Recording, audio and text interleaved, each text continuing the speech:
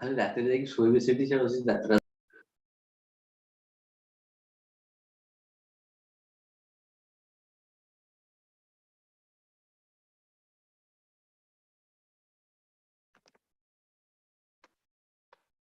Yeah, good morning, everybody.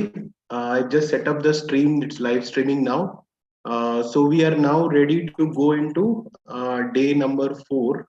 So I'll just set up few more things. Yeah.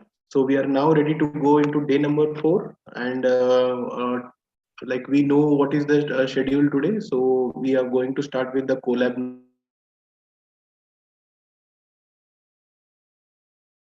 That is what is the agenda for today.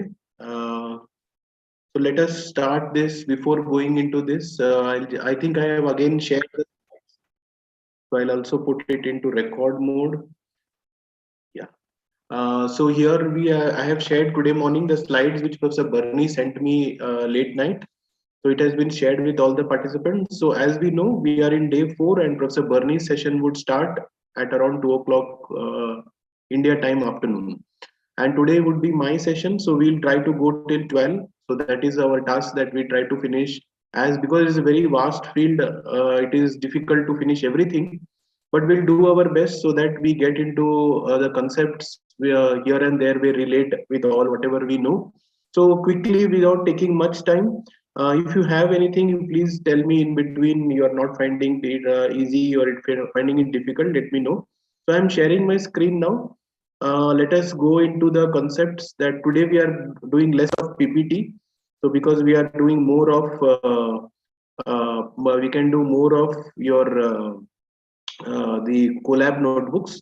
So adversarial attacks is, though there was something else planned, but we have not yet come to that level.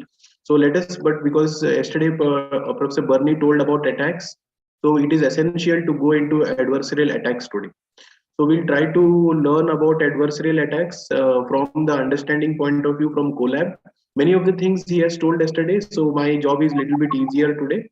So let's go into today's part, and I think I ask participants to mute yourself in between so that we don't have any disturbance. So I'm putting it into full screen mode. So here also I'm observing it on my other screen, how we get it.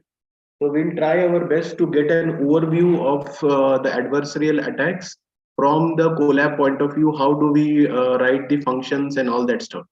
So let us go here today. So this I think has been explained by Professor Barni. So I'll try to be short on these aspects.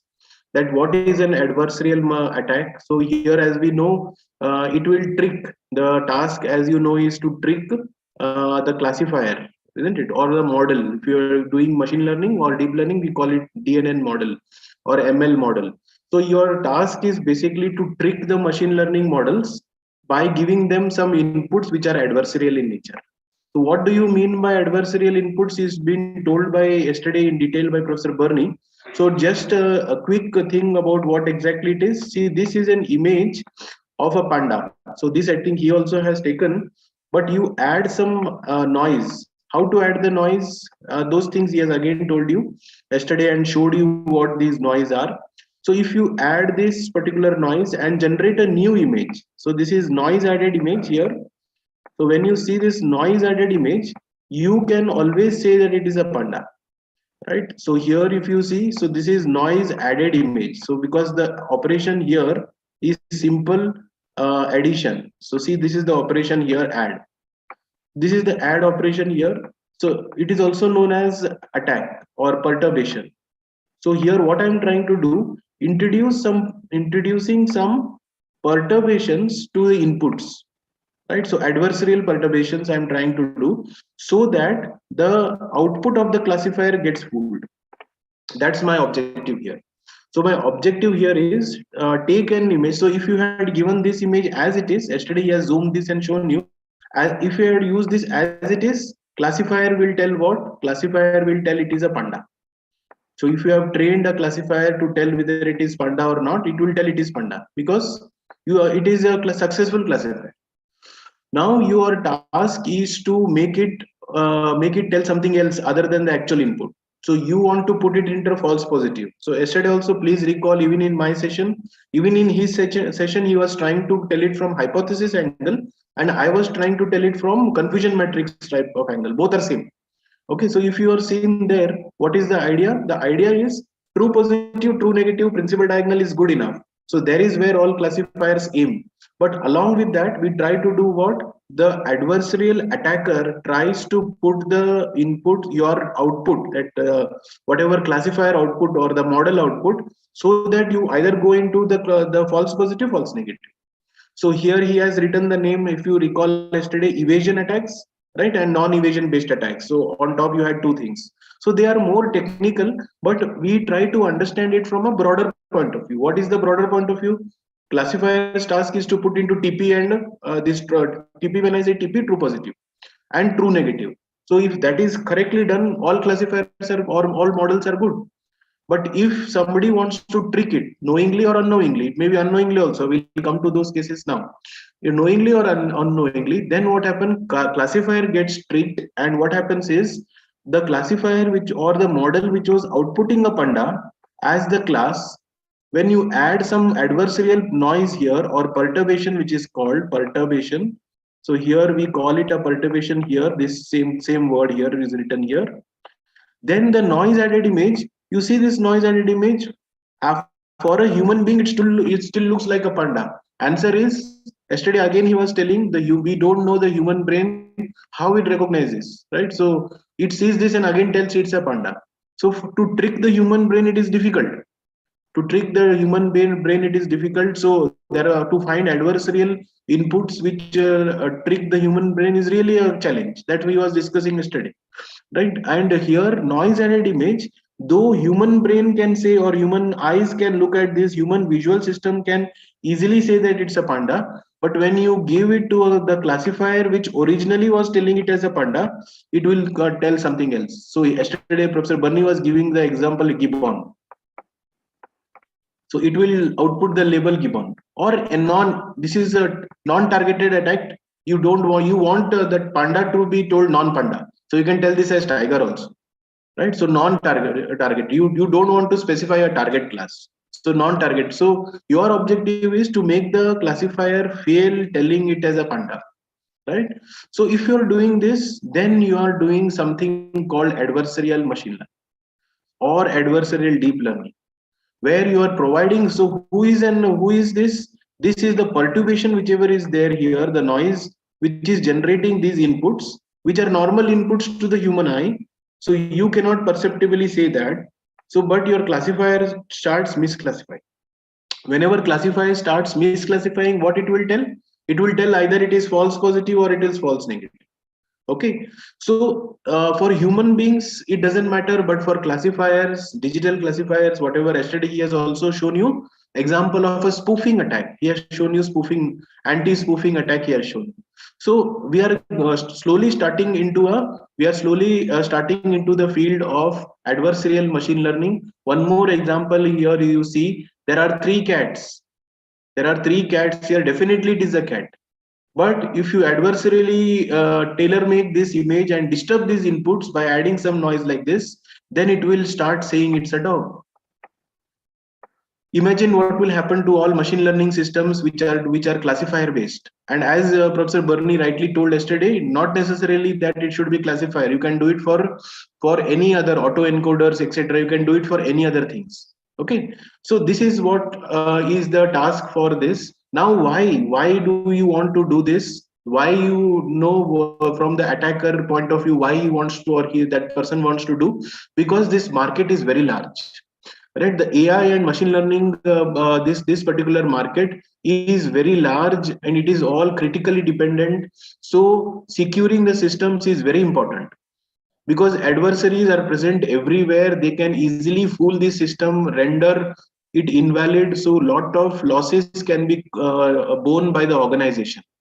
So instead of going in for a lot of loss, it is better to build an adversary aware machine learning system or adversary aware deep learning model.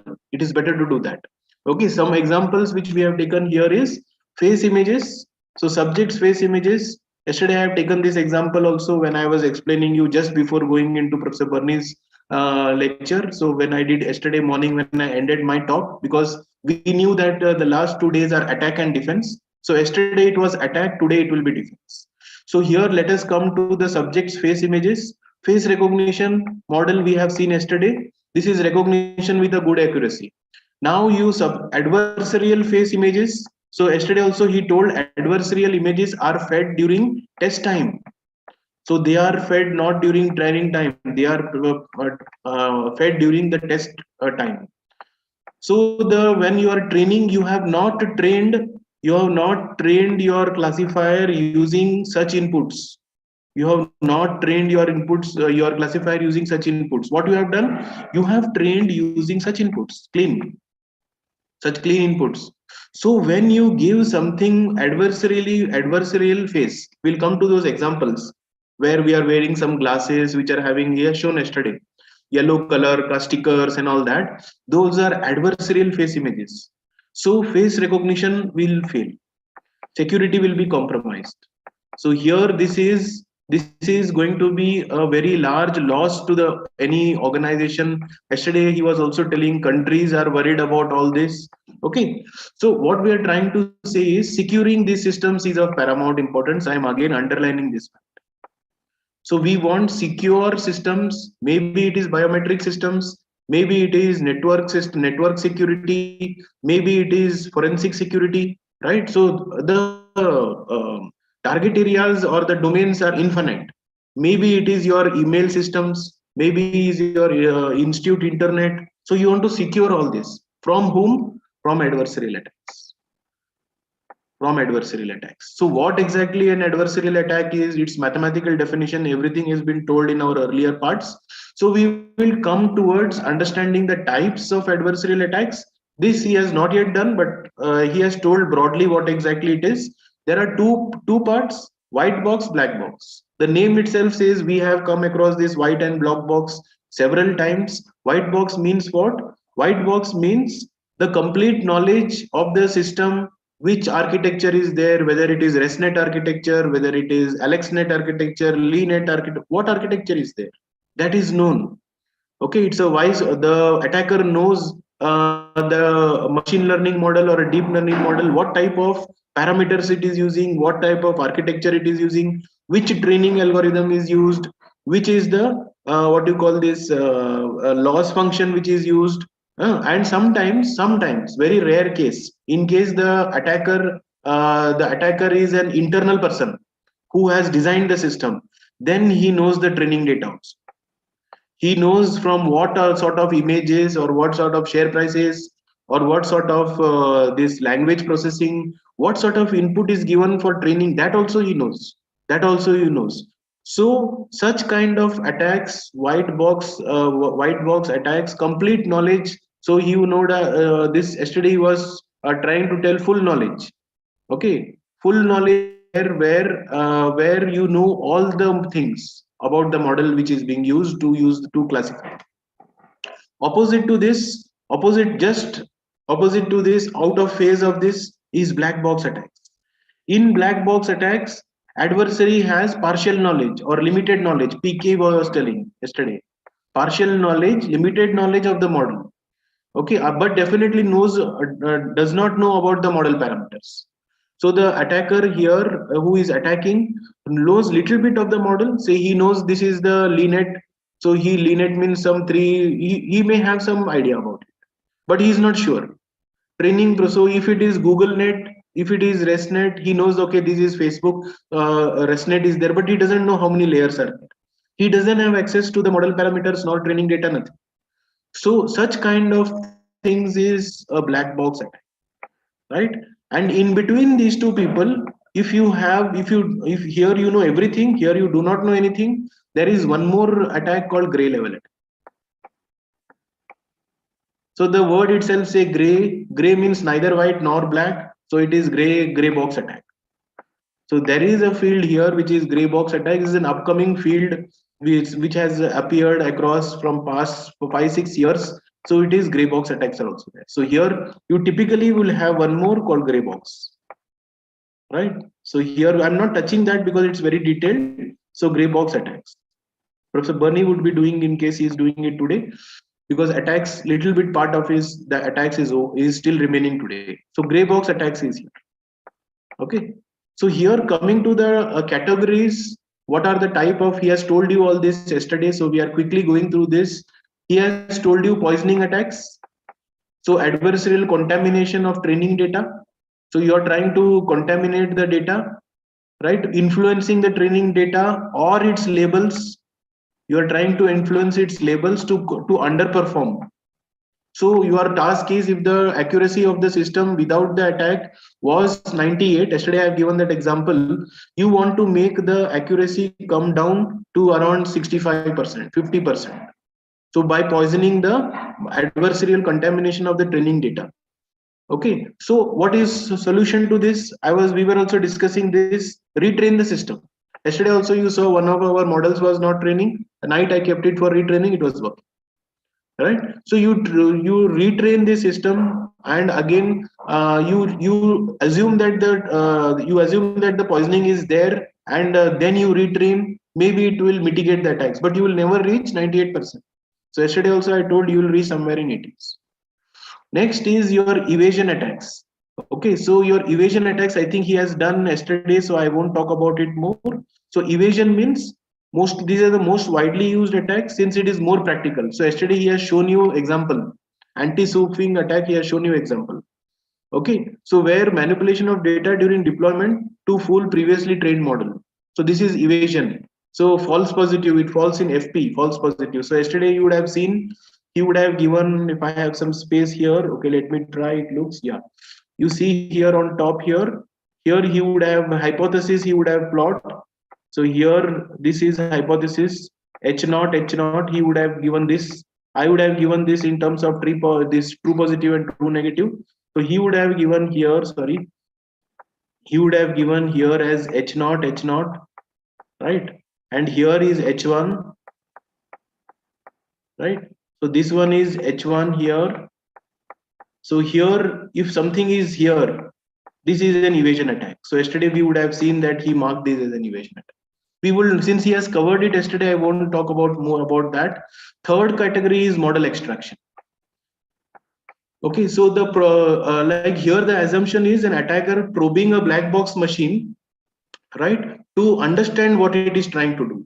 So what we are trying to do, we are not going to attack it directly. We are going to use that model and see what is inside the black box, right? So it is common to our real life things. You want to know something, you ask things indirectly, and you see that the person is telling you some answers. From that some answers you try to build you build intelligence. So that is called model extraction. So you're trying to extract some information from either people up to know what exactly. Here you are doing it for people, here you are doing for machine learning model.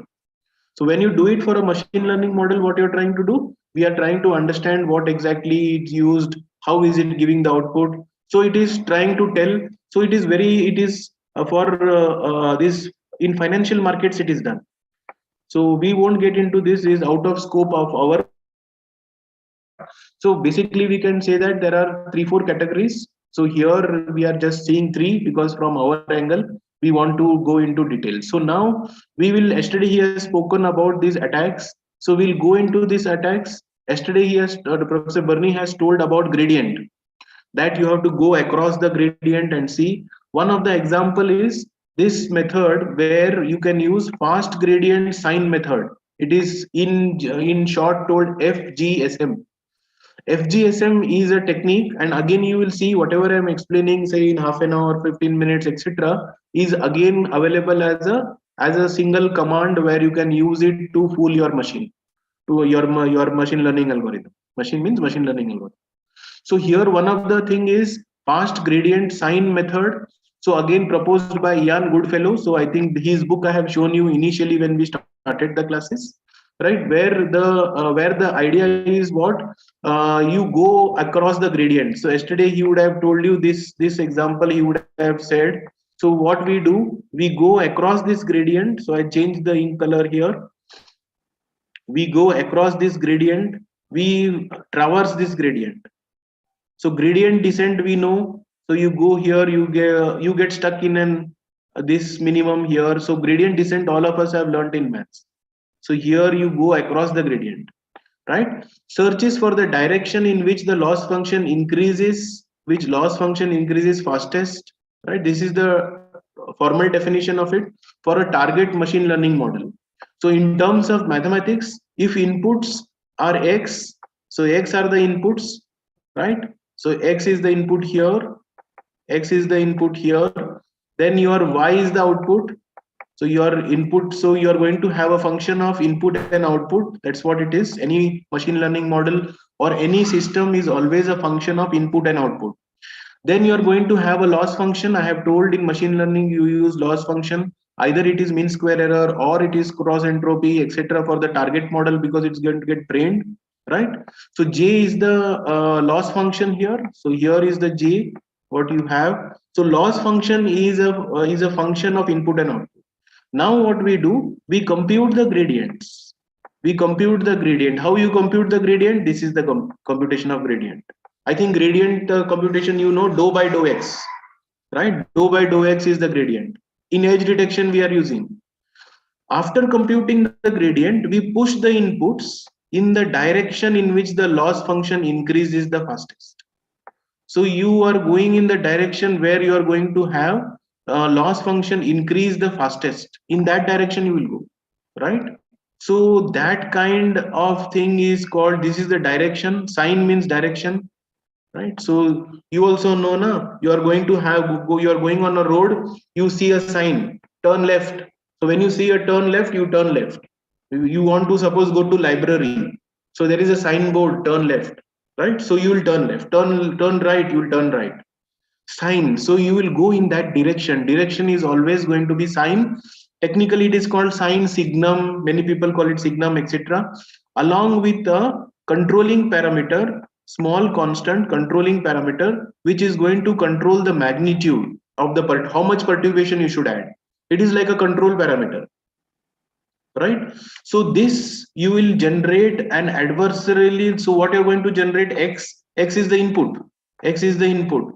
So x is the input for the original input. This is the original input here. I am circling it here. You are adding an perturbation. What is the perturbation that you are adding? You are adding a gradient based perturbation which is loss function of j of xy and going in that direction where the increase is the fastest. So you are going to generate a new, so this is adversary affected input. Okay, so adversarial input. And if you give this, your machine learning model will go. Are we getting this? So attacks are directly you can use. So Goodfellow has found out. So you can take an FGCM attack your machine learning model and see that machine learning model accuracy drops. So now you may have a question, sir, if accuracy drops, how to rectify? That will come a little bit later. And that rectification, can anybody put me in chat box what it is called? Or you can also tell. Yes, defense. As he said, it's a defense. As he said, it's a, here we are doing attack. We are thinking from attack point of view. We want to attack. See, this is mathematically a simple equation. It's not very large. It is not very complex. But who found out? Goodfellow found out. If you found out, then it would be your attack, right? So Goodfellow found out this. Adversarially, he got these inputs. So these x prime or x dash, whatever you call it, right? So that are the inputs which are going to if you feed it into your machine learning model, deep learning model, or any will fail. Similarly, like this, okay, there is somebody discovered this. So after this, it's obvious that somebody want to improve this, right? So improve this. So they found that this doesn't work under all conditions. That's how research goes ahead. So we come across one more attack, right, where it is similar to this, but it is called limited memory. One more type of attack. These are the people who have found out this. So they are all other researchers. So it's very difficult for me to pronounce their name, but I'll try. It is Broden, Fletcher, Goldfrapp, Shano attack. right? So again it is nothing but an attack. It's a white box attack where there is a clean image. See, IC is clean image, so it is in this space, in this dimension, RM, right? It is in this dimension. M may be 2, right? M may be 3 if it's a 3D. M may be whatever hyperdimensional. Yesterday he has spoken about that. So here IC is a clean image, but you want to add a perturbation, right? So what we do, so that you distort the image, but to human eye it should look what? It should look good. You should not distort such that somebody will find out these are adversarially they are affected. No.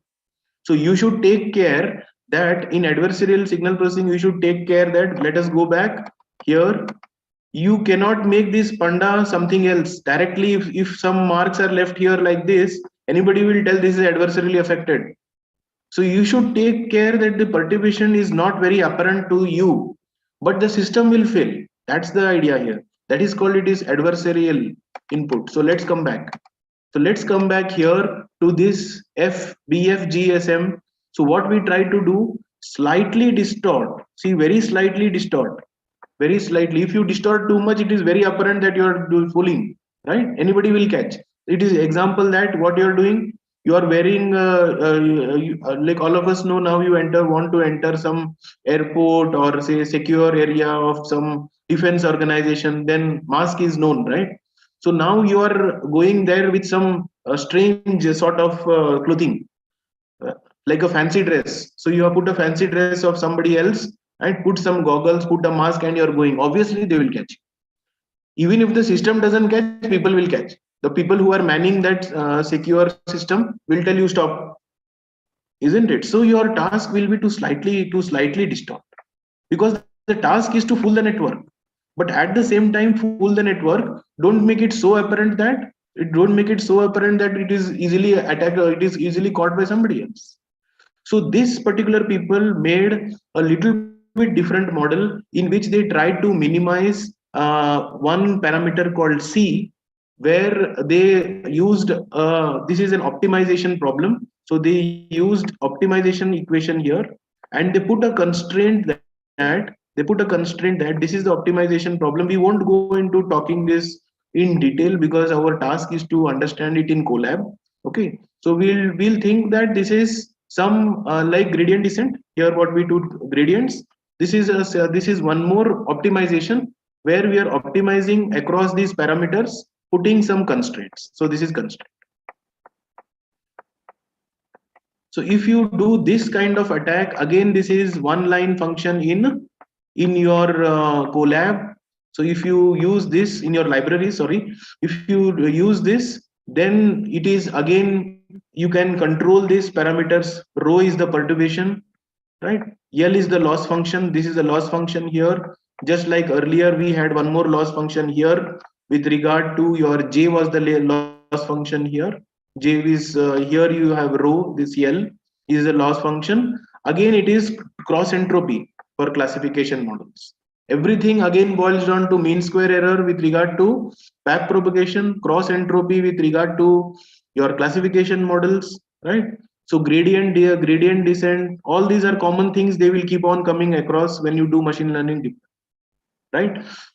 So this is one more. So it is called LBFGS for shortening of these people's names. So it's again, all these are papers. You can go and read this. It's available online. And one more kind of attack, which I think Professor Barni was speaking yesterday, is Carlini and Wagner. And he told me whether you're doing it today or not. I said yes. You remember yesterday? I would have told yes. I am doing the Carlini Wagner attack. So Carlini and Wagner are again behind the two people who were working on this model, and it's named after that. Again, it is, see, this is again a mathematical function, max function. Okay, so just they are modifying the LBFGS attack by using another function, by switching the standard cross entropy which was used, rho was used, but they just changed that and they use max of max z of x prime. So they did this. This is taken from Carnegie and Wagner, and it gives you how to fool it. It tells you how to fool it. We won't go into the mathematics of this because he is doing the mathematics. He has shown you all the surface like this. right? And he has done all this and told you the mathematics probability parts of this, where exactly you will try to limit these spaces. All these diagrams he has told in detail. So you can think from my point of view, because we are not going to have only mathematics here. We are going to have theory balanced with our hands-on sessions what we are having.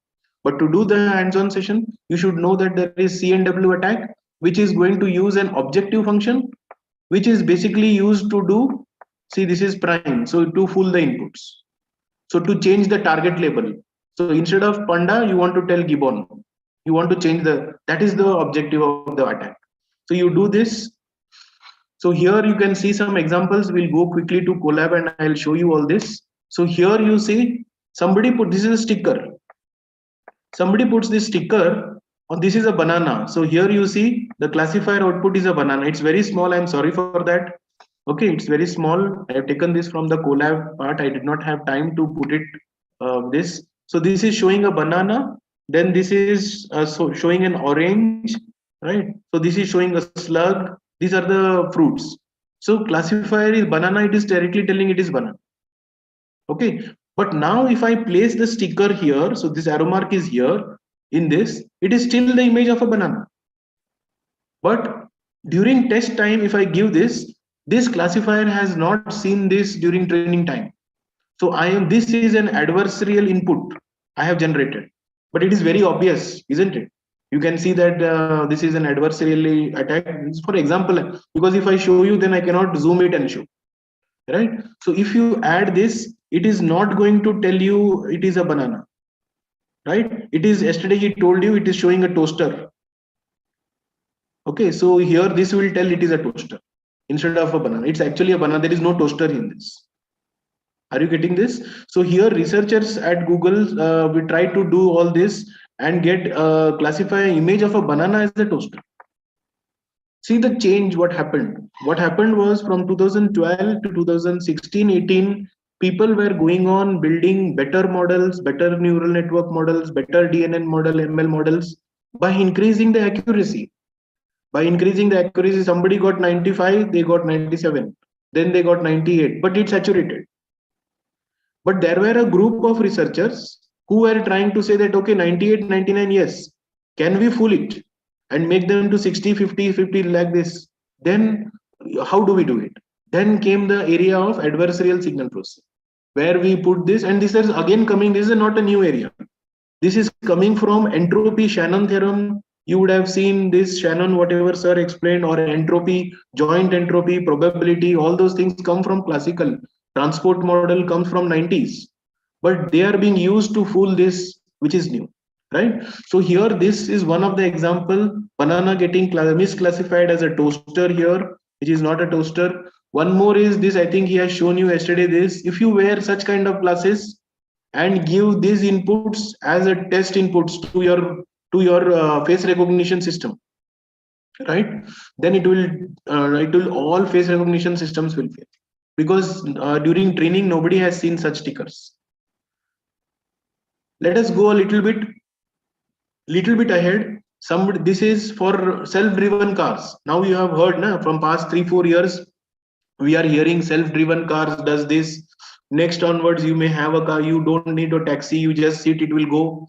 All of these nice things we have heard, right? Where we go and we sit in it, no driver is there, it go. But to sit in that car, we should have a little bit of confidence, isn't it? Why? The learner there, the camera there, which is there, or what you are seeing me through the camera that I have on my laptop. Like that, the car also will have a camera which are going on taking the videos, and all it has been trained. Now for a stop sign, there is a road junction. There are several these crossings there. The car should stop. Somebody has adversarially put some stickers here. And it may be intentional, it may be non-intentional. Please see. So nowadays you are having countries like our countries where anywhere you get, they put posters. Either it is belonging to some elections, or you belonging to some movies. You never know, right? You people will go and put, or some chewing gums, they go and put it there. What will happen for self-driven cars? That will not recognize this as stop. Now you assume it's a junction where 5-6 ways are coming. Your self-driven car is there. It doesn't stop. It goes. Right? Are we getting this? So what I'm trying to say here is there you have to account for assuming that this may be done, may not be done. May be done, may not. We'll come to that concepts a little bit later, but we are going to give this sort of example here. Okay, so again we'll go to the collab notebook. So this my students, whoever have done these collab notebooks are here. So let me go back to my collab notebooks. So I'll discard this and we'll go back to our collab notebooks. So here yes, there you have to account for assuming that this may be done, may not be done. May be done, may not. We'll come to that concepts a little bit later, but we are going to give this sort of example here. Okay. So this is because I am also streaming it from my machine here, the morning streaming which is going on. So let me go back to the collab sessions, whatever we are going to do. So I'll leave this. So I'll again share my screen. Yeah. So any questions till this point of whatever we have learned, you can put it in the go to collab session. You have anything? So we are trying to link. We are trying to link both. Whatever Professor Barni told yesterday, and today I am he told with regard to all the technicalities with regard to math. I have tried to keep my math a little bit less. I won't try to put more examples, and I'm trying to put more collab and trying to show you real things. So I have basically, to summarize, shown you 3 attacks. One attack is that gradient attack, the names, whatever BFG, whatever are the name, then the limited attack, then the CNW attack. So three attacks. Shown you some examples on that. We will take collab and we'll go through it and we'll tell you in detail how exactly it goes. So before that, do you have any doubts or questions to get clarified before we jump there? Or is it okay? No, you have shown one equation. Yeah. That where the loss function will be maximized. So how to get that J of xy? Yeah, we'll come to that. I got your question. I got whatever you are saying. I'll just come to that when we go to collab and I'll just explain. Anybody else? The motivation you got, why adversarial learning is required, because the task is now saturated with regard to making a system. Everybody now knows all the DNN models are how much % accuracy. Anybody?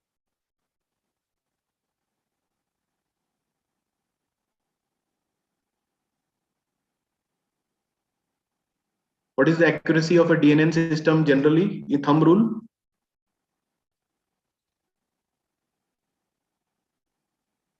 Nobody? Just compare it to our children's marks of class 10.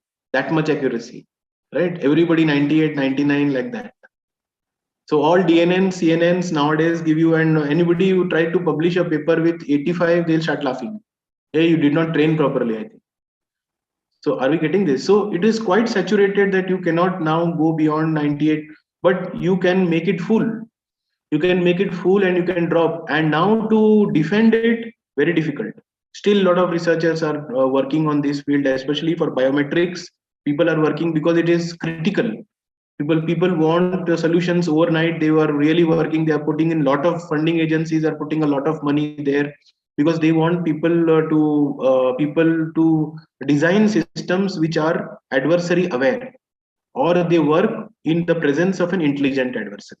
So I think with this, I'll again share back my screen and we'll go into the collab session of going into the notebook. So as I told here with regard to this, let's go back to our, also I'll come back to our this yesterday's part. I have trained it again. So adversarial notebooks. So I'm going through the adversarial notebooks. Sometimes it loads, sometimes it takes time. It all depends. If it takes time, we'll go to one more part.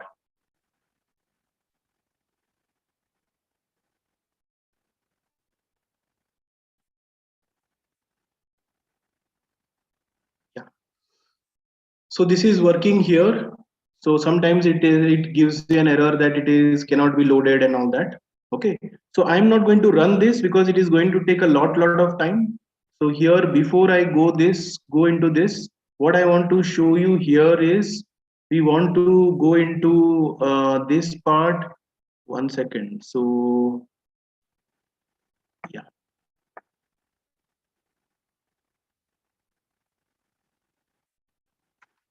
So we'll go into this part here. So I'll put this under. So here we'll go here and Google there is a toolbox called Fullbox. So Professor Barni was telling it yesterday, Fullbox. So it's available on GitHub. So you can go to the GitHub of this Fullbox. So either you go here.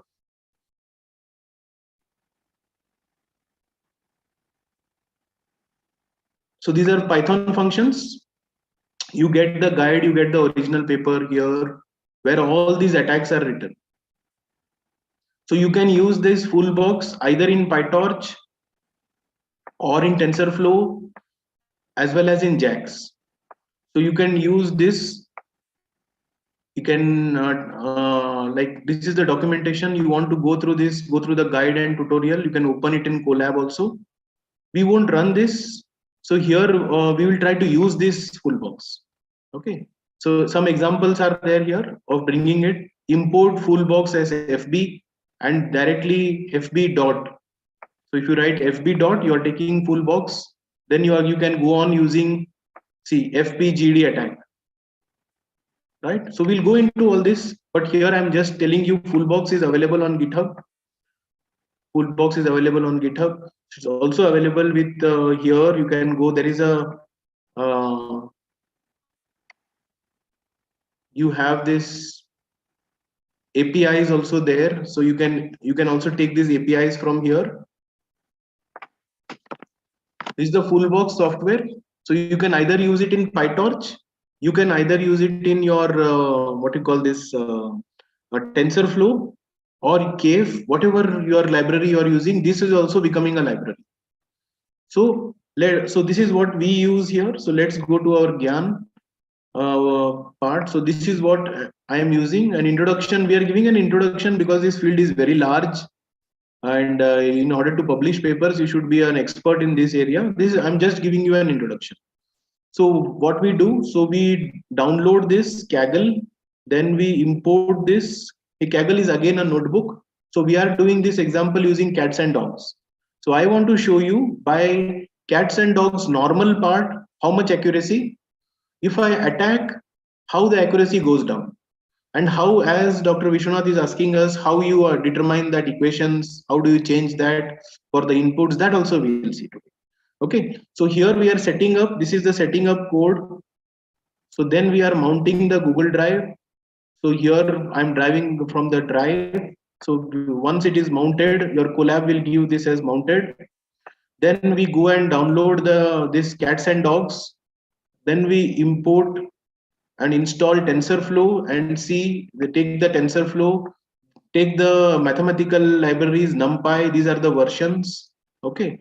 Then we import all our libraries. See, these are the libraries. These are the libraries. TensorFlow, Matplotlib, because we want to plot, Keras, right? And all these libraries we are going to import here, we are going to run. CV means OpenCV. Okay, so OpenCV, please note OpenCV, which we are traditionally using. I think many of us have used OpenCV for doing computer vision. We use this Visual C++. Here in Python, you can just bring entire OpenCV here and start using. And you can plot it using Matplotlib. So this is Matplotlib, which you can use and start using plot. So image imshow. So whatever you use in MATLAB, you can imshow here also. Better than what you show in MATLAB, and it is fast. GPU also. So this is what we import everybody here. Then once we import this version, I can just see which is the version. So the TensorFlow version that my set of students have used, the group what I showed you, they have used this version. So this has been echoed. Let's go and see the data set. This is what we have. Our PPTs. Let's come back. So my PPT, you see, we started from here. We started from here. We want to see the data set. We want to see its feature values. Then we want to build a model or a classifier. Similarly, here also it's like that. We want to see this. So here we want to plot this. So here you see OpenCV library I am using. Right? So here these are the figures that we want to do for this is cats and dogs. So here we are showing few cats and dogs. So here human eye can obviously say that these top 3 are cats, below 3 are dogs. See here, see there might be another sort of a dog which is not an actual, it's a teddy bear. Such inputs are also there. So I think this answers to Dr. Vishwanath what he was asking me some days back. How do you ensure that whether that is traditionally what we do in traditional image processing, we segment out this and give it in a clean. Here not like that. Machine learning you can give provided if it has seen, it will train. You don't need to break, we don't need to, as designers, we don't need to break our head. See here, there is somebody holding this. Somebody holding this, but our focus, the machine learner will focus more on this. Here also somebody is okay. So these are my inputs, just like my flower inputs. I am just showing this. Let's design a simple classifier. So before we go to learn all this convolution max, we have learned already across this, but suppose somebody came across this particular notebook for the first time. For them, it is just shown how to build a model. So we won't go into this. We have already learned this. What is convolution? What is pooling? We have learned. So we won't go into the text which they have put. We will directly go into the model. So we take the step 1 convolution. This is the size of the input. Okay. Non-linearity is ReLU. Activation function is ReLU. Then we pool 2 by 2. Right. Stride you have to give. So we have to give all that. So then you add a second convolution block. Then see only simple he has used. Then we flatten because we take small. Then we flatten. I've told you in sorry. So I've told you earlier what is flattening. Then we densely connect, full connection. So this is going to give you the classification part. This was the convolution feature extraction part. And till here convolution block, and from here step 3 till here you're going to have the classification block. So you're going to use softmax as your activation function for the last layer. 2 outputs. Why 2 is there? Because you're going to say cat or dog, right? So this is how we try to do. Then we compile this with the Adam optimizer, cross entropy loss function, because we have to train this. Accuracy, we are going to measure accuracy. So metric, we are going to take accuracy. So I'll just increase the font if it is difficult, and my screen I am able to see. I think it is quite okay. Here, what we do, we use an optimizer Adam. So Adam optimizer we have shown yesterday. Then we do what? Fitting the CNN to images, right? We reshape or rescale. We use these geometric transformations so that it will work in all conditions. So this is what I was telling earlier also, that you will not have ideal images taken exactly in front like this. You have somebody taken like this in the hand, you have here, there. So you have to use some affine transformation, rescaling, shearing, zoom, etc. Then what we do? Then we go and convert, then we do training set. We have to take some images as training set, right? And start the training process. So here, this is what we do here. Then we put it into the cat and dog directory. Here what we do. Okay, then we take the loss function. We want to see the loss plot. When it runs, what happens? Then epochs. Yesterday I have told, he has set here as 10. So you can open this on Colab and train this. Again, it takes a lot of time. Then validation is done on a test set. You have to give test examples. Then we are going to see accuracy, because loss and accuracy we are going to study, because here is where we have studied accuracy. So here I'll minus. Here you can see I have shown you the accuracy. So accuracy and loss are 2 functions that I want to plot. Once I run this, my train, so this is my loss and accuracy curve. So you see the loss should always come down when you're doing training. Your accuracy, your loss should always come down. You are building a classifier. So whenever loss becomes very, very less, you have to stop. Your now classifier is ready to, your model is ready to classify on the test data. So your classifier or your model should always have the lowest loss. Accuracy should be opposite of this. You should have good accuracy. So you should go on top like this, right? So this is how when you run this plot, this is what is echoed on the screen. So we load, now we are going to take the model. Model is equal to load model. We want to see the hyperparameters, how many parameters it took. So this is what sequential, I told you in boosting, Adam optimizer boost. Here you have sequential, so you can just sequential model. Sequential model means one after the other. Okay, so here the first layer is 2D convolution. These are your hyperparameters. This is the total. Next is max pooling, no parameters here, right? Then again, this is again next layer of convolution. This is then pooling. So you know that he has used 2 convolution layers. Then flattening, how much? Dense connection, all how much? Then this, how much? Add all this, total parameters, hyperparameters are 1,57,986. They are all trainable. You can train them. There are no non-trainable parameters. So non-trainable series. Okay. So we did this training. So one more part, what this is a simple, so we'll go towards this. Let's take a simple model first. Let's later come to the inception. So we'll skip this inception model. Just I'm skipping this. I'm directly seeing the performance. Let me see the performance. So how do I see the performance? It is called testing. So let's go and see the performance. So here I am importing this image.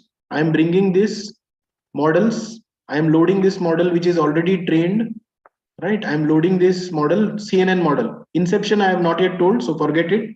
So CNN model I am just trained here. So I come back, right? I am going to test it. So predict, see testing means predict.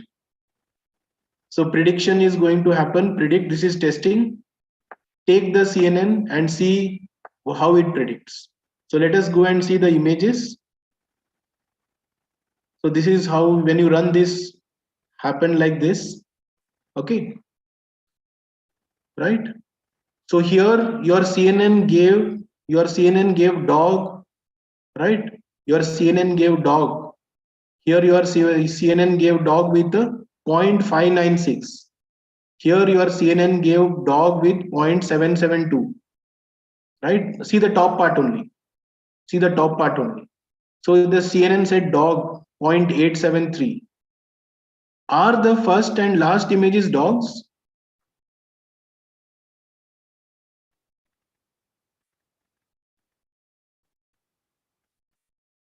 Please answer my question. Are the first No. image and no? Answer is no. Then they are cats. Why it gave? I did not adversarially attack.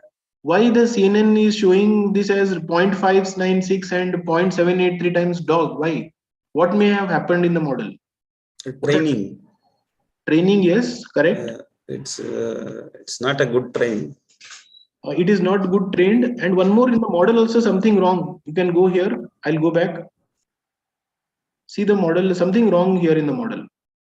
Can you see this model from, it starts from here. What's wrong with this model?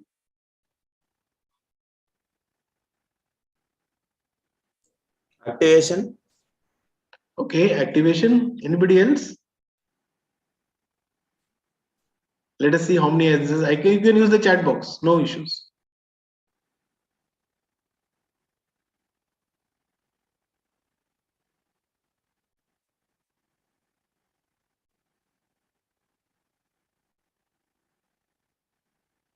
Nobody? Size of the input data. Size. I think you're coming very nearby to the answer. Not size of the input data. Very nearby you're coming.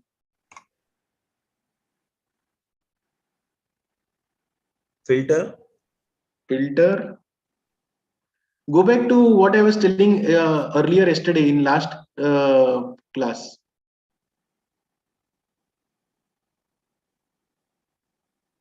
You're very nearby. You see, I have just put this Again, I'll put only till here, or I will just highlight this. Now at least you should be able to tell me.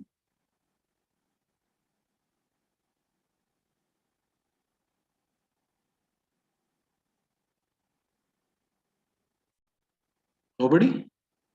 I'm surprised. I generally get answers. Yeah, I got one answer. No max pooling. Okay, right. One max pooling layer is there here. One max pooling layer is there. But you look at, Ankan, can you look at this second convolution block and tell me something which is missing? Means what will have happened? Max pooling is there. See, accuracy less. Either the training should be a problem. Yesterday we faced this problem when I did it in our collab, or the model is a problem. Here the model is a problem, I am telling. So what is wrong in the model? I should have got an answer by now. Okay, I'll give you one more example. You went for eating food, right? And normally you eat say 6 rotis or 5 rotis, right? They only put 2 rotis for you. No layers? Yes, answer is layers. See, you only used one convolution, one max pool, one convolution, one max pool. That is not sufficient to learn the feature. The features are not learned properly, right? So it is still hungry. Your features are, see, it is, nobody told you when making a model that you should make 8 layers, 7 layers, right? So this is intentionally we have put this here like this to tell you that to build good models, experiment by starting small, go on going and going and see the accuracy. See here, if you use only one convolution or 2 convolution layers, here he has used 2 convolution layers, see the performance. Cat is being told clearly it is cat, but cat is being told dog. Here it is correct because it's very this. Here you see again it is saying it's a dog, right? Are we getting this? So which is definitely a dog, it will not tell here it is dog, so it is not enough layers. So it was better if the student would have done what? Would have added few more convolution layers. So he had only added 2 layers to second convolution layer. It would have been better, he would have done step 3, add one more convolution block, add max pool, then go and see how that changes, then add one more, and when it saturates, stop. Once it saturates, stop, and then do these steps. These steps are all flattening and all this is okay. Okay, so this is what our next model does. Our next model does, it is called inception. Inception means from Google. Google is using this model, inception model, where version 3, this is inception version 3, where you are going to use a better, many layers are there here. Directly, you don't need to add separate convolution, max pool, convolution, max pool, you don't need to. Inception is already added many layers and kept it. So we can train that, we can use this. So this is about inception model. See, convolution, max pool, everything there together. He's showing as a box. Convolution, max pool there, convolution, max pool there. See the number, so big, so big. Obviously, what will be the drawback here? Complexity. Yes, time complexity in training. Agree? As you are directly telling me, is exactly time complexity in training. But this will be more accurate because more number of convolution layers, all feature maps will be learned till the last, and the last one would be flattening and all that, and you will get the output. That definitely will get. So here I'm just increasing the font. So I've increased the font here. You look what I have written here. Inception version 3 is a very complex network architecture developed by Google. Okay, this network consists of inception blocks, which are nothing but made up of convolution, average pool, max pool, concatenate, dropout. All these people are always there. Okay, they are, you can use this directly using define inception. You don't need to write again all these separately. So the definition of inception is like this. Inception version for 4. So weights are taken from ImageNet. Please recall, I'll just decrease. So what is ImageNet? Yesterday we have seen how many images? Millions. How many classes? 20,000 classes. In that cat and dog is also there. In that cat and dog is also there. Correct? In addition to that, what is there? Spectacle is there. This phone is there. All that is there. We don't need that. We don't need that. That we will tune. That we will tune how? By giving cat inputs little bit. We'll transfer that knowledge and use softmax with two as two class problem. So here only cat and dog. So I am defining this inception model like this. So now my model inception is there. I am taking it from I'm downloading it from GitHub. Inception is already available in GitHub. You don't need to do any training testing, right? You need only to take its weight vector you need to take. Okay, and you want to take it and start using it. So let's use this model. So this is we do little bit of training is required, not much, because to suit your purpose. What is your purpose? Cat and dog, and it is there in ImageNet. Cat and dog is there in ImageNet, right? Then we compile this model for this using Adam optimizer. Then we take this loss plot and do this same which we did earlier for simple CNN. Here you see your loss has gone down. Your accuracy has gone till 99. See this. And what was for simple CNN? So you're able to make out simple CNN, go back. Maximum 70, 77 like this. So it started from 7 like so. Obviously, sometimes cat will be told dog, dog will be told cat. That's all. That is very obvious because your accuracy is so less. But if you use Inception, which is made by Google and given freely to us, then you can get better accuracy. So let's try this out. Let's see the performance now with regard to Inception model. So Inception is brought here. So you look here, Inception is brought here. Let's come down and see the Inception result. So Inception says cat with 0.98. Definitely it is cat. Inception says dog 100%, 1. Inception says cat 98. So you see there is no misclassification. Dog, is dog. These two people are saying dog, but the CNN told with 0.9%. This tells 1%. Top one told cat, but 0.63. But Inception told 0.98 times. Confidence is more for this Inception model because layers are more. It is better trained. It is a better model than what we did. Two models, it is better than that. So Inception says it's a dog. So misclassification performance is less here. So now this is my summary here. So what I have tried to tell on this GitHub part along with this notebook is it takes a lot of time to retrain the weight and all. It takes minimum half an hour on my PC. So if you run it on cloud, it takes around 10-12 minutes. So what I'm trying to say or what I'm trying to highlight here is your model depends. You cannot have models which are which does everything, right? So it's a trade-off. If you want more accuracy, you should be able to give more training samples. As one of our participants told, you should be able to give it better GPU resource for doing the training, right? You should be able to put more resources, try to test whether average works or where max pool works, whatever they told, all are correct, right?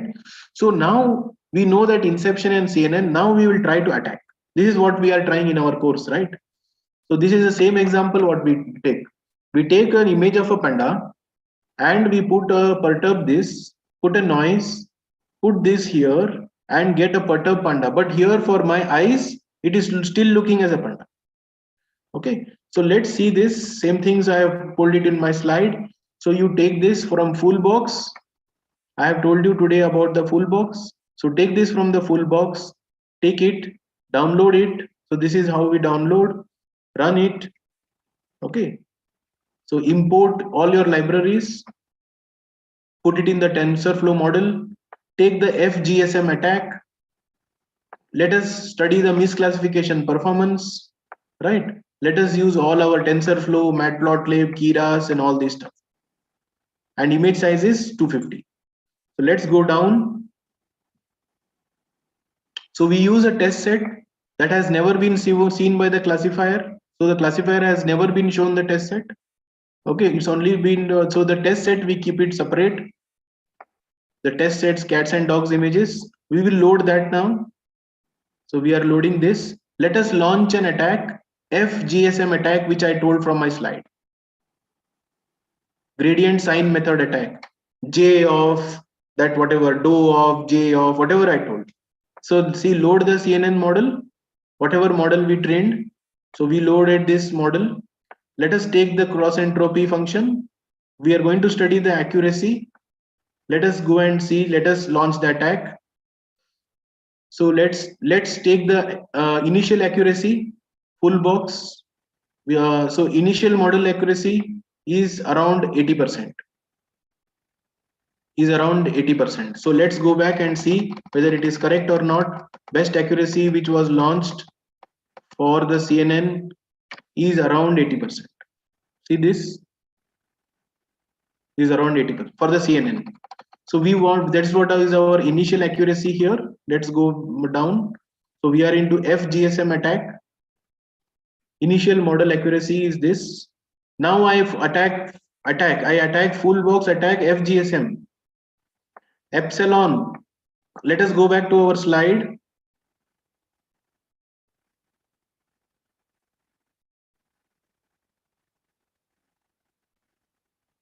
I'm going back to my slide. I put it in this epsilon controlling parameter. So here, if you want, I can just mark it for your purpose. This epsilon is what I'm talking about. Epsilon is a small constant used to control the magnitude of perturbation. I think it will answer our question what was asked. So I'll discard this. Okay. And let's come back here. So let's study for different 0.0 till 0.01. Let's vary the epsilon and see what happens. That's a controlling parameter. Okay. So now let's vary this and plot the figure. So once you run this, what happens? When epsilon is 0, model gives you 80% accuracy. That is no attack. There is no attack. Once you start controlling this epsilon by varying this like this, varying like this, your model accuracy goes down. Attack is launched very strongly. Attack is launched very strong. But at the same time, what you should monitor? Anybody? Accuracy. Accuracy, yes. We are monitoring accuracy. But along with that, what you are doing an adversarial attack, na, what you should see along with increasing the epsilon, you should see the image. Na, what you should see in that image? Performance. Okay, performance. I think I got the classification. Yeah, classification. Okay. Anybody else?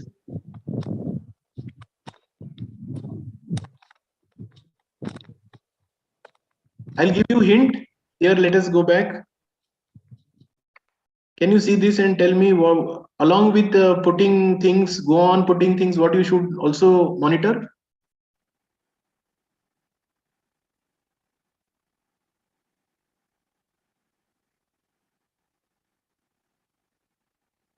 Yeah, I think somebody on chat. Yes, it should not be more distorted. Texture of the image, as both of you are saying, performance is always right, but as it should not be distorted. Na? If you go, then you will recognize it. Right? It is just like telling you're going on a road, one banana is fallen down. Now, once you fell down, next time also it is fallen. Now it's like there is a joke. Now again I have to fall down here. Correct? So you are not going to distort. You should keep an eye on your distortion on that. You cannot say that, hey, I made the classifier fail, so I am very happy it failed. Yes, you are very happy it failed. You succeeded in your, as an attacker, you have succeeded, definitely. So don't go and increase such that your image is distorted. Though classifier, see, what is your work? Your work is to make the classifier fail. Here also you have made the classifier fail. What is the use of 50% accuracy? You tell me. Nobody is using 50% accuracy system. So 50% of the time, if I am entering, it will tell I am not Manish Okde. 50%. So if I come to this room, this is my room here. So when I come here, out of 10 times, 5 times, it will not allow me to come. Are we getting this? So if you see, let's talk real. So if I'm doing this course, I have to open this door and come inside for 5 days. Almost 3 days, I can't come inside. What is the use of that classifier? No, not at all useful.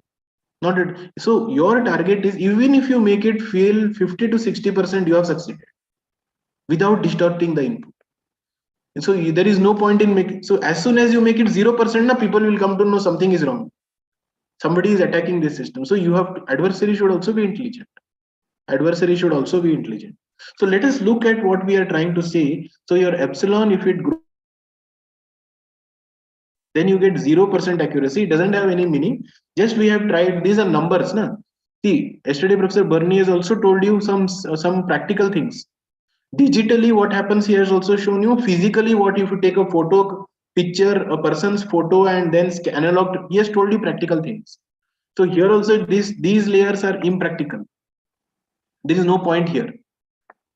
Even if you reach 0.5, it is highly good attack without distorting.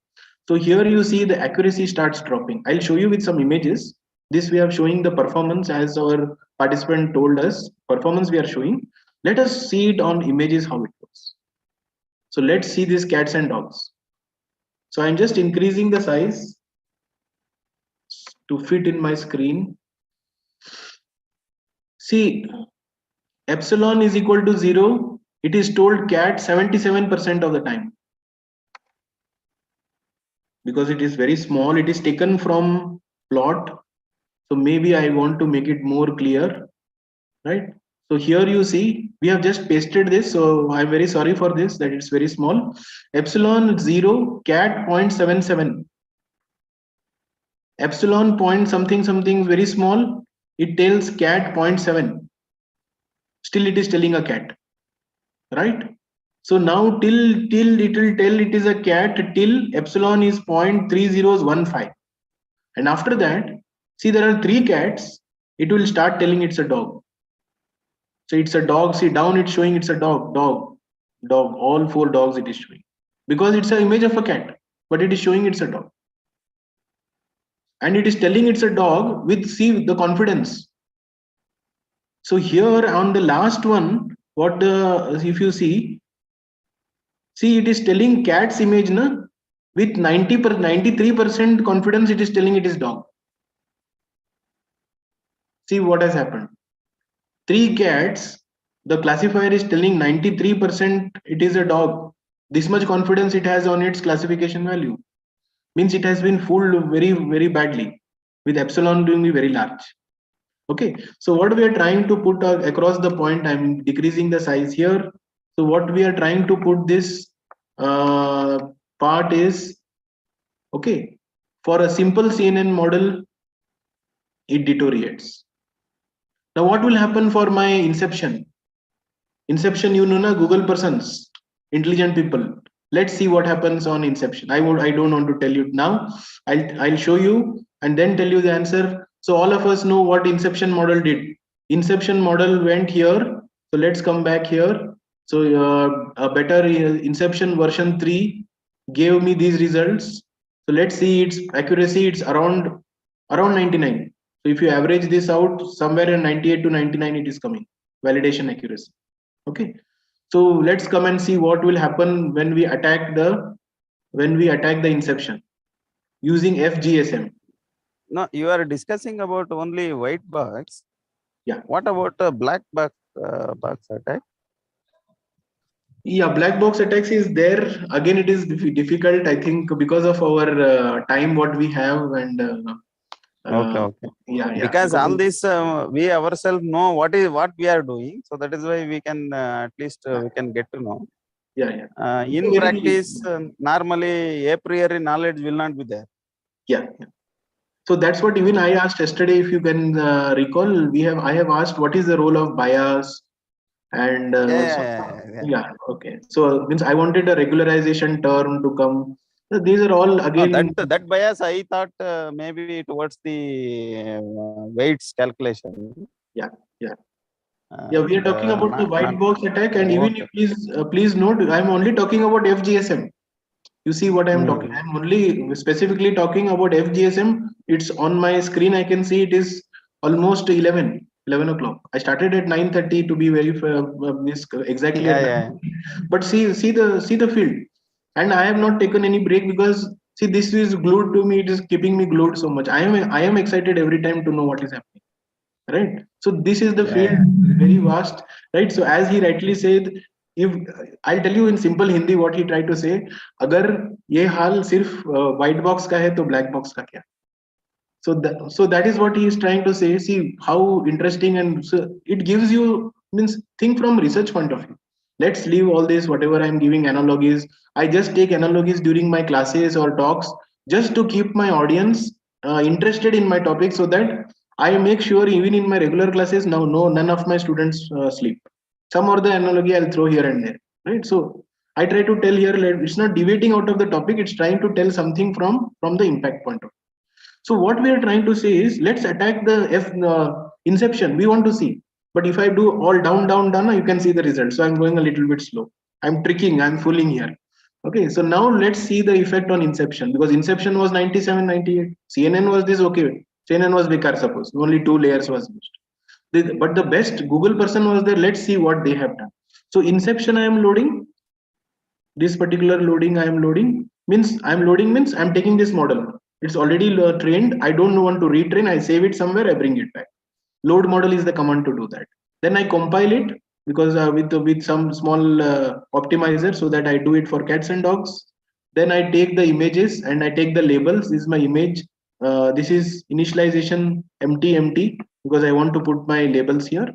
Then I write some code to bring the test data, because we are doing on test, and attacks are during test time. They are not during train time. And we take the model from full box, because full box is the one who is giving us, we'll run this, accuracy is inception. If you do not launch an attack, initial model accuracy is 1. We have seen 99 or 9, whatever, 1 it is. Now we launch an attack FGSM. We launch an attack here. Again, our parameters are between these two. Let's see what happens about misclassification. So I'll attack this. I'll increase epsilon and accuracy, and I'll plot these epsilon and accuracy. Let's run this some small snippet of code I use to plot accuracy in this and put it in this range. I break this and I plot it in figure. Okay, and this I just to look nice, this is what I have used. If you don't write also, it is still going to give the same result. So once you see no attack, once epsilon is 0, no attack. Once epsilon is 0, no attack, 100% accuracy. See the inception model, you'll be surprised. See the tolerance of the inception model against my CNN. Till 0.00, so if you put a table, even 0.008947, still it is retaining 100. So it is invariant to the attack what we have launched. But when it increases, when the attack increases, still 95% accuracy, I'll still accept this classifier. See, you are launching FGSM on inception model, 95% of the time still it is able to tell. And that you see, it was telling dog, cat as a dog 95%, vice versa. And accuracy was 0 there. Here it is 9. See the inception version 3. Why? Again, the same reason I gave. Inception is a strong model built by Google people. So they know that they have done some while doing that, though they have not told us. See, these models, whenever they give us, they don't tell us. These weights, whenever they share, we cannot train millions of images. So we have to take their own vectors, whatever weights they have, files they have giving us, right? So we don't know how they are, and they won't tell you also, right? So you see, we are studying from a researcher's point of view, we get 95%. So your black box attack, whatever you did, or sorry, white box attack, whatever you did with FGSM, okay, is extremely robust to this, extremely robust to FGSM for small. Only when it is significant, some drop, but still it is acceptable. So what we do this here, and we run this here. So what we do here, we increase. Now we know its range, na? We know its range, that it is not working in this range. So I increase my range now, 0 to 0.5. But I should also look at distortion. I'll assume that I don't look at distortion. Let's see whether it fails or not. Right. So now my range of epsilon has increased from 0 to 0.5, 20 intervals I will see. So, but when I put larger values, even that guy will go down. Even that guy came down for inception. But still how much? 85. Right? So still 85, 70, and here the behavior is odd. See this odd behavior. Typically it should have gone somewhere you got 65, somewhere it is 70, right? It's not consistent. So if somebody want to analyze this in a graphical terms, it is not consistent. But that is what we observed during putting this. So now we conclude that FGSM cannot disturb Google too much, this inception too much. So we'll launch a stronger attack. So Carlini-Wagner attack is one more attack here. We'll launch this. So now I'll be a little bit quick. So we know all the things. So now all the things remain same. Only my attack changes. Instead of FGSM, it will be Carlini-Wagner attack, CNW attack. So I'll use this CNW attack here. So we know all this. So we'll use both our layers. One which was giving CNN, which was giving best case accuracy 80%, Inception, which was giving 1. Okay. So now let us use full box. Let us use full box here. Okay, and attack this particular both these models, model 1 and model 2. And we'll also he has echoed the time also, and with the epsilons whatever is there. So this is what we observe for. This is what we observe for your model. See it is going down. 80. Okay, 65, 30 for this. So it is deterioration of accuracy on CNN model. This is what we believe. Even FGSM was successful in doing it. But let us see these results. So we plot these results here, right? So this is what is initially told as cat. Then it goes on this, you see this. Okay. So only here on the dog, only at the down part, it is telling a dog, CNN. So we are not interested on CNN model. We are more interested on what happens in inception. Because FGSM was easily fooling CNN, but it was not able to fool inception. Let us see whether CN attack can do it. So we change the attack now. We bring Carlini-Wagner attack model from full box, try to use this, and now change our epsilon in this range and try to attack this. See here, 100. So if I plot this accuracy, still robust, right? It means what? So I'm ending this part here. So it means what? CNW attack also on now obviously you can change this. Now you can change this. You can make this as 2, increase the size, see what is the attack, what exactly, whether it is distortion or not. This is the field. So what is my objective in telling you here is how to bring from full box software the attacks, whether it is FGSM, BEF, that attack, or CNW attack, and how to test on simple models where we are going to fool the people, whether cat and dog. Simple example I have taken. This is for all. Stop sign, whether it is yes or no, simple, because we all understand cats and dogs. That's why I have taken this particular example. So I'll just stop sharing here and open up for any questions if there are any. So let me know if there are any questions. So even I'm seeing the chat box. If there are any questions, I'd like to, again, we are going to start. It's not the end. Let me know if there are any questions.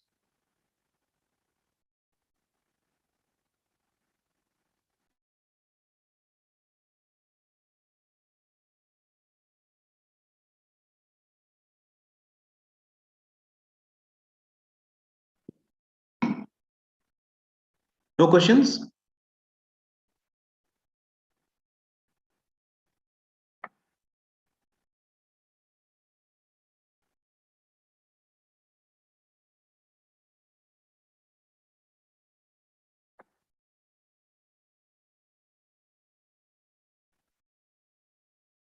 Okay, so if that is okay, it's 11 here. So I can one more section which I was trying to do. That is also important, I think, because Professor Barni told me that we have to do the attacks. So I had to skip some section and go a little bit ahead, because reason is, suppose I would not like to, I would not be able to cover that, then it would affect my his classes which are going to be there today afternoon. So first I did the attack part because yesterday was told for attack, and today will be defense. So if you do not know the attack, how will you know the defense? Right. So whatever these attacks are from the attacker's point of view, for defender's point of view, we'll try to see today. Again, we will try to see some examples also again in tomorrow's notebooks. So I'll again share my screen. So here, let us go back to our collab notebooks. So here, my target was this. Yeah. This was my original target that I wanted to do after this MNIST. I wanted to do unsupervised learning because this is again important. Here also you can attack. It's not necessary that whatever means examples we have taken there, only there you can attack. But before going into this, till now see what we have done. We have done this MNIST, we have done this IRIS, we have done cat and dog, right? So basically whatever we have done till now, third day, we are almost ending third day. We have simple notebooks, whatever we have done, they are all these simple notebooks are all classifiers. These are classification problems. Classification in the sense, to be more correct, classification which is supervised. We have done this. So this is how I explain in my regular parts also wherever I go for talks. So classification which is supervised. So all of us know, whoever are attending, who know little bit, okay, what is supervised? This is what is supervised. So supervised means I know that this image. So if I know that this image, right? So this image, I have written A. I cannot draw a cat and dog very nicely, so I cannot draw that. So I can say that this label for this is A.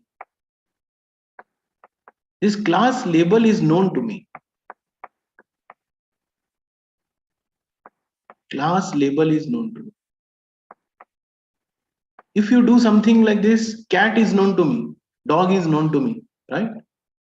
Then this is supervised classification. It's a classification problem. We don't use saying that classification means, so it's understood that it's classification means we know the label classes, but it is not so. See, whenever your children are there, because you see that there is a first time when they are growing up, some cat comes, or some dog comes, they are not worried or anything, right? Reason is they don't know anything about that. They don't know the label, that it is whether harmful, whether it is a friend, they don't know anything. Similarly, if you go here, let's go back.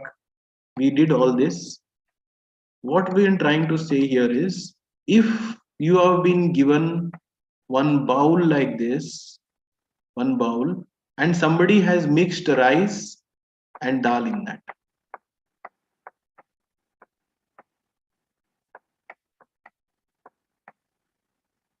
How will you? And they told don't cook rice and then dal, you separate both this.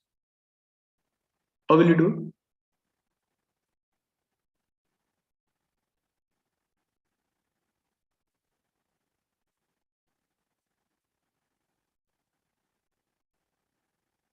I think I'm getting one this color. Yeah, so one of the answer is color. So you will say that this is white and this is somewhere in yellow, right? So what you will try to do, you will see that suppose you did not know rice and dal and somebody told you separate this. So you will see the color or the shape. You can also see the shape. It's something is round, something is elongated. You will put it across and you will slowly put this. This is one side like this. This is one side like this. Though it is difficult problem in the sense that you will take a lot of time to put this. If you do not have some filter where you put this, rice goes down and dal remains on top, that also can be done. But still you will do traditionally, you will do like this, like this, like this. Means what? Find out similarity. You are trying to see what are similar, you will put in one class. What are another similar, you will put in other class. That can be looked into other way also. Dissimilarity. Okay, dissimilarity also you can look. Okay, these two are dissimilar, they are not same, so they are separate. These two are not same, they are separate. These two are same, one. So in unsupervised learning, there is no label. Nobody gives you the label. All of us who have no image processing, computer vision know that unsupervised does not have the label. Does it mean that you cannot classify or you cannot separate? Answer is no. Yes, you can classify, you can separate. How to do it? Based on similarity measures. So this is how you also tell your children, or you also don't know anything. First time you came into this class, assume. So here how you're learning, you don't know anything. So you did not read. We had our participant asking Professor Barni, can you give us the slides beforehand so that we can go a little bit and then we can hear you. Right. So what was being told? He wanted some prior knowledge of this, saying that this is what will be covered so that it's not new. In unsupervised learning, everything, whatever is thrown is all new. But they don't have label. Does it mean that you cannot create a label? You can create, but you have to put some measure. So what we try to do mathematically is, since the labels are not there, cross mark, we try to use some distance measure. So we use some distance measures to do the classification, distance. Right? So distance means, say what he told, color. He told, one of our participants told color. So we'll measure the color distance. If this is white, we should do mathematical. It's a machine, no? It is not that it will see this and see this is rice and this dal is used for food. Answer is no. It is a machine. So you have to tell in terms of distance. So we have these norms, L1 norm, right? L2 norm. These are mathematical formulas. Distance between this to this, L2 norm is this distance. All this math, let us forget math. Let us come to how we, this square of this, all these things, let us forget. L1, L2, these norms, let us forget. We think that it's a distance. If distance is very small between them, then it belongs to same class. So you should give it one label. So what we try to do, we put like this. So this is, so I'll just change here the color. This is an important part because in machine learning, you'll have this. So suppose I cannot show white because my slides are all white. Suppose this is rice. You have put everybody here, rice, in this part. And somewhere else, you have put your, whatever example I have given, a dal. So you have put that in one more class. And how a dal looks, so you have put a,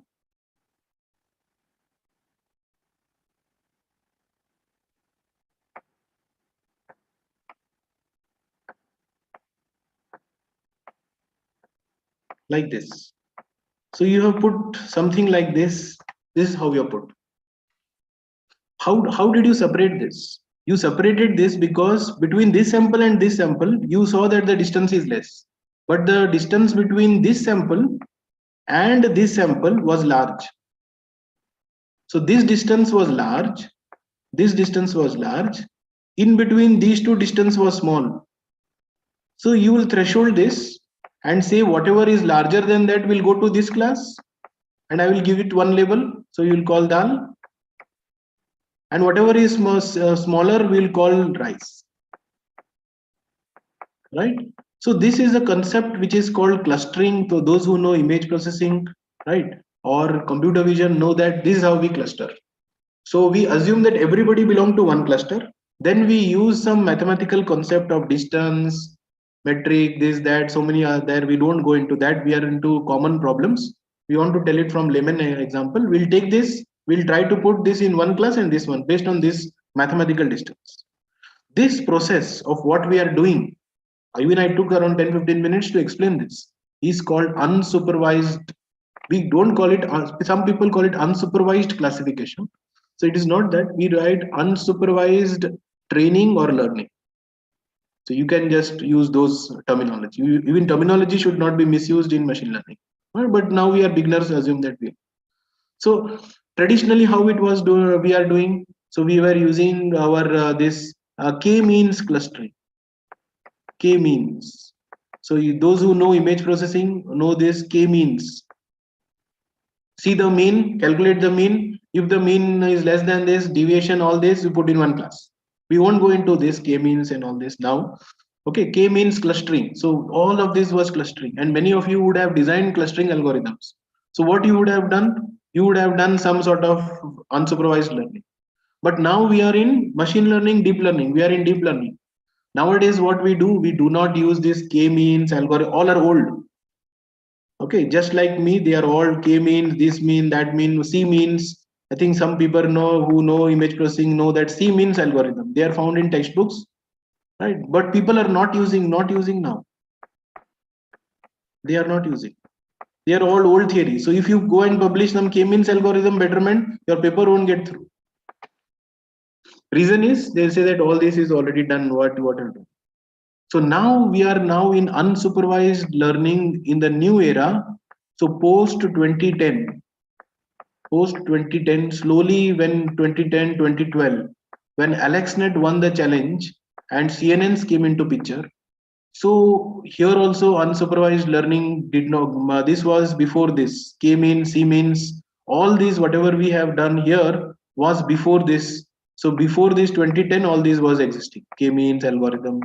All these people would have applied in either pixel domain or compressed domain, whatever, right? And written algorithms, found out complexity, etc. Now it is not like, now what is the state of that? Now the state of the art is again a CNN. Your state of art is again a CNN. So you know CNN, you know CNN. What is CNN? CNN is nothing but feature map representation using convolution function. You know max pooling, right? So now what we do, we subtract out the last layer. So what we did here, so go back. We know that this is CNN. So here, I'll just bring this somewhere out. Problem here, yeah. So we know that this is image classification, which is classification problem. These people are only the classifiers. The last part. This is the classification part. This is the classification. These people are not classifiers. These people are who these people are? These people are CNN max pool. They are learning features. So they are doing feature representation. They are learning features. Though they are not handcrafted, they are deep features. If you use many layers, they are deep features, but they are learning features. So the idea what machine learning or deep learning community understood after 2010, 2012 at the very higher level to coming for our level, it came after 2015, 2016. Their level of Google and this Facebook and all understood that unsupervised learning we will not do using traditional methods. Unsupervised learning, we are not going to do this. Now we are going to do unsupervised learning, yes, but we are going to use CNN. Of course, we are going to subtract out the last layers of flattening, softmax, all that we learn. So we will use the CNN layers. So one among the unsupervised learner is the autoencoder. Very important concept, autoencoder, so unsupervised learning concept it is. Okay, it's a very important concept because you may see these autoencoders any and everywhere nowadays. When I keep this, there's some issue. I think I have a chat. Yeah, I think you about the earlier part. Okay. So here with regard to this unsupervised learning, what I'm trying to say is we are now going to use CNNs to do. So no k-means, no distance, nothing. Then how we are going to do? Simplest example of an unsupervised learner is an autoencoder. Autoencoder means what? Auto, the name itself says autoencode. Encoder means what? All of us know. Right? Let us go to digital electronics. What do you mean by encoder? It encodes, right? It encode. So you have how many? So you have how many inputs on the left hand side and how many inputs from more to small, right? So National Institute of Technology is named as NIT, right? Is an encoding strategy. Indian Institute of Technology is called IIT. Are we getting this? Are we understanding what? So on the left hand side, you have something very large. And when you go here, you become encode it. We want to encode because we want to have less space, encode. So you go to compression, sort of encoding, right? So encode, yes, auto encoder, what exactly it is we are going to see. So what we are going to see is the encoder part is going to have now layers of CNN. So when we are going to have here, so let us bring this. So I'll bring back my color, some different ones, a darker one. So here these are the inputs, whatever inputs, rice and dal you can give here. Okay. You can give any of your inputs. Unsupervised we are doing. Here, when you give the inputs, these layers are CNN layers. We'll go in detail later. So we have seen now what CNN does. If you have a 6 by, please go back to our days lecture yesterday or day before when we studied CNN. 6 by 6 represented by 4 by 4. Then 4 by 4 again max pulling 2 by 2. You went on down, right? So you go on using CNN layers like this, build up a code. I'll take example and tell you. I'll take example of MNIST and tell you, but I'm trying to tell you concept first. Build up a code, right? And this code, what we is obviously compressed. Compressed. This is compressed. So this is not used. This word is not used in this literature because compressed means compression of image or video comes. This is autoencoders can be applied even to financial data. So we don't use the word compression. We use the word code, or we use the word latent representation. Latent representation.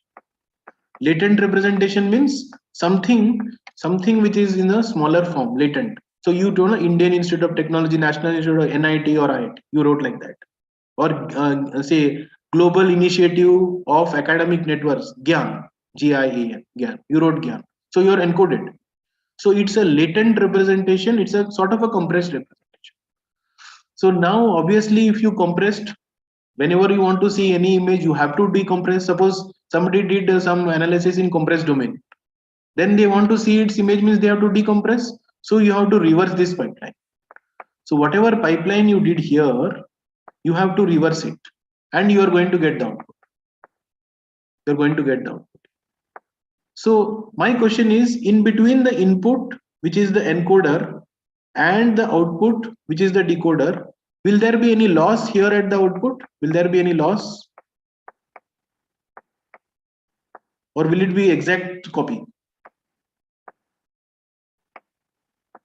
Anybody? Will there be any loss, question mark, or not? There will be a loss. There will be a loss. Definitely there will be loss. Because without loss, if you want to do, then no need of encoding it. You're going to lose, definitely you're going to lose information. And if you build an encoder using CNN layers, you have to just reverse that and you have to reverse this strategy. So building a decoder is very easy. I think even building a communication decoder is very easy. You know amplitude modulation, you know the block, this. At the decoder, you will just repeat that in a different sequence and you will build the decoder. Okay. So what I'm trying to say is, let's come to example and understand, because this is a theoretical understanding. So let's use an example here, but I'll just scribble this whatever I have marked, because that will defeat my purpose of using this diagram. Okay. So let's go to an example. Again, I am keeping all my examples similar to my classification example, so that we try to remove all the doubts. Okay. So let's come back here. This is input number 4. Obviously, we can see this nicely. I encoded. So what is encoder now? So here I'll annotate this. This is now CNN layers. This is not my k-means, this mean, that means, nothing like that. CNN layers are there in the encoder. How they are placed? How they are placed? The way in which I have shown in my previous. Like this, down, less. So we arrive at a code. This is the code, or it is also called latent representation. So this is my CNN layers. And here at the decoder, obviously encoding is not useful unless I see my output. I do vice versa, again using CNN vice versa layers, and I get my output. So I was encoded 4, so I got 4 back. So I encoded 4, I got back 4. What is the use? Anybody? No use na here. Nothing I have done. 4 only I got back. No, the accuracy. And obviously my it will be, here will be loss. Loss will be there. I got the answer from you that there will be loss. So this 4 will not look like this 4. You see there is blur. So much of blur is there here. This is not that blurred. What is the use? No, it's robust against the adversarial attack. Okay. Okay. Yes. Anybody else? We got from the adversarial answer. But if you take it in a general sense, anybody put in chat box?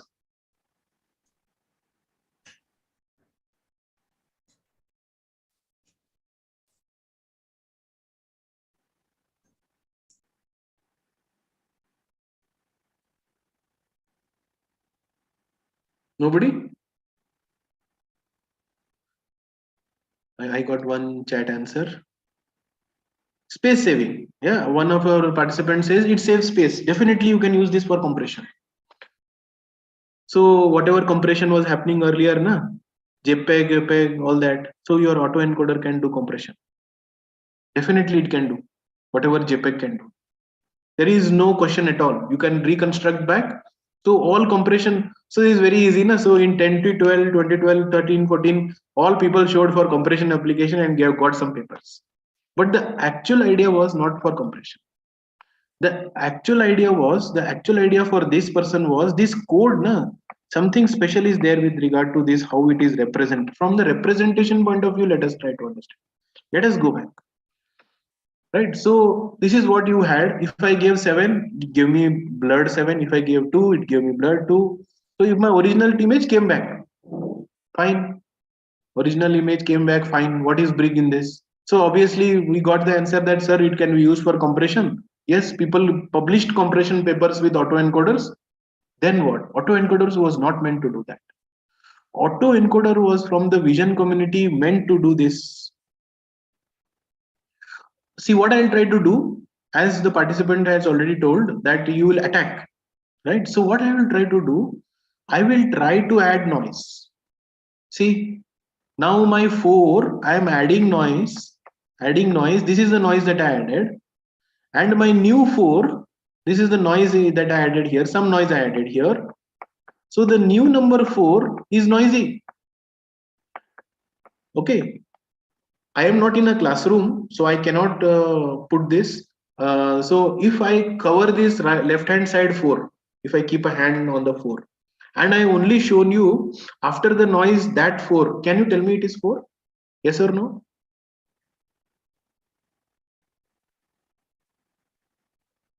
Yeah, you can tell.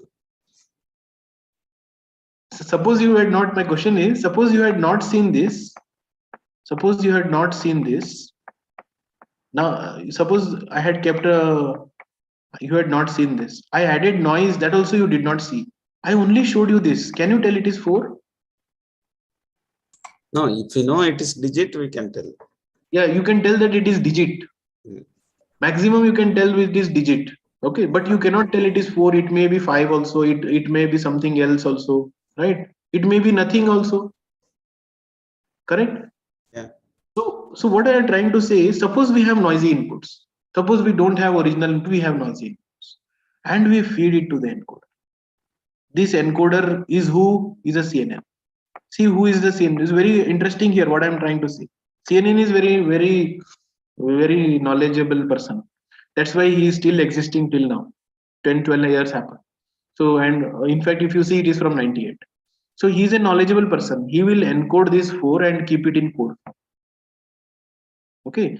So what the CNN is encoding is a noisy 4. So noisy digit. So as our participant said, so it's a noisy digit. So noisy digit. It built up the code. It built up the code, right? This is a noisy digit. It built the code. Then we use the CNN to decode. You will be surprised to know this is what is the output. It is 4. It is 4. Here you can directly say that this is number 4. Of course, you can confuse to be 9. If you join little bit there, it will become 9, right? So, but you can easily tell it is 4. So what did the encoder do? It forgot the noise. It did not encode the noise, right? Because noise was not meaningful for this particular encoder. For this CNN, it just encoded the whatever is inside, whatever was that white color, whichever is difficult for our eyes to see. Some digit we told, CNN did not see that. CNN saw that properly. It did not see the noise. It just ignored the noise, built the encoding, the layers. CNN max pooling did this. It built the code, and this code was similar to what you gave a noise clean, this noise free image. Whether you give a noise free image, or you give a noisy image, it will build the same code. Or a noisy, this is noisy image, it is still built the same code. Same code it has built. We can give an example to this, like our students, right? Some students also learn on the by keeping the light in the night on the road also, correct? Right? They are they are those people who, along with their whatever adversary or the problems that they have, still they perform. And you have some students, give them all the facilities, right? Still they will come, I cannot do this, I can't do this, I don't know this, I don't have this, right? Why? No concentration, right? So what I'm trying to give you this analogy of a student example who is putting effort, although under noisy condition, encoder is able to give the correct, it is able to do. This CNN in the encoder is like the student who is learning on the road, right? With a light on the footpath. Better than what? Better than others. And giving the output as if the problems are not there, as if the noise is not there. So this was denoising. People use so many methods. People who worked, I don't know if there are some researchers who worked on denoising here. So you would have worked on denoising either in pixel domain, for image, video, or compressed domain. You would have proposed so many methods. Everybody was beaten by the CNN encoder. Why? Because the code it learned, it was called the latent representation. This latent representation did ignore the noise. So this latent representation, it ignored noise. So this is the beauty of this now. So once it used here, na, you see next. Original images, suppose original images, and we please see, I am not giving original image to encoder. See my input. My input here is noisy image. I am not showing this person anywhere, arrow mark is not there from year to year. I am not cheating. Correct? Original image is not given. So the image which is given is noisy input. So you can't say that 4 is there, sir. It can see. It is. We can see. We are human beings. We can see that 4 is there on that side. But this is not given here. Encoder is only given with the noisy, and what it does, cleans it. So auto encoder output is something like this. This is one of the examples for auto encoder. There are many examples. I think I'm 11:30 hitting 11:30 here. Auto encoder is an important part. Again, wherever CNN comes, now this is independent of perturbation. How you will attack this auto encoder now? Again a question mark. Using now to use adversarial attack on auto encoder is difficult. Why? It's already built to be robust to these noises. To this noise, it can still give the output. How you will fail if somebody is using auto encoders? In many face recognition, nobody nowadays, many face recognition system is now going unsupervised. They are not going under supervision. There's a supervision, these people will fool. Okay, let us use unsupervised and let us see now what will happen. Correct? So this is how your technology is going ahead. So I think my part for today, I am keeping it here, because if I go in, I want to go this tomorrow, generative adversarial GANs. Because if I use GIAN, then it becomes this GIAN, what I'm not as a part of the course. So GIAN GANs.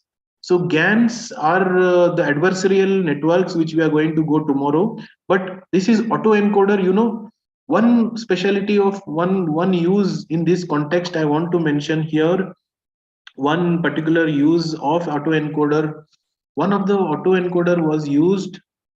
It is called, you can Google or you can study this, variational autoencoder. Variational autoencoder. AER, right? Autoencoder. One of the variational autoencoder was used where Gaussian distribution was given as the input to that.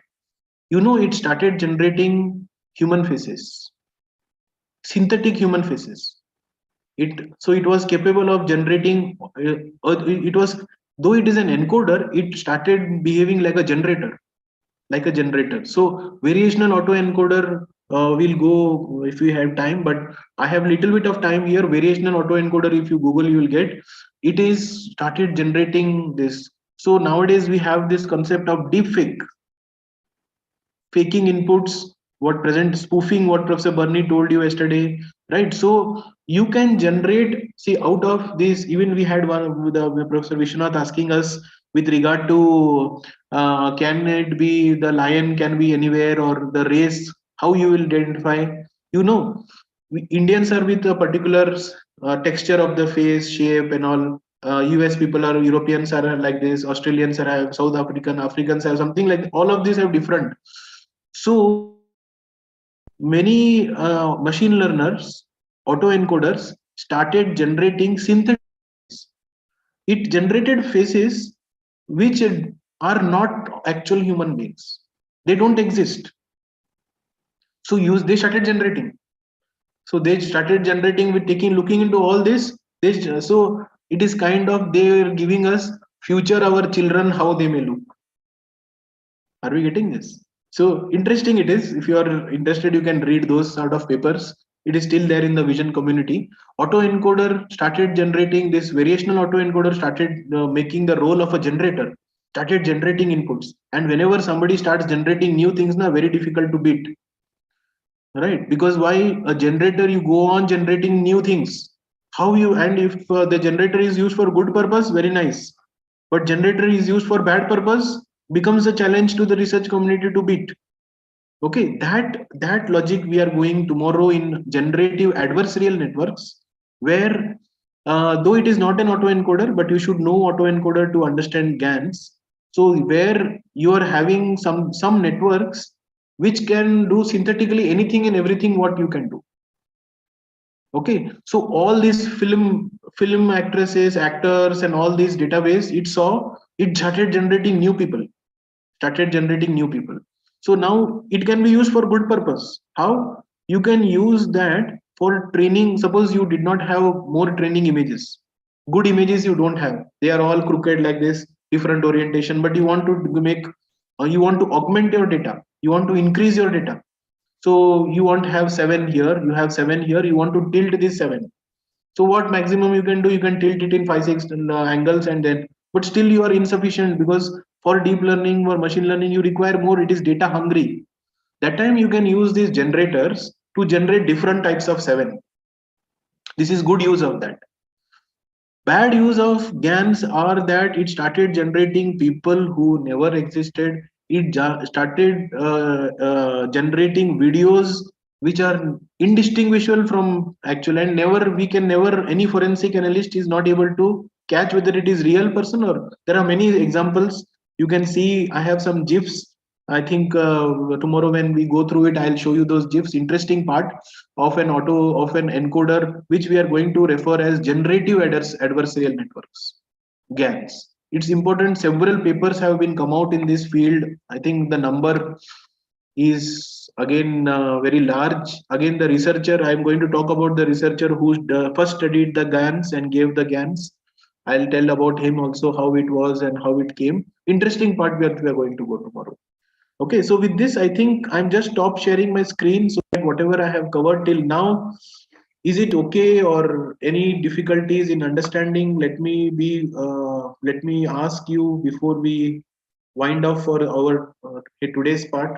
So let me ask any doubts.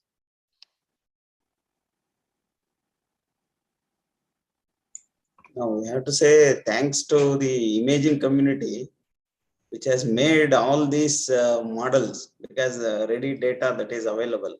Right. Because during our MTech in the year 96, 97, even the target image like an aeroplane, we used to generate by C code, like using zeros and ones. So we were Herculean task of generating even the data. Right. So now the imaging has the role in this recognition application. So that is why whatever the models you have said, so they have become robust because of the images. And of course, all mathematics behind it is also there. But the data, that is availability of the data, that has made the research community strong. Yeah, same observation for those people who have done their studies earlier, including me, including my own PhD student who graduated. For him also, he was also during that area where there was overlap of handcrafting and machine learning. This deep learning was there. So it is difficult. See, we are resource constrained with faculty like us, okay, non-commercial faculty like us who are not putting commercialization into education. We want to make it as a service.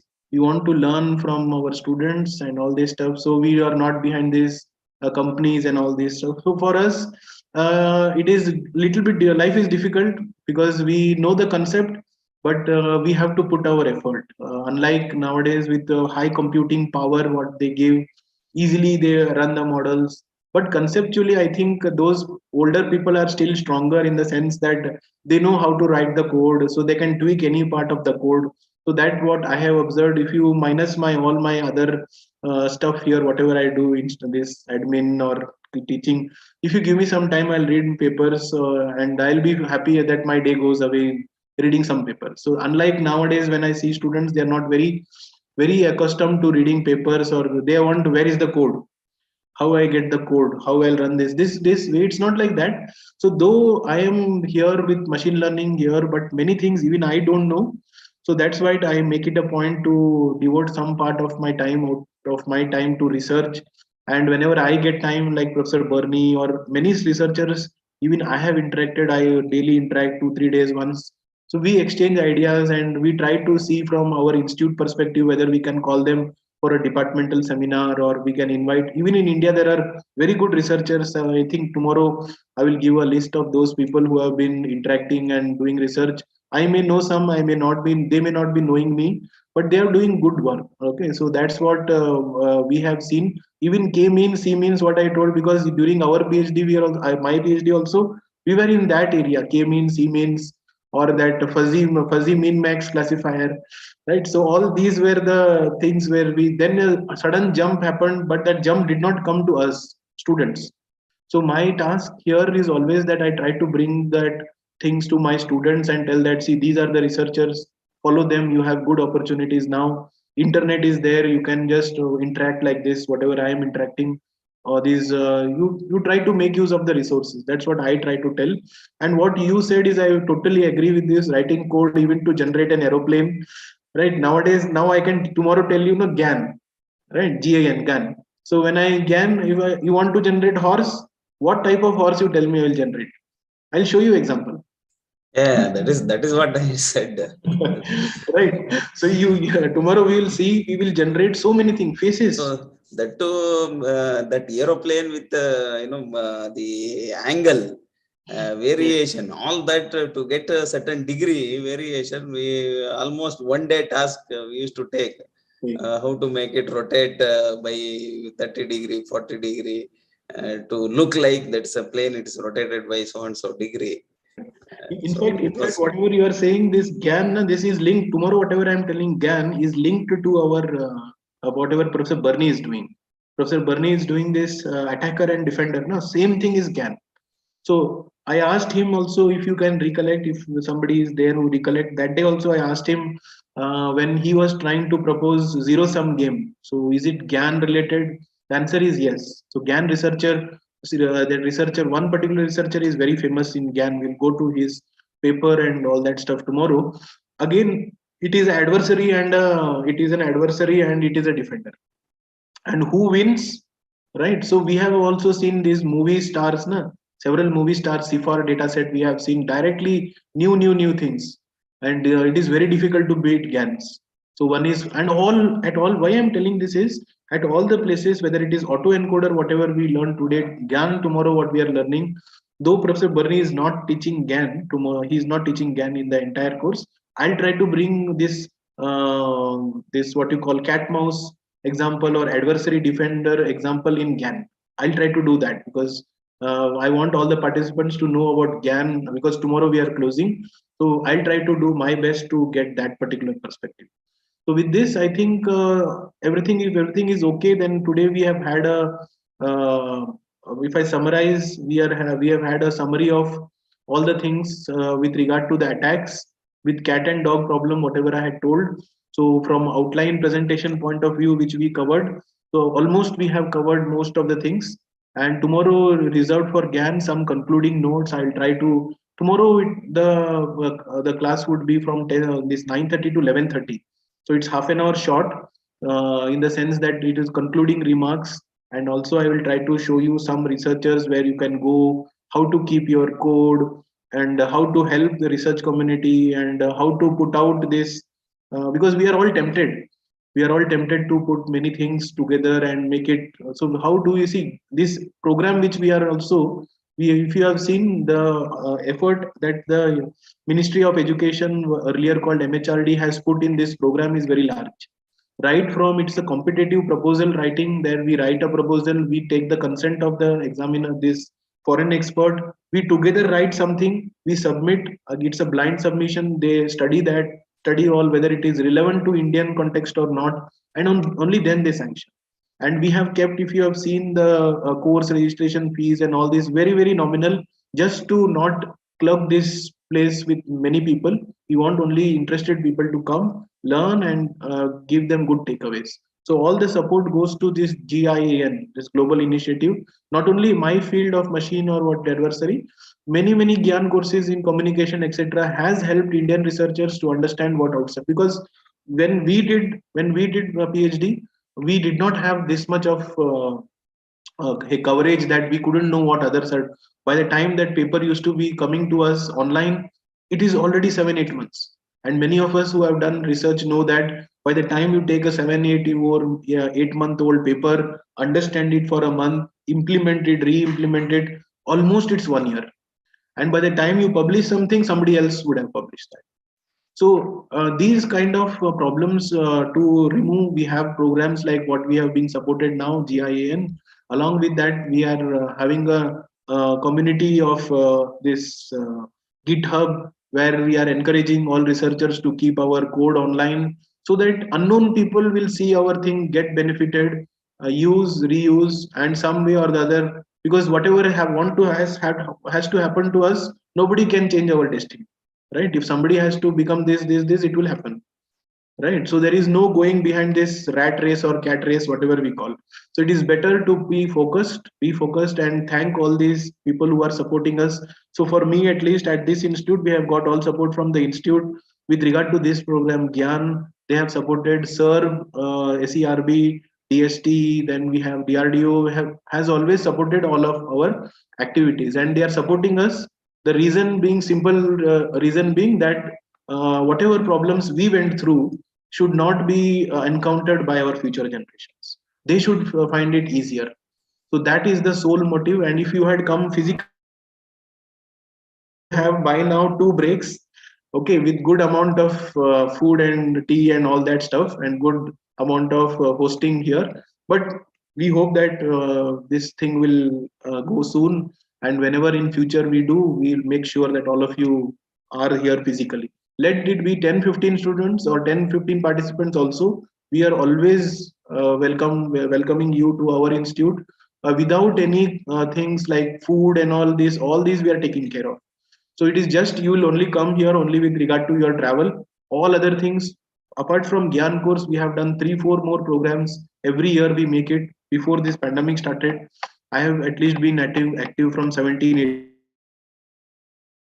We made sure that everything is covered in very nominal fees. So that is the motive here. The only reason is we are getting support from our own organizations, our funding bodies, our own countries, Ministry of Education, as well as we are getting this kind of exposure and helping hand from the other foreign experts. So it's not only Professor Barni, it's many others whom I know. I don't want to tell it here because it will go in the sense that he knows so many people XYZ. We don't want to go that. We are focused on learning adversarial signal processing. But this I told out of context because we are coming into some concept tomorrow called GAN, which can synthetically create data. Never heard of. So I have never heard of. Till 2016, 2017, I have never heard. But once we know that this is GIAN, GIAN, and this is how it does, then we go back, as our participant went back to 96, right? So we go back to our days and say, is it why we didn't do this earlier? Suppose we would have understood what Lee did, LeeNet. We would have given him more importance. Maybe deep learning would have come 10 years before. Maybe we would have done better job. So at the end of the day, it is that we should respect all the researchers who are doing research, whether they get citations or not, because it's a trend that don't go under the citation impact and all that. Do your work. If you are good, it will be understood. So with this, I think if there is any questions, we will be taking one last question, or else we'll take it off. In the chat box, I will see if there is anything. Anybody else?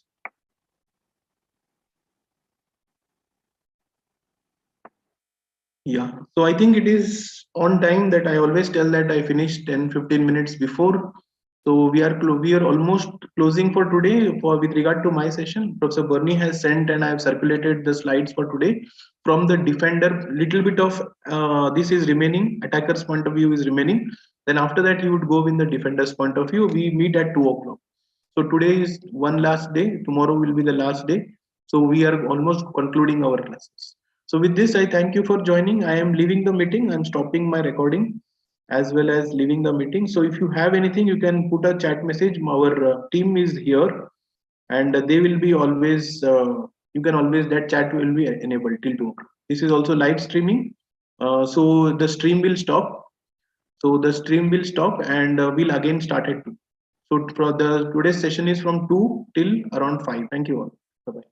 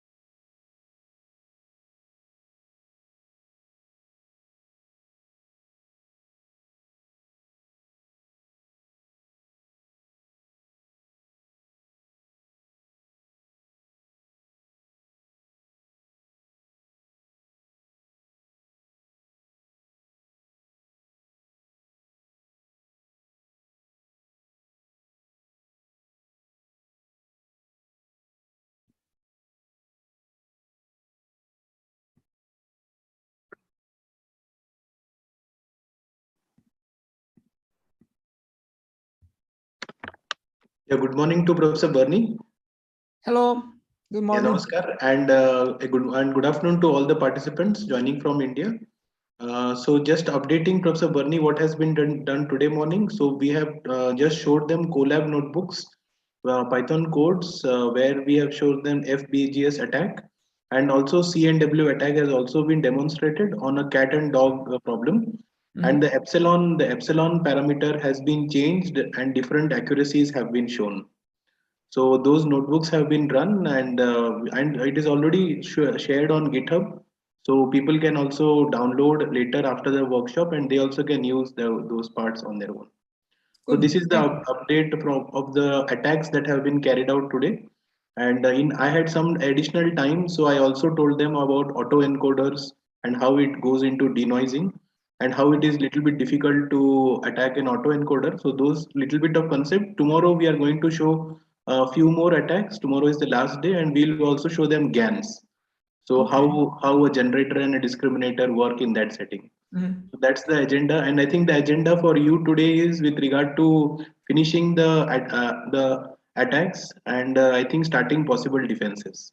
Yes, sure. Yeah. I have a question. With regard to the attacks, which version of Fullbox are you using? The full box, the latest version, what is available from the GIAN-OS, from that researcher. So 3 dot something, I think. Yeah, yeah. Yes, because I mean, I was just curious because the meaning of the parameters epsilon is different from the previous versions to this one. So yeah, just the curiosity. Okay. Right. So we have used only 2 attacks. We could only get time about that time what we could do, but we have shown it on 2 problems, and participants have already also shown how it affects an inception network where it is little bit difficult to attack, and a plain vanilla CNN where it is easy to attack. So that has been shown to the participants. Okay, thank you. It's over to you, Professor Barni. So I can go, I think. Yeah, yeah. One moment, I stop this. Okay, so I share my screen. Let me see.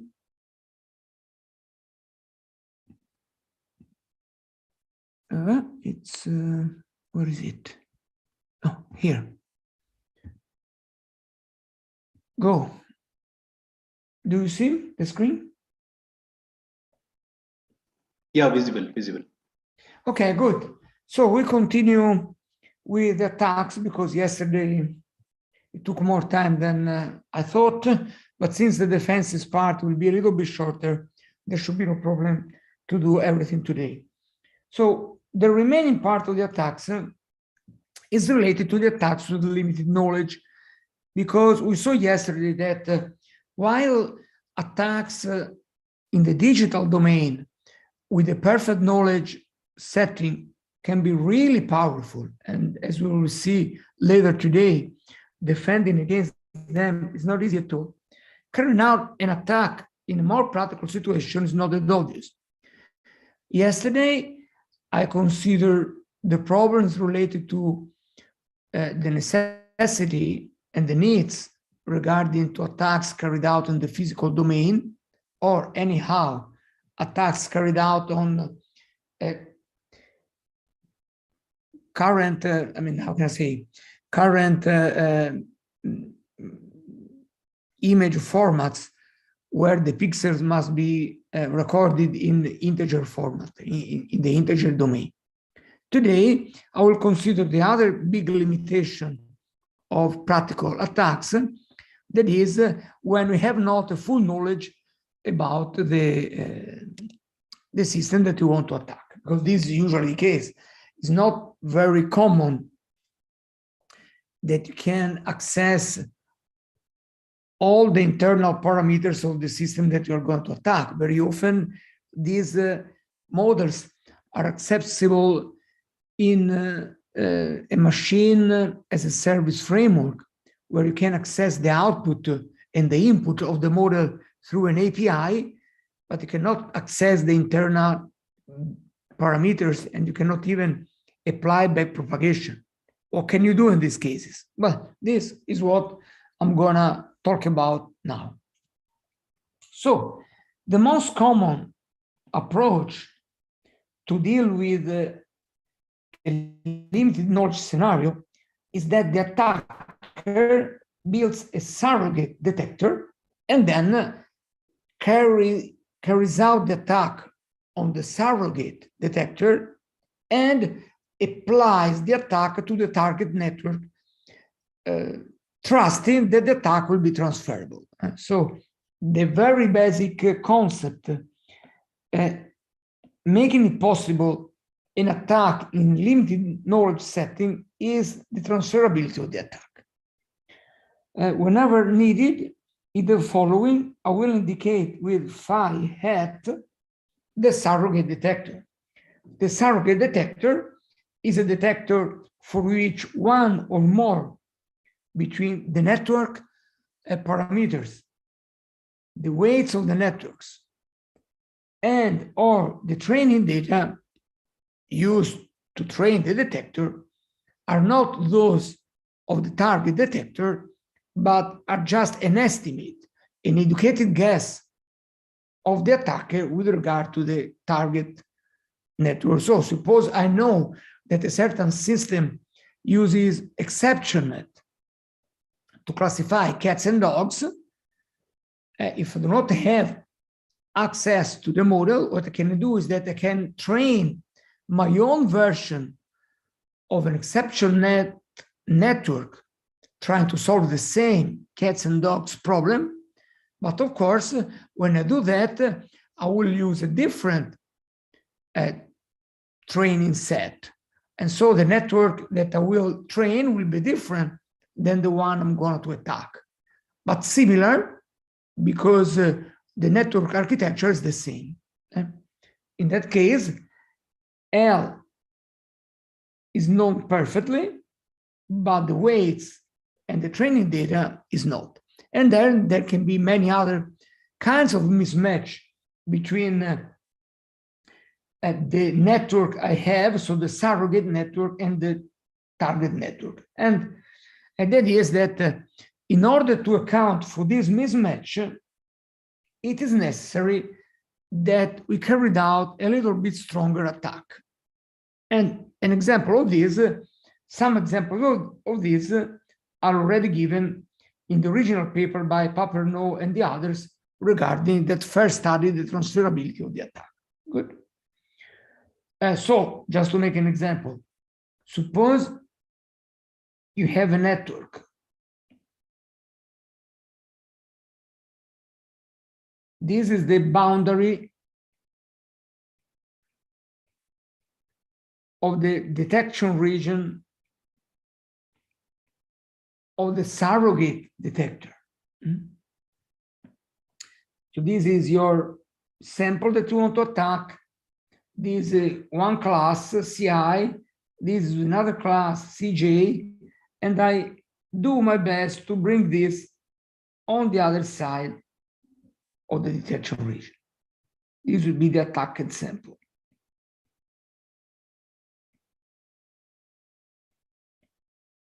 You have seen during your collab experiments that very often the methods in full box, the attacks, aim at attacking a sample with the minimum possible distortion. That is, to go in the target class with the minimum possible distortion. If you do so, your sample is attacked for the surrogate detector, but then when you apply it to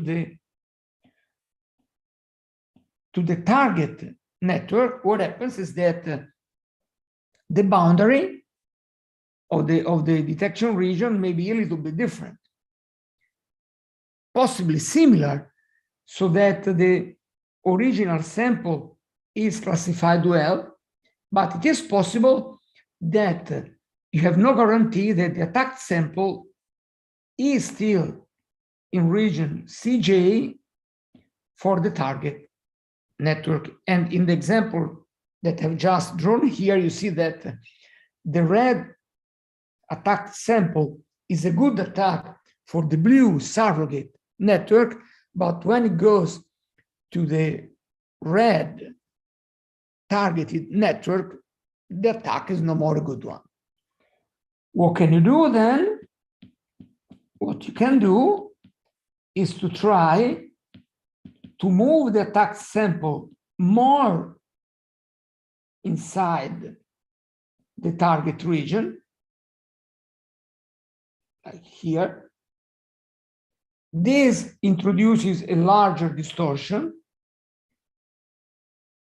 a larger perturbation, but hopefully when you apply this attacked sample to the target network, this will still be inside the correct, the target region of the attack, also for the target network, target model. So basically, all the methods trying to enforce the transferability of the attack works by applying a stronger attack and hope that these stronger attacks can transfer from the surrogate to the target network. Good. There have been several works trying to study the attack transferability in a multimedia forensic framework. And it turns out, even if there is no really sound explanation or maybe more extensive tests would be needed, but there is some consensus that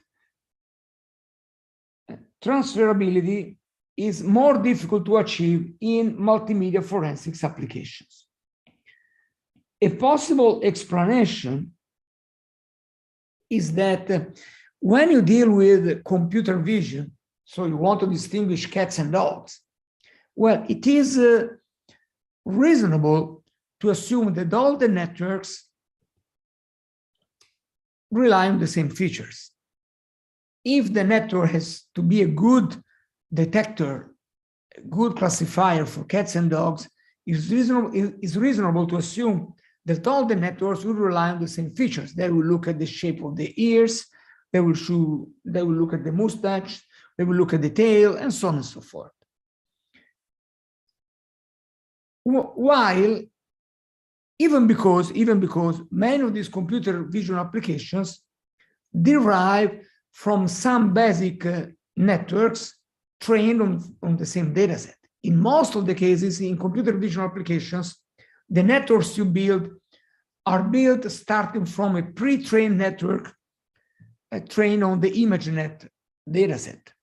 So in a sense, these networks are similar somewhat. They look at similar features.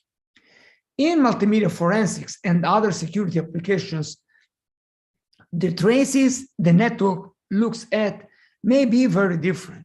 So suppose you want to distinguish between GAN-generated images and natural images. It is possible that different networks look at completely different artifacts introduced by the GAN. If this is the case, then attacking one network doesn't say much about what another network will do. So in principle, there is some consensus that transferability is more difficult to achieve in multimedia forensics applications. Here, I show some results reported in this paper of mine that we published 3 years ago, where we studied we carried out a very extensive study on the transferability of adversarial examples against CNN models dedicated to image forensics. This was published at ICASP 3 years ago. So we consider several cases of transferability. Here, in this first slide, I report as an example the result on cross-model transferability. So what is the idea? We have two networks, different architectures, trained to solve the same task. And this architecture have been trained on the same dataset. Is it possible to transfer an attack from one network to the other? So what you see in this table is that here you have the source network, so the network that has been used to implement the attack, and the target network. And in parentheses, in brackets, you have the detection task. So here we consider resizing detection and median filtering detection. Then we consider two networks architectures. These were popular architectures at the time we wrote the paper. Nowadays, other architectures are used, but I mean, the meaning is the same. So we have this Bayer-Stamm architecture and an architecture developed by my group and published 1 year before at ISIC. The first one has pre-processing, so high-pass filtering. The second doesn't, so they are a little bit different. And then we consider two possible data sets, the raised 2K data sets of images and the vision data set. These are popular data sets for forensics application. And so you see here what happens, for instance. And then we did this for different kinds of attacks. So in this case, we consider the IFGSM attack with different parameters and two Jacobian saliency map attack, JSMA attack, with different parameters detailed. What does happen? So I will just make a few examples. Consider we have a surrogate detector based on Bayer networks, and then we want to transfer the attack to another network whose architecture is the GC1. The accuracy of the two networks without attacks is very good, 97 and 98. Then we apply the IFGSM attack or other attacks. The PSNR is very good, so the attack is a good one because the image is not distorted almost at all. And the attack success rate on the source network is perfect. You are able to attack the source network almost always.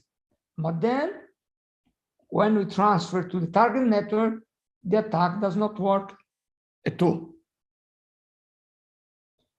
Then we try to move from and to do the same on median filtering, because possibly the features the networks are looking for are similar. Then once again, the attack is very powerful, very good PSNR, powerful attack on the source network, and again, the accuracy on the target network is very bad one. But in one case, there is one special case where the attack can be transferred. But in most of the cases, cross-model transferability is not achieved. Another example. In this case, we apply cross-training transferability. Now, the source and target networks have the same model, same task, but trained on different data sets. So for instance, here you have the Bayer-Stamm network trained on RISE and targeting the same network trained on vision dataset. Many kinds of attacks. And then in the second part, we do the other way around. Train on vision and targeted a network trained on RISE. Again, the PSNR is very large. The attack success rate on the source network is very large, but when you go to the target network, in most of the cases, but these two, the attack cannot be transferred. And the same when we apply the same result to median filtering. Once again, the success rate on the source is very large, but the success rate on the target is pretty poor. Eventually, we also carried out some cross-training and cross-model transferability, where both the network and the training set change. And results are very similar. Very good attack rate on the source network, but when it goes to the target, the success rate of the attack is almost zero. Just only one case, we got some decent result. Of course, this applies only on these two classes of attacks, but some further experiments we carried out after this paper confirmed that even with other kinds of attacks, if we don't pay any attention to the strength of the attack, that is, if we target a large PSNR, the attacks in general are not transferable. Good. So what can we do to improve transferability? Because without transferability, attacks in a limited knowledge scenario are not possible. Well, there have been several approaches to do this. I will describe just two here. One is called input diversity. The other is called increased confidence. The first one was published in 2019 as CVPR. The last one, we published this at a conference 1 year ago. So the second one is from a group. The other is from another group. With the input diversity, we do something similar to the EOT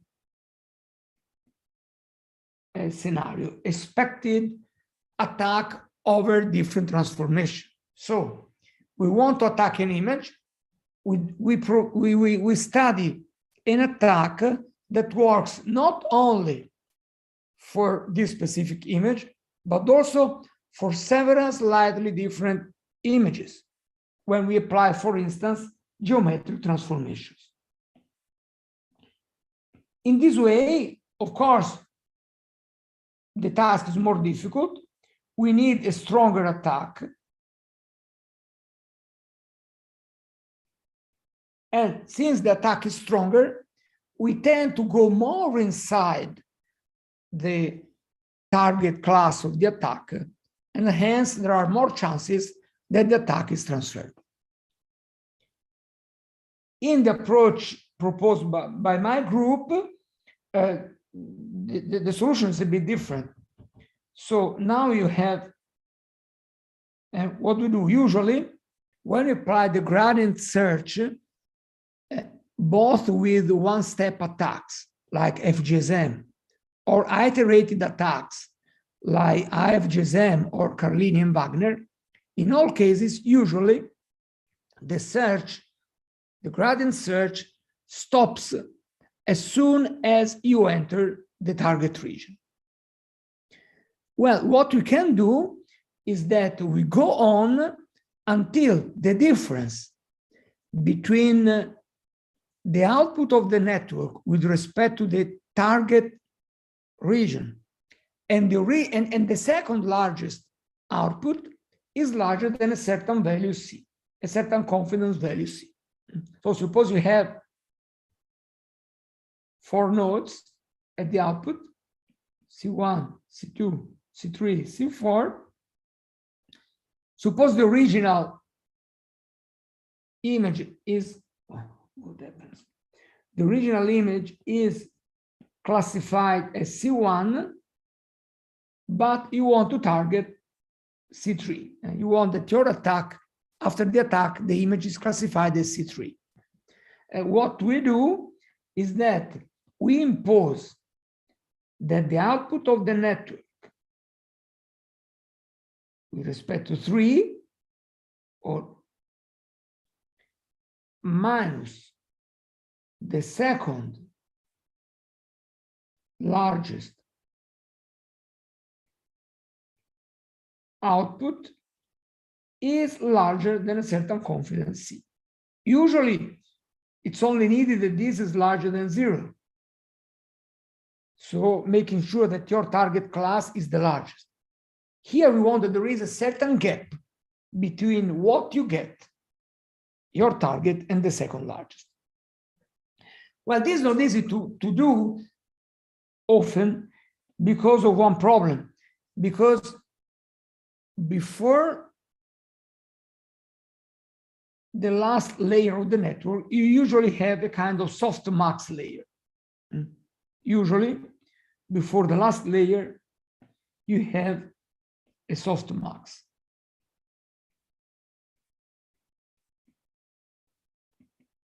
With a softmax, what happens is that even a small change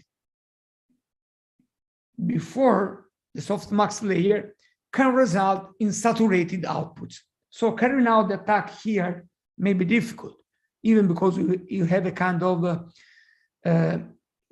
gradient vanishing problem. So our attack usually is applied at the logit level. So here you have the so-called logits Z1, Z2, Z3, Z4. These logits then are often transformed into the outputs by applying something like E, ZI, divide sum over I, E, ZI, something like that, J.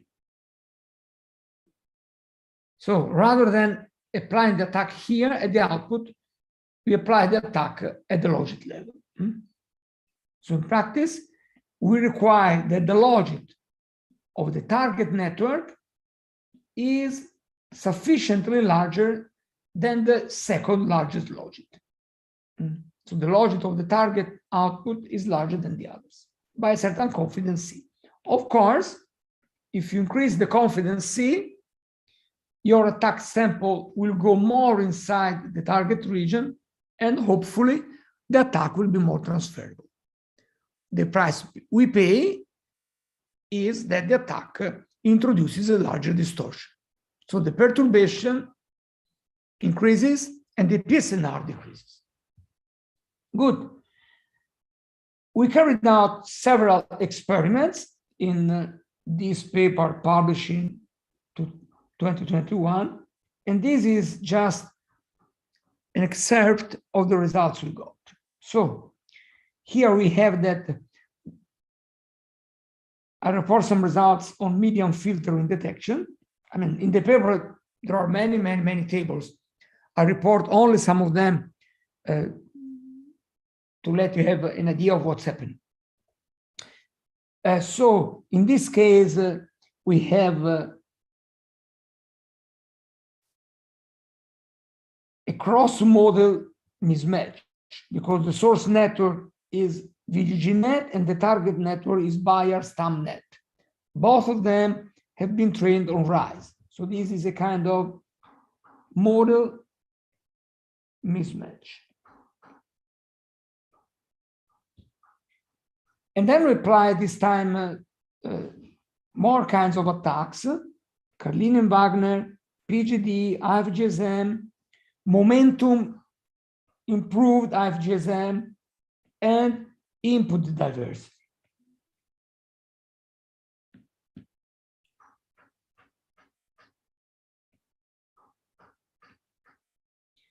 For the first 4 columns, we applied the increased confidence attack, because this idea of increasing the confidence attack can be applied to any possible attack. So here you see C starts from 0 and increases the confidence. What happens then? The PSNR decreases. When C is equal to 0, you are able to implement an attack with a very strong PSNR, 58, 70, 67, 69. But when the attack success rate on the source network is always 100%. But when you try to measure the success rate on the target network, what happens is that if the confidence is small, the success rate on the target network is very low, almost 0. But when the confidence increases, the PSNR decreases and you get almost perfect transferability. You see here. Something similar happens with the input diversity. the number of iterations here is a way to enforce diversity on more inputs, to enforce more diversity. So when the number of iterations increases, the PSNR decreases, but the success rate on the target network increases up to 86%.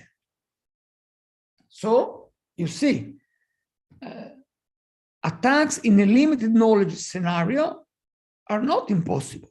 You only need to increase the strength of your attack, passing from very high PSNR to smaller PSNR. Again, here, this is another example. It is another kind of model mismatch. Training set is the same. And once again, the value of C here must change completely because the range of the logics changes from one network to the other. So it's not possible to give an absolute interpretation of C. Nevertheless, you see that when C is 0, wow, the PSNR is absolutely huge. But when the confidence increases, the PSNR decreases, it goes in the 40s, but the success rate on the mismatched network increases. It was almost 0, it goes above 80% with an increased confidence. Similarly, for the input diversity, with one iteration is already enough to improve the transferability, which is perfect when you get 5 iterations, but the PSNR is 40 dBs now. Similar results for resizing. I will go fast here. C0, no transferability. C bigger, transferability increases. Not that much in this case. It turns out that achieving transferability on resizing for these two networks is more difficult. Even when the PSNR is as low as 30 or 1028, the transferability is limited to about 64,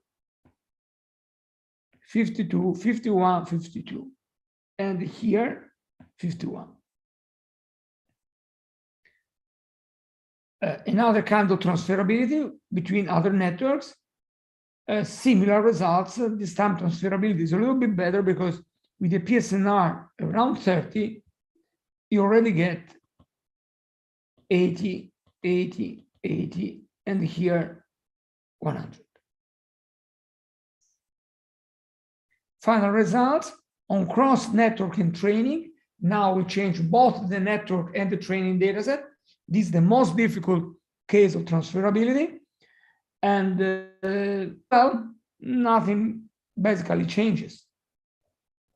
If you decrease the PSNR down to 40s, then a good transferability can be get above 80 and sometimes even in the range of 100s. So the basic way, the only way I would say, to deal with a limited knowledge scenario is trying to enforce transferability of the attacks. Here, in general, transferability is obtained by increasing the strength of the attack, so decreasing the PSNR, and there are many ways of doing that.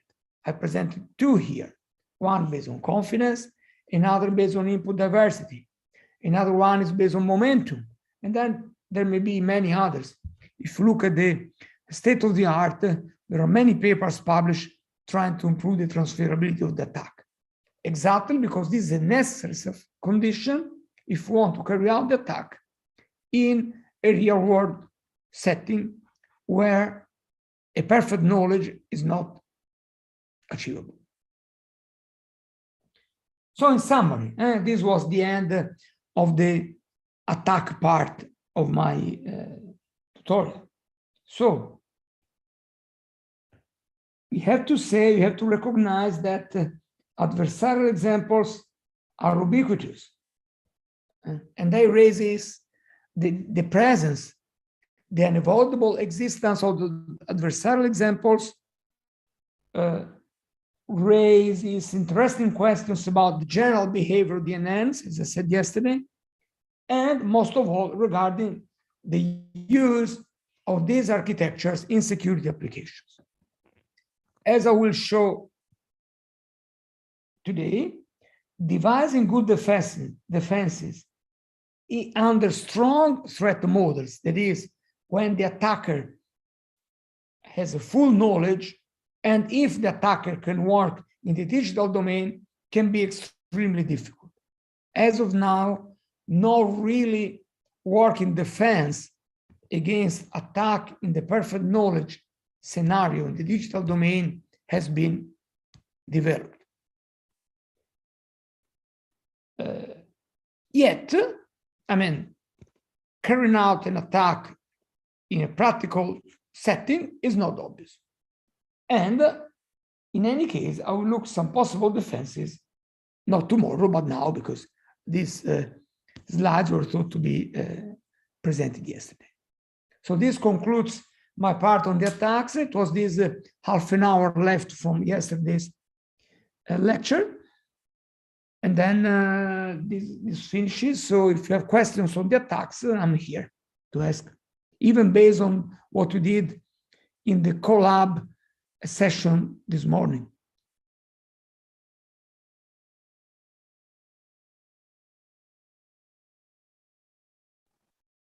Yeah.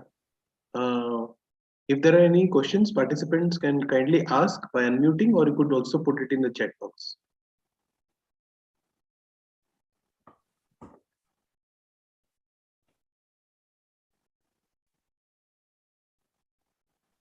Professor Barni, yes, I'm thinking that, so this transferability is possible and it may be cause of attack, means due to that attacks possible. So then it is possible to do this attack whenever we perform transfer learning, especially in the deep learning scenario. Okay, so transfer learning, I mean, the task of the network should be the same. So if I don't know, if I have a network to classify cats and dogs, and then I use transfer learning to classify birds and fishes, then, I mean, attacking a dog and become a cat, and then feeding the dog to the other network that just classifies birds and fishes does not make much sense. So at least the task of the networks must be the same. Okay. When this is the case, so for instance, suppose we have a network to classify cats and dogs, and then I fine-tune it on a better data set, so to consider even other kinds of cats and dogs, or classify cats and dogs in more, wide conditions, then, this could be a good approach. Try to attack a network after that the network has been fine-tuned, but I do not have the fine-tuned network, so I attack the original and try to enforce transferability. Okay. So that case, okay. But the task must be the case. Yes. Thank you. You have others?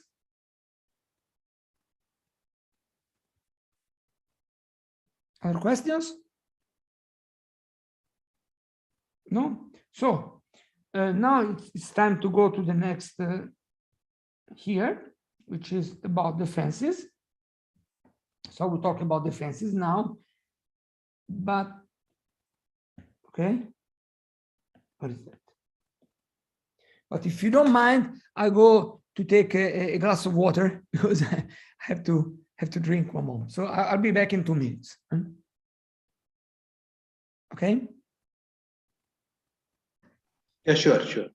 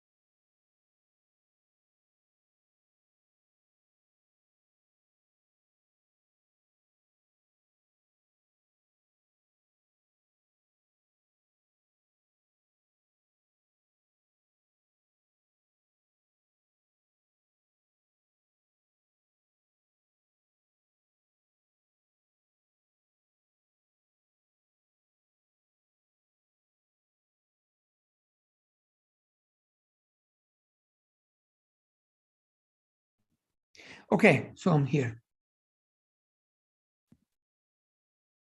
Okay, good. So let us look at defenses. I think, okay, sure. So let us look at defenses against possible attacks. Again, I will start exactly with the same motto that I used for the attacker. Even in this case, knowledge is important. That's why in the end of today's lecture, I will go back to the game theory. But for the moment, we are just wearing the hat of the defender. So for the defender, knowing about the adversary is again very important. Knowledge is again a weapon. And this is one of the best weapons you may have for your battle. And so, before trying to develop a defense, you should say, what do I know about the attack? In a game theoretic sense, this means that now the attacker plays first. I want to develop a system. I know the kind of attack that the attacker will try to apply, and then I will try to defend against this attack. When we are in this kind of scenario, so when the defender knows about the attack, we talk about adversary-aware defenses or adversary-aware detectors. Because I can build a detector that is defending exactly against a certain attack. How do this work usually? There are two possibilities. One is to look for the traces left by the attack, and then I detect against the attack. So this is a paradigm that is called attack, then defend, detect, then defend.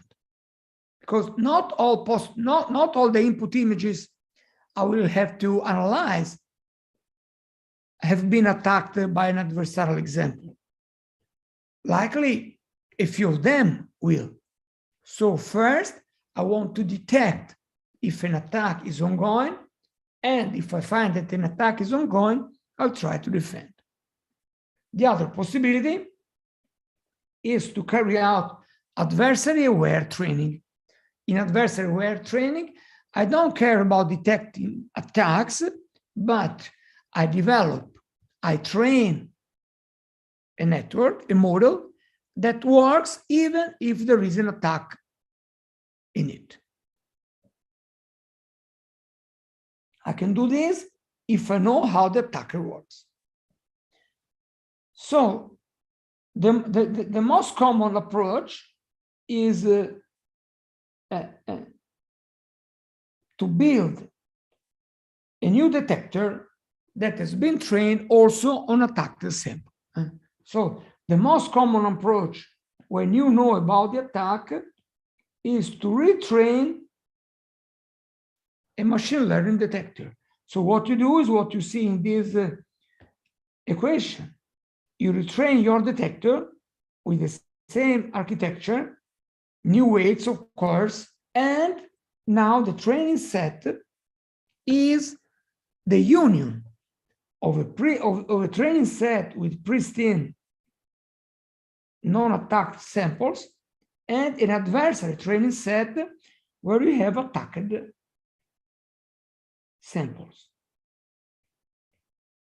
So suppose you want to implement a classifier to distinguish cats and dogs. You train your exception net, but then you know that the attacker may attack your network.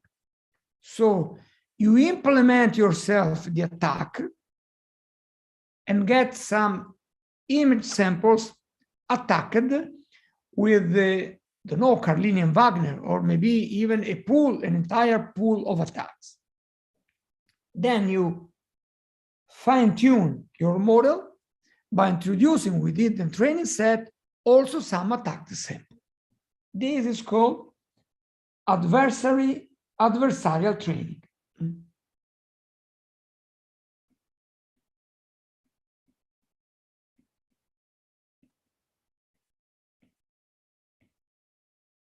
And this works. It works extremely well. It is a fact that if you train your network with attacked images as well, then your network will work very well also against attacked images. Wow, are we done then? No, we are not done. The idea is that with this adversarial training, we are exploiting the fact that we know everything about the attacker. And so, in practice, we play second, and in the end, what we do is that we exit the perfect knowledge scenario, disinforming the attacker. What happens, in fact? I have a certain F. I assume that the attacker attacks F with the perfect knowledge, but then I build a new detector, which is the adversarial trained, adversary aware detector, and this attack carried out on F does not work when it is applied on the adversarial detector. So in the end, the main trick, the main idea behind adversarial retraining is that I induce a mismatch between the attacked system and the system I'm using. This is possible if I am the last player to play. This is possible and works because in this way, I force the attacker to pass from a perfect knowledge scenario to a limited knowledge scenario, where the attacker does not know that I will use an adversarial trained detector. And of course, now you know it. You could go on and say, but what about if the attacker knows that I'm using an adversarial trained detector? What does happen if the attacker now attacks this adversarial trained detector? The attack works. This adversarial trained detector is not more difficult to attack than the original one. If I know it as an attacker, I can attack this. So if now the attacker has a perfect knowledge of this adversarial detector, the attacker can apply Carlinian Wagner or any other kinds of attack to this adversarial trained detector, and the attack will work perfectly. Then you could say, well, then I can retrain once again another double trained detector that also introduces examples obtained by attacking the first step. And then you can see that immediately you go in the cat and mouse loop. You continue patching your network, and then if there is a new attack, this new attack will work. You could say, if I go on iteratively for a long time, building a new detector, attacking it, adversarial retrain, reattack the adversarial retrain, if I go on like this for many loops, will I converge to a difficult to attack model? No. As at the time I'm speaking, so as of now, there's no evidence that iterating the attack, then retrain, then reattack loop converges to a more secure system. Even after 5, 6, 10 iterations, what you get is still easily attackable by one of the classical attacks. So this adversarial retraining works and works well only if the attacker has a perfect knowledge, if the defender has a perfect knowledge and hence the attacker does not have a perfect knowledge. This works only because it is just a way to enforce a limited knowledge scenario to the defender, to the attacker. If you can do it, this is perfect. This is a good defense. But this is not a defense against an attacker with perfect knowledge. Is this clear? Yes, Professor Barni, I have just one question. So will it not lead towards the overfitting? Too much In a sense, okay, this depends on how you retrain. If you retrain only on attacked examples, then very likely we will overfit. When you retrain, you need to be careful and retrain or fine-tune on a good mixture of adversarial examples and pristine original images. Otherwise, you risk to overfit. So we have to make the balance, that training data, adversarial as well as the actual one. Mm-hmm. Yes, sure. Okay, sure. You need to balance that. Yes. Thank you. So, as I told you, this retraining is a way to escape the full knowledge scenario. So there are other ways of doing this. Retrain is not the only one. One possibility is security about obscurity. As usually, I can try to simply hide to the attacker what network I'm using. Well, this is difficult because you know from security applications and from cryptography in the first place that is always difficult to completely hide your network, your system. Maybe what you could do, and this is another approach that has been proposed by several researchers, including my group, you could try to use randomization. You could try to randomize your classifier so that the attacker knows everything about your classifier, but the particular randomization you are using. And this is a paper that in my group we wrote 2 or 3 years ago about this approach. This is only one of the possible approaches using randomization.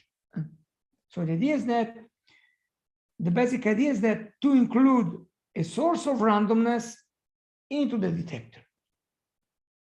And then this randomness will work like a secret key. And there are many ways of doing this. One possibility, for instance, is to randomize the decision boundary. I include some randomization in the way I make a decision. Another possibility, which is the one I will discuss a little bit more in details now, because this is the work we have carried out in my group, is to randomize the choice of the features. But let me explain what I mean here. Because randomization may work, but once again, is a trick to escape the full knowledge scenario. Because this randomization is not implemented at test time, but at training time. So this is the idea. When I train my data set, I can train several versions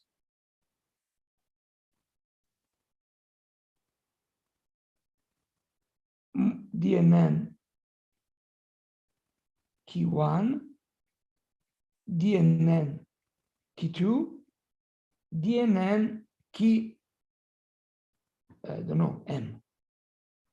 So I'm training M different versions of my DNN, so I have a pool of them. And then when I have a new sample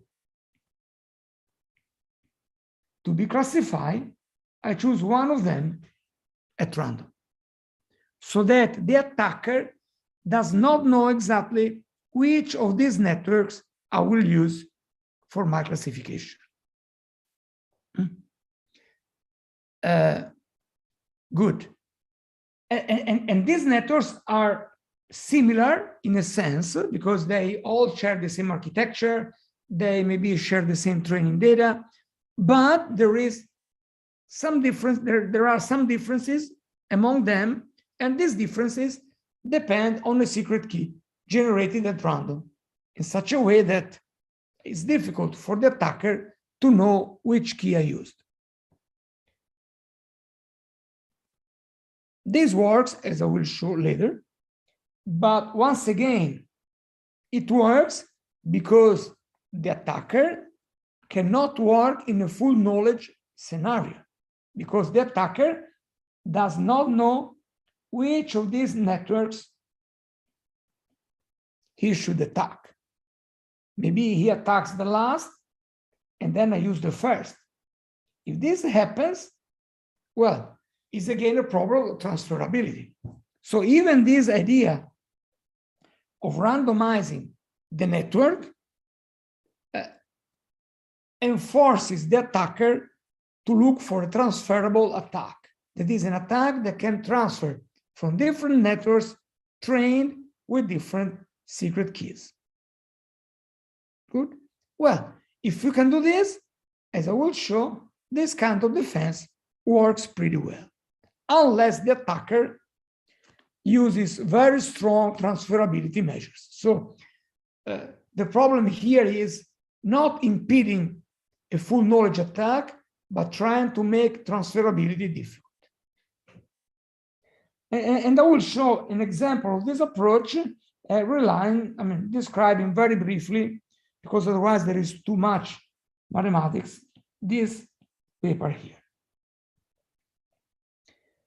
This is, so suppose we use a classical machine learning tool, for instance, an SVM. Then I will tell you a few things about how you can transfer this to deep learning.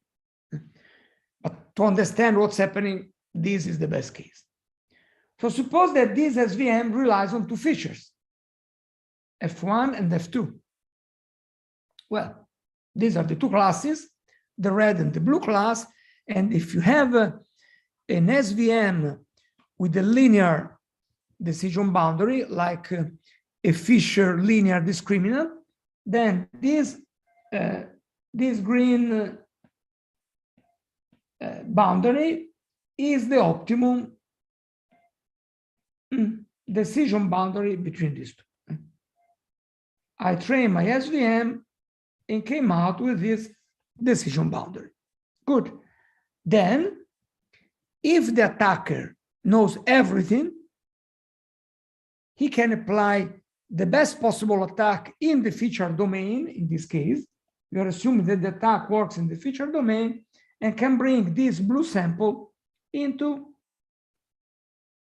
the closest red sample and to the closest point of the red class.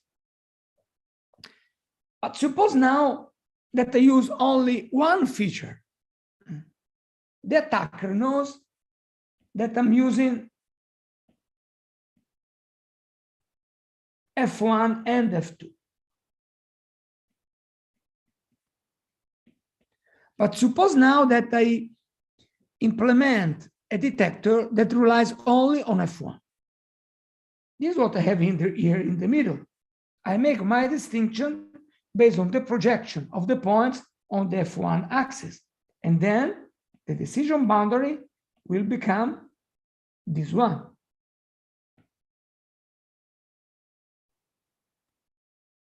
Because I only look at the X dimension. And now you see that the attacks obtained by considering a detector based on two features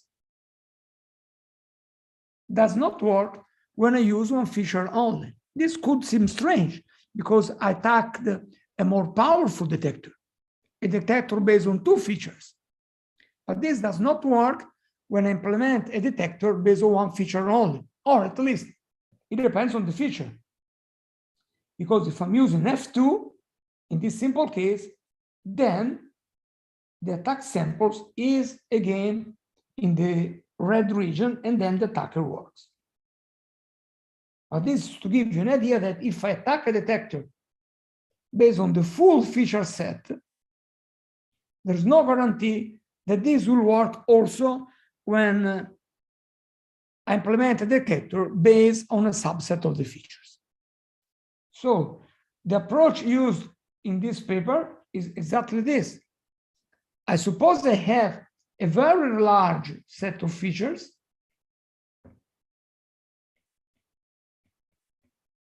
say 1,000 features, and then I build a detector based on a random subset of K features. If the attacker does not know the subset of the features, he can attack the full feature detector, but there is no guarantee that this will work.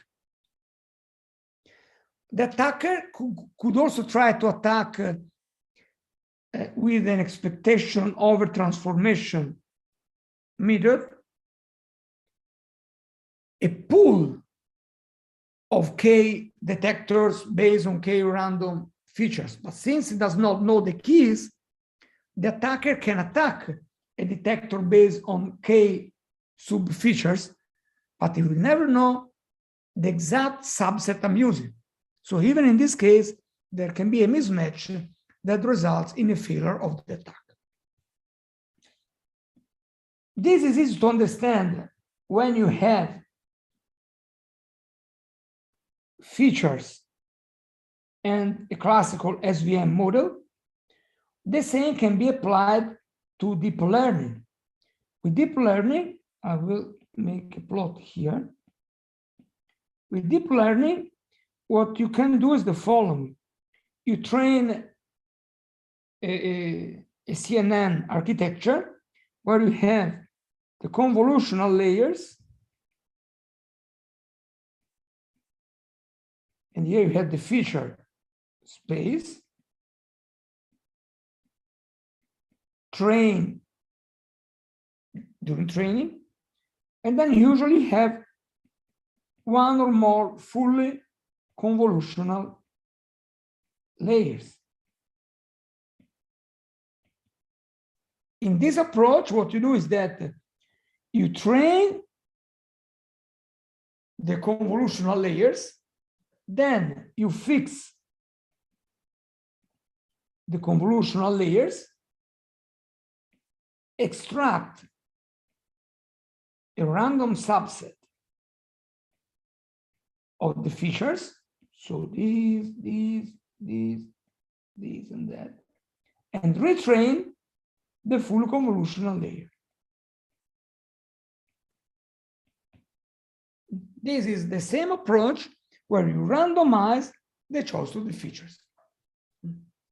Could also be seen as a dropout, but carried out at a much, much stronger level. So once again, the attacker can attack end-to-end the entire model with all the features, or a model with K sub-features, but he will never know the exact subset of features I'm using, even because the number of features usually is very large, say 1,000. If I choose, don't know, 300 features out of 1,000, the number of possible ways I can choose 300 features out of 1,000 is a combinatoric number, which is really huge. It's impossible for the attacker to guess which features I'm using.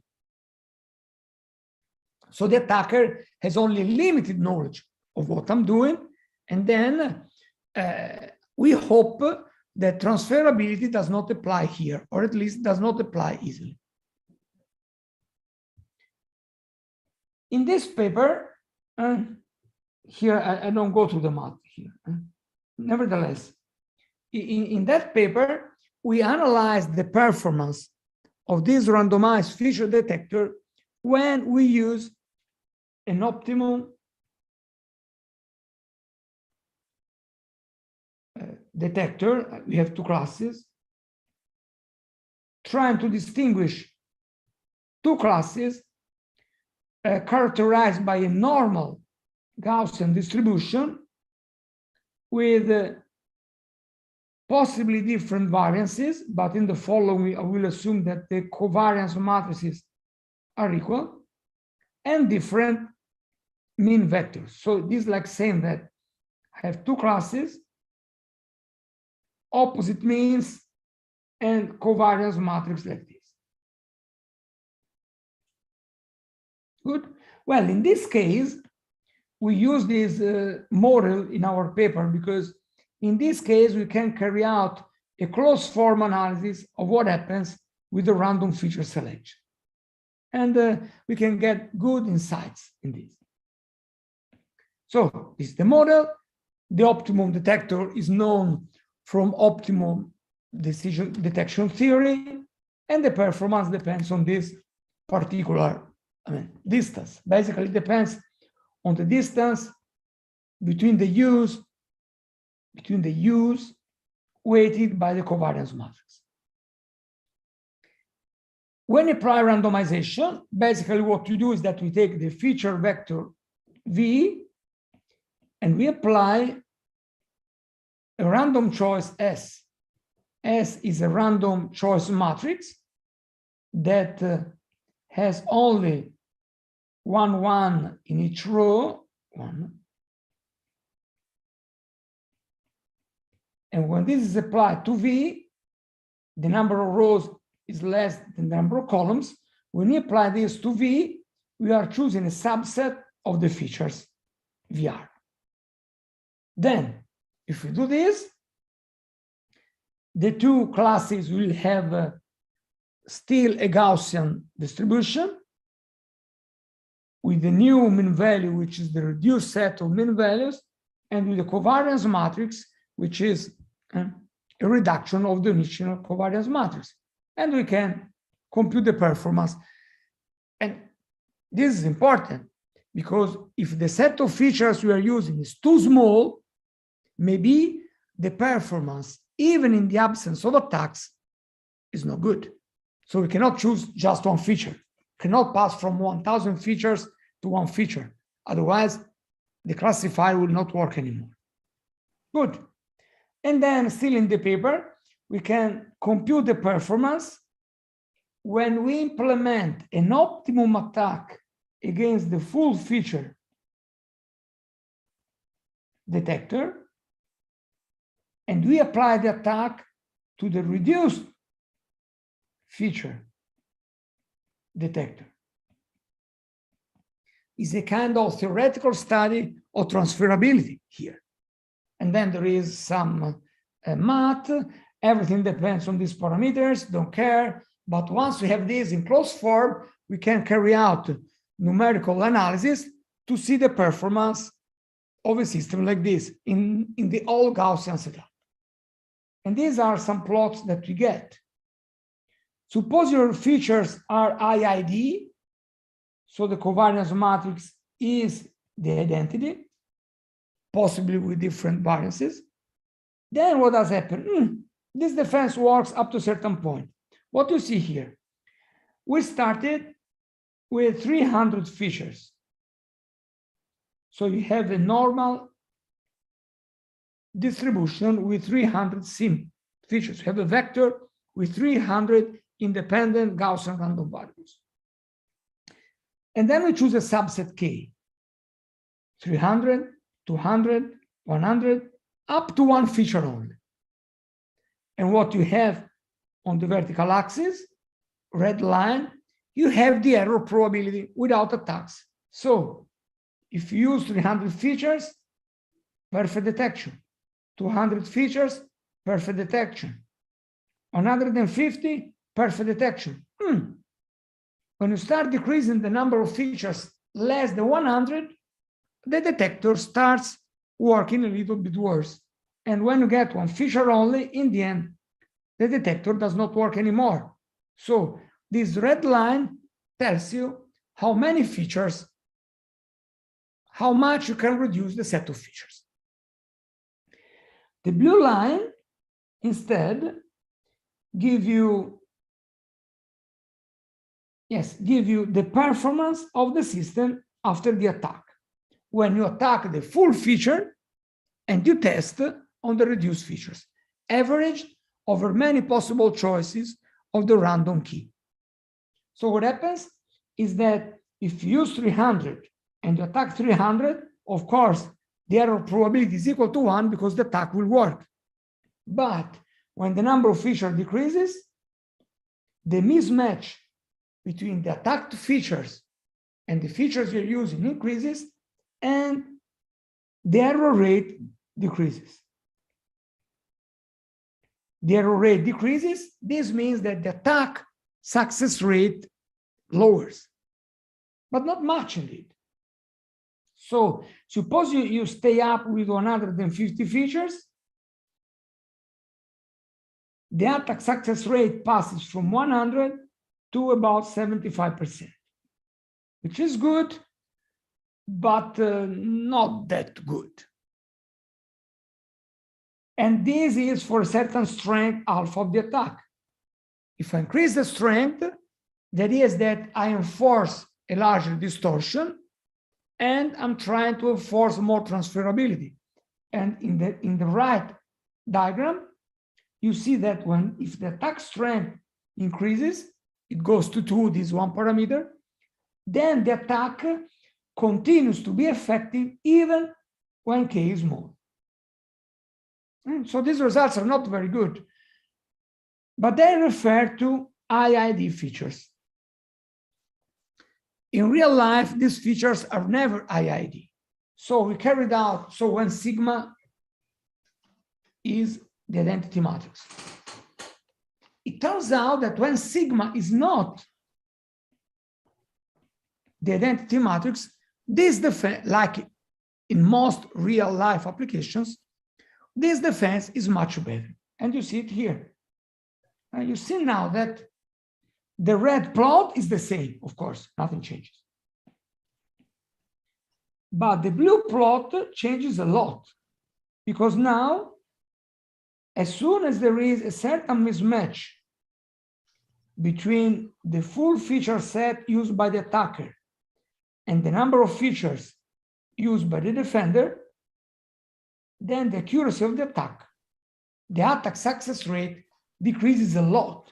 So for instance, if I use 250 random features out of 300, the accuracy of the system is still very good, red line, but the blue line is already very low with an attack success rate which is around 0.05. If I increase the strength of the attack, things go a little bit better for the attacker, but still not much. If I focus on this, 200, the performance of the attack is slightly above 10%, 11, 12%. So indeed, it's interesting, in the paper there is also a nice interpretation as to why using dependent features is better for the attack, for the defender. But I will leave this in the paper. So this is very interesting, and it shows that this could work. There is also a very nice interpretation of this. The idea is that this is the attack. It's complicated, but I mean, I will just say the important part. This is the attack implemented on the full feature detector. You can split this attack in two parts.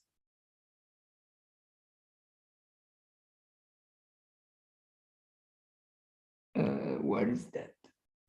This part, and if you see this part, no, one moment. You have to split. You have to split this norm in two parts. This norm can be split in two parts because this is a square norm. So this can be split into the norm times the norm.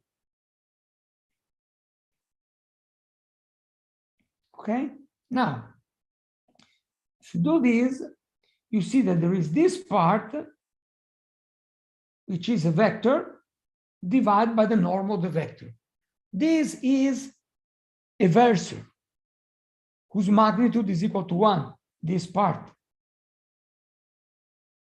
So this part here will tell you the direction of the attack in the feature space, while this part is a scalar number that will tell you the strength of the attack.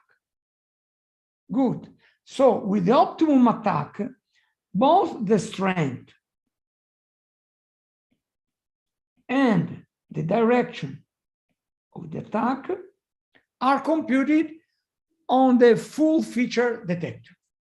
Well, it turns out that when you go to a reduced feature detector, both the direction and the strength are no more optimal, and you can see it very easily here.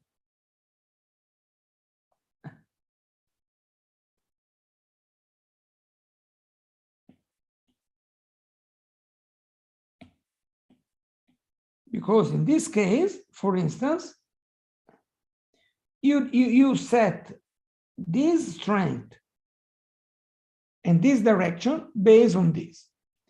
If I had used this other, then both the direction and the strength should be different. If I insist going to this direction, then I should go a little bit farther. Or I should change direction and go in this other direction. So it's interesting because this randomization enforces a strength and the direction mismatch. And here you have also the proof of this. In these plots, you have the angle between the optimum attack carried out in the full feature case and the attack carried out and the optimum attack that you should carry out in case you know the features. And you see that when k is equal to 250, there is a mismatch whose average is about 50 degrees. If k decreases, it increases. And for instance, in this case, when k is equal to 50, the angle between the optimum direction and the direction you use is about 75-80. And if you have an optimum direction and you go in the wrong direction, and this is theta, well, the really effective part will be the sides, the strength, so the norm, so call it delta times cosine theta. And if theta is close to 90 degrees, then your attack is not effective at all. So this is a very nice insight. When you apply randomization, or when you apply any kind of limited knowledge scenario, there are two effects: a strength and the direction mismatch. And the direction mismatch is the one that really counts. And I'll make another example here. I used this picture before. I want this blue. This is your sample, and the blue is your surrogate detector,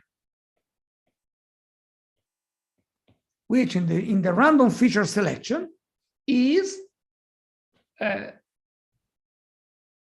detector based on the full feature set. And I said, suppose you go here as an attack. The example I gave before is the following. When you go to the target model, and the boundary changes, and going across the blue boundary is not enough. I should have gone a little bit farther. This is a kind of strength mismatch.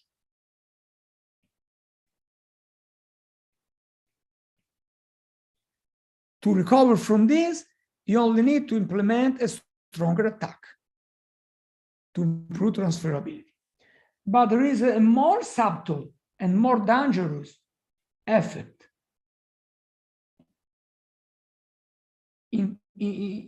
induced by randomization and this stuff. If the boundary changes direction, or maybe even worse,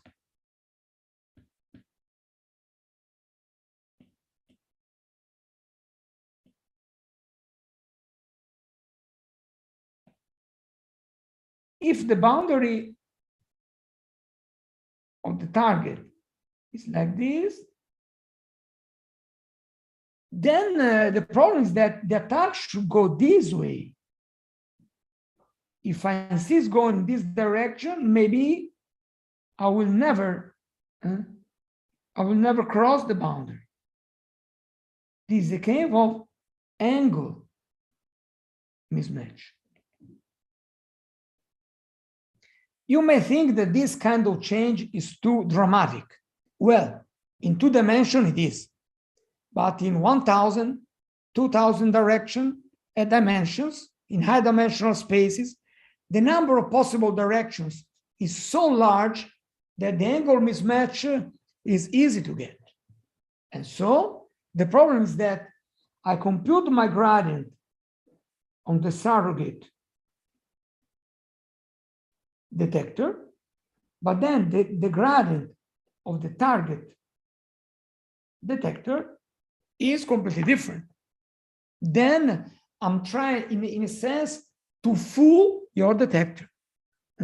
You go in one direction, your attack, you go in one direction, but the good direction will be another one. This is what is enforced by this randomized feature selection, and in the essence is what is enforced very often when you try to force the attacker to work in a limited knowledge scenario.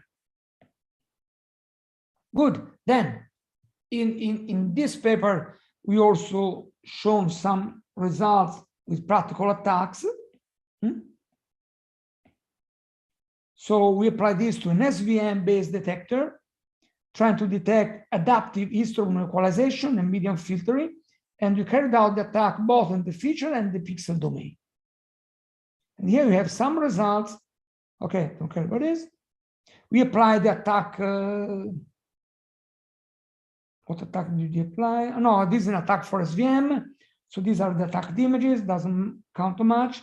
And these are the results we got. We started with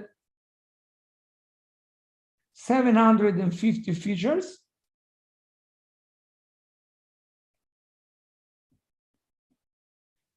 The accuracy remains very good until we work only 10 features. So these are very good features.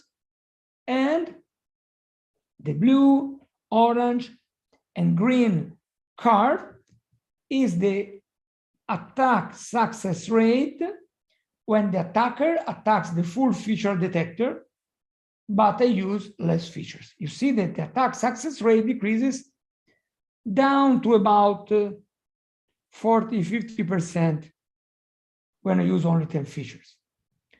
The orange, blue, and green and gray refers to different strength of the attack.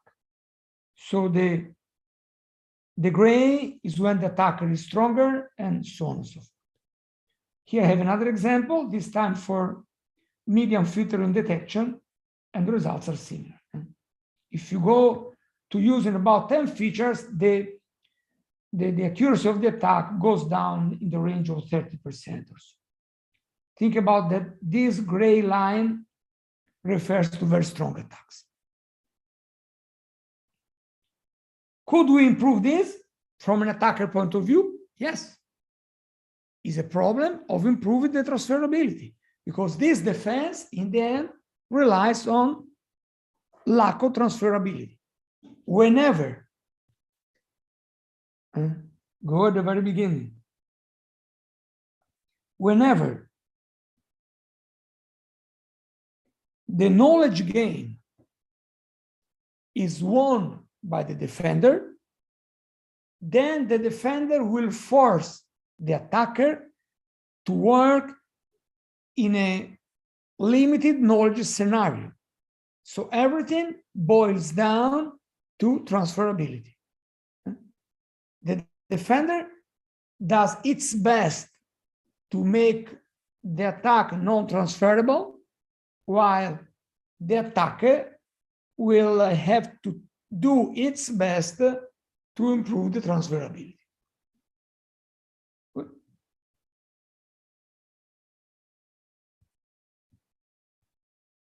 This is when you... Professor Barni. Please, question, go. Yes. Just I was thinking, you said that if angle mismatch is more, then that is more in the higher dimension.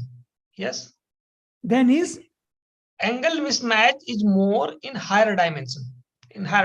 yes, because you have many more directions to choose from. Yes, absolutely. So in that case, attackers may not able to attack. Well, it's more difficult. Yes, you need to apply. I mean, getting transferability is more difficult. So you need to apply stronger and stronger attack. But so in higher dimension, it means attacks are less possible. Yes, more difficult. But we are drawing. Sure. But we are drawing that in the less dimension features, attacks are very difficult.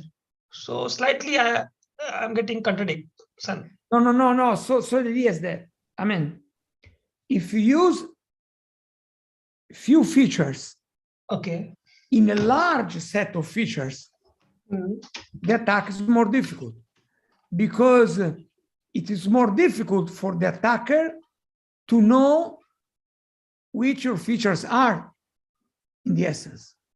Okay. But you cannot use too many. If you use too many, your detector will be wrong.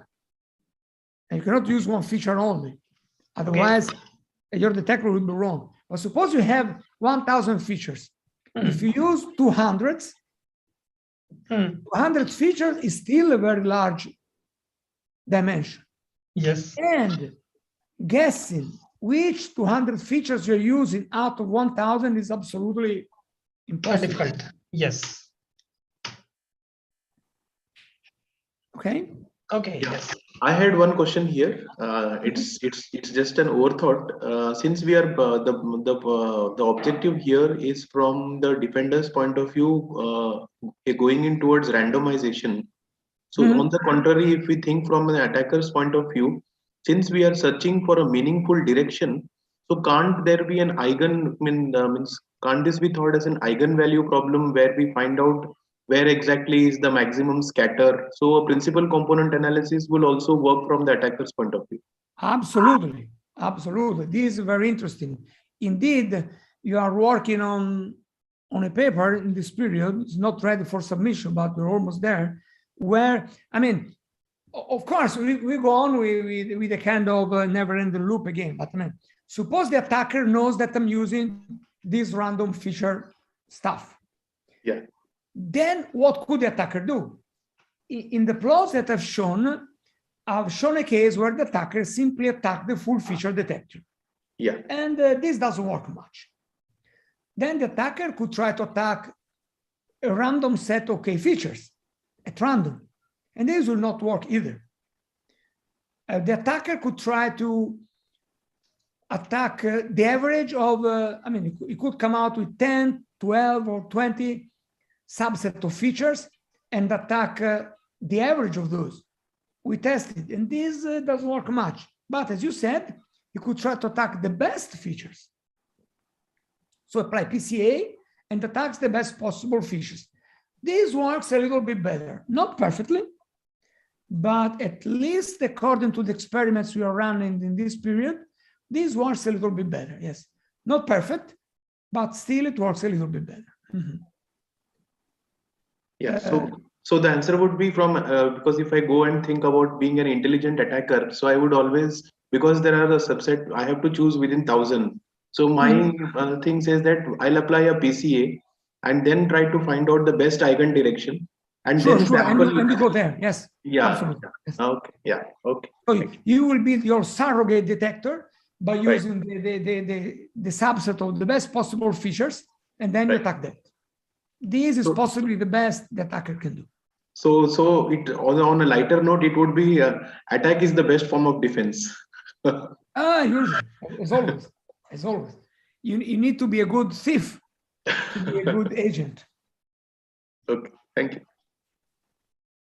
I mean, once again, this is the knowledge arms race. I mean, who knows more about the other? So you have to try to impersonate the other to understand what the other could do. And then you easily get into game theory.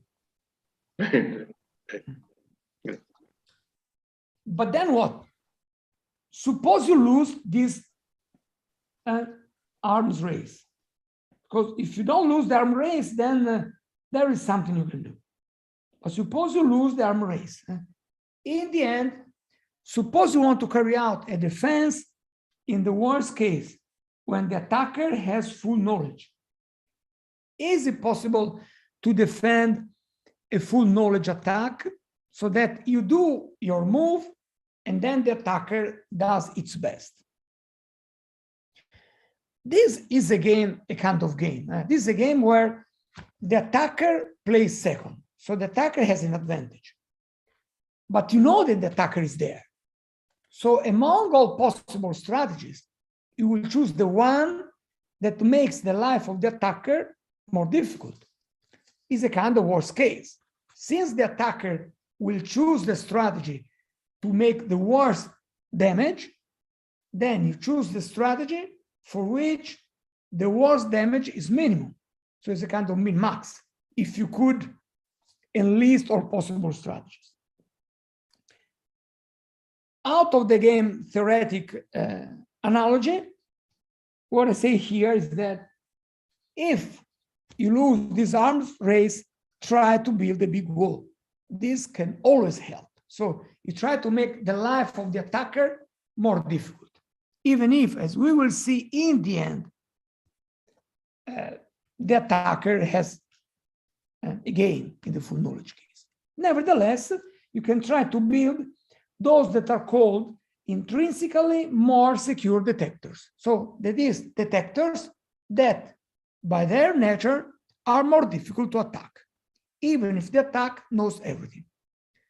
And there are several approaches to do that, several approaches proposed. All of them have been defeated, more or less.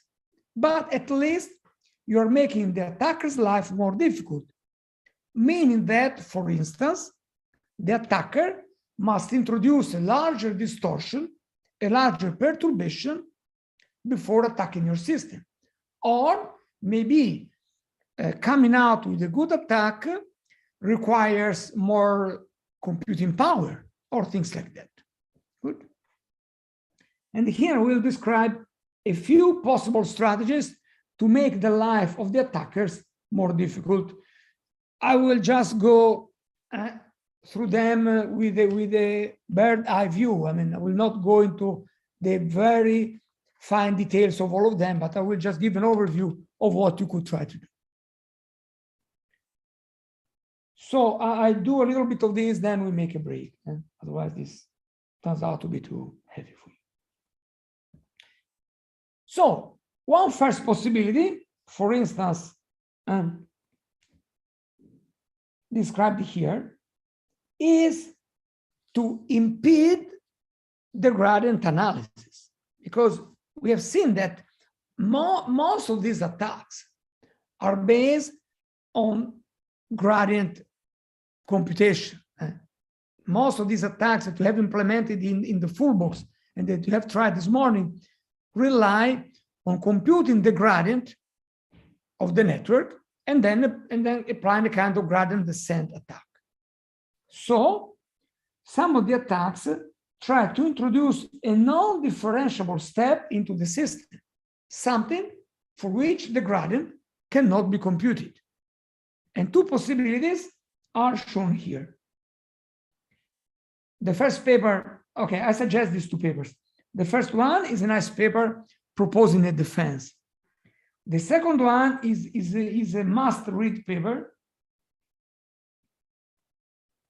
if you're interested in this topic, of course, where these three authors, including Carlin and Wagner, analyze a large set of possible defenses developed until that time, 2018. And for each of them, they propose a counterattack. And in most of the cases, the counterattack works. But it's very interesting because in this paper, they analyze a larger number of possible defenses. And so it's also a very nice overview about defenses. Nevertheless, one possibility is to introduce a non-differential step. The easiest way is to apply quantization. If you quantize the input image, for instance, well, quantization is something like this and cannot be differentiated because the gradient in zero is zero in many areas, then it jumps, here the gradient does not exist, and then it's again zero. So basically, suppose you want to implement your attack in the floating point domain. So, and focus on 1 pixel values.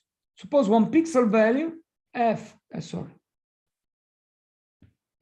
pixel values ij is equal to 0.796. But suppose that the first thing you do before inputting this image to the network, you quantize I.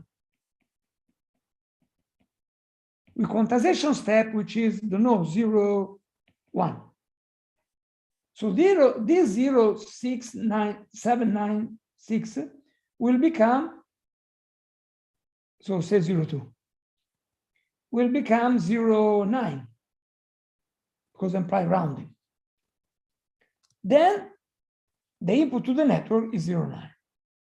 If, as an attacker, I try applying gradient to this and I modify this 0.97 a little bit, so maybe I move to 0.8, 0.78, or 0.81.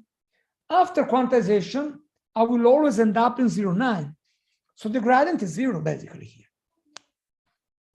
And then all of a sudden, when this becomes 0.69, this goes down to 0.5 or 0.7, something like that. So if you do this,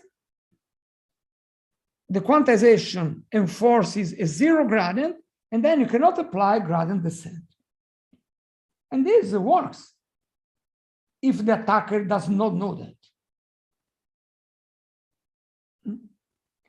There have been 2 proposals in this sense. One is quantizing directly the pixels, like when we transform these to the integers. Another one is to apply JPEG compression. JPEG compression applies quantization in the frequency domain, and hence it is also much stronger. Well, if you apply this defense against attacks that are not thought to work in this case, then these defenses are okay. If you look at this paper, standard attacks do not work anymore. But once again, if you apply an attack that does not take into account the presence of this non-differentiable step, then you're not playing a perfect knowledge attack. If you know that this exists, then your life as an attacker is more difficult because you cannot apply gradient descent as is. Still, Carlin and Wagner has proposed a new attack called backward path differential approximation that still works in this case. I will tell you, so I'm speaking about defenses, but I also say something about attacks, because I have to say attacks against defenses.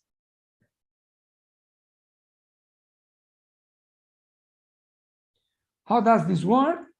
Basically, suppose Fi is the non-differentiable step in your network. Could be a layer, could be the input. Then the attacker that knows everything, because here in a perfect knowledge scenario, the attacker can come out with a differentiable approximation of Fi. In the easiest case, since Fi cannot destroy the image too much, G could also be the identity. The non-differentiable step cannot be too far from the identity. Otherwise, it changes the image too much. Then what we do is that in the backward pass, we apply the approximation because we need to know, because I mean, in iterated attacks, you have to perform several forward and backward passes. So you have your image, you compute the gradient, and you apply the gradient step. Then you go forward, recompute the gradient for this new image, and apply another step. So you have a number of forward and back steps. The idea is that you use the non-differentiable true layer for the forward pass, but in the backward pass, you use the differentiable approximation to compute the gradient. Of course, this is more difficult. It requires some more work, but if you do this, the attack still works, as it is explained carefully in this paper. So what? So what we did in the end? What we did is that we made the life of the attackers more difficult. So we tried to build a big wall, but still in the perfect knowledge case, the attack is still possible. Let me see. Okay, I mean, it is more than 1 hour and a half. So I could make the break now. What do you think? I think it's good to make this 15 minutes break now. Yeah, sure. Right? I think we'll Otherwise, take it's too tiring. So we go back at 11:30, more or less. Yeah. Okay. But if you have questions before the break, about this gradient non-differentiable step or backward pass differentiable approximation.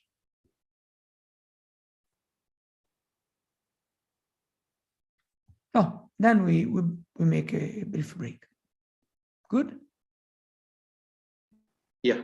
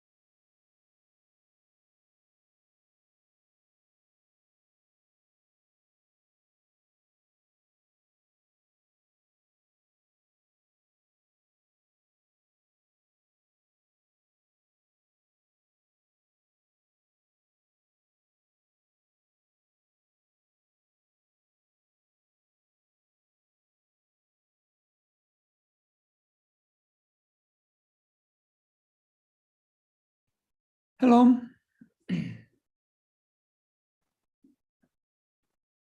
Yeah, we are ready to go. Can we go? Okay, good. So I will go through other possible defenses. One that's interesting is to use a GAN or other means for denoising. Because once again, denoising can be seen as a way to remove the perturbation introduced by the attack before feeding the image to the network, because this perturbation can be seen indeed as a kind of noise. So if I have a denoising method, if I apply denoising prior to feeding the CNN with this image, then the perturbation is possibly removed. So any kind of denoising can be used for this purpose.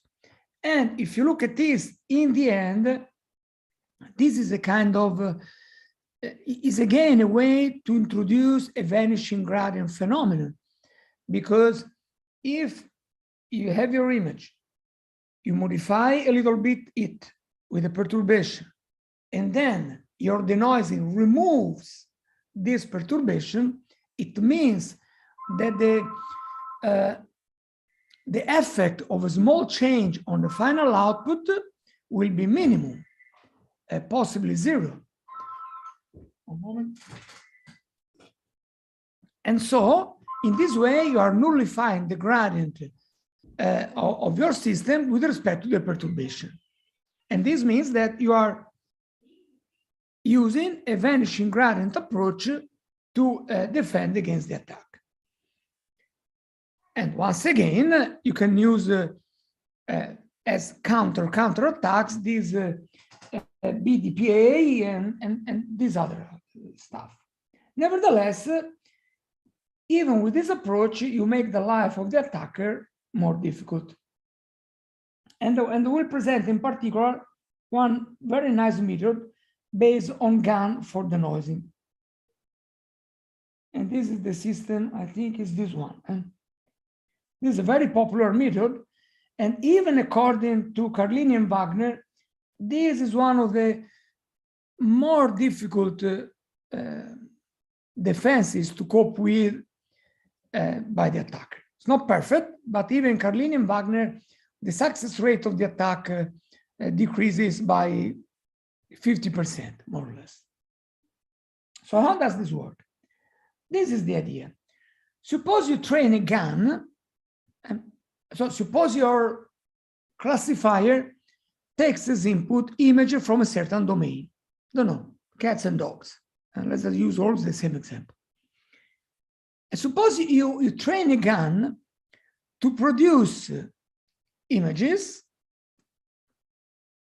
in the input domain of the CNN, that is cats and dogs. And suppose you train a GAN on clean samples without the attack. The basic assumption here is that this GAN, since it has been trained on clean examples only, the basic assumption is that every image produced by the GAN will not contain adversarial examples.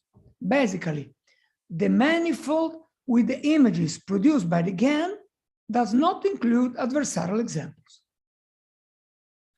So, when you have an image X to be, how can I say, to be classified by your classifier, you do the following.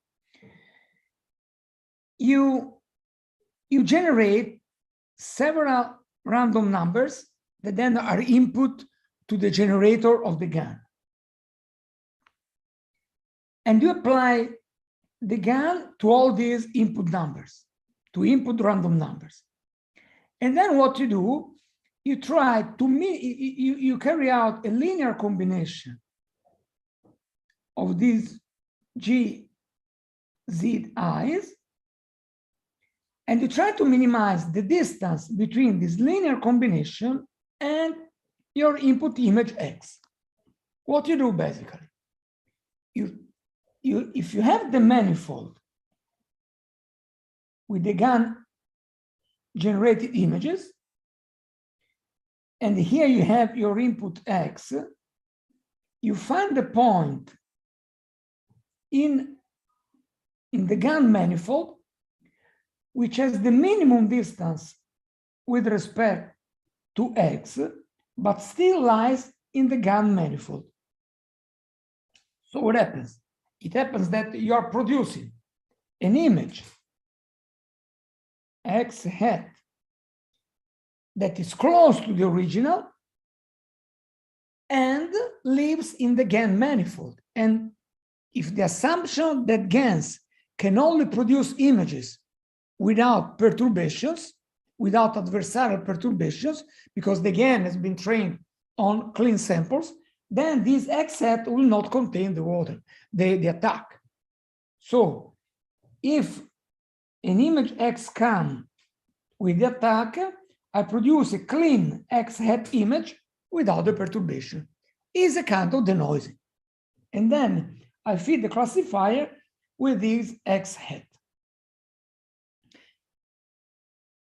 This method works pretty well. Attacking this is difficult because this part, even if the attacker knows exactly this part, inverting this part and back propagating the output of the classifier to X through this part is difficult because this part is quite complicated. It is possible to do this. It has been done, but the attack comes out to be pretty complicated and not always effective. Why it is not perfect as a defense? Because the assumption that the output domain of G does not contain adversarial examples is not completely true. Because even if the GAN has been trained on clean samples, there is no guarantee that taking a proper combination of the inputs will not produce an image that contains some adversarial perturbation. But this is something that is very interesting method, very clever, and provides some more robustness against these attacks. Okay, these are counter attacks. Another possibility is randomization. Here I have to be careful. It's not the same randomization I talked to you before. Here, I'm not randomizing. This is wrong. Let me cancel this out.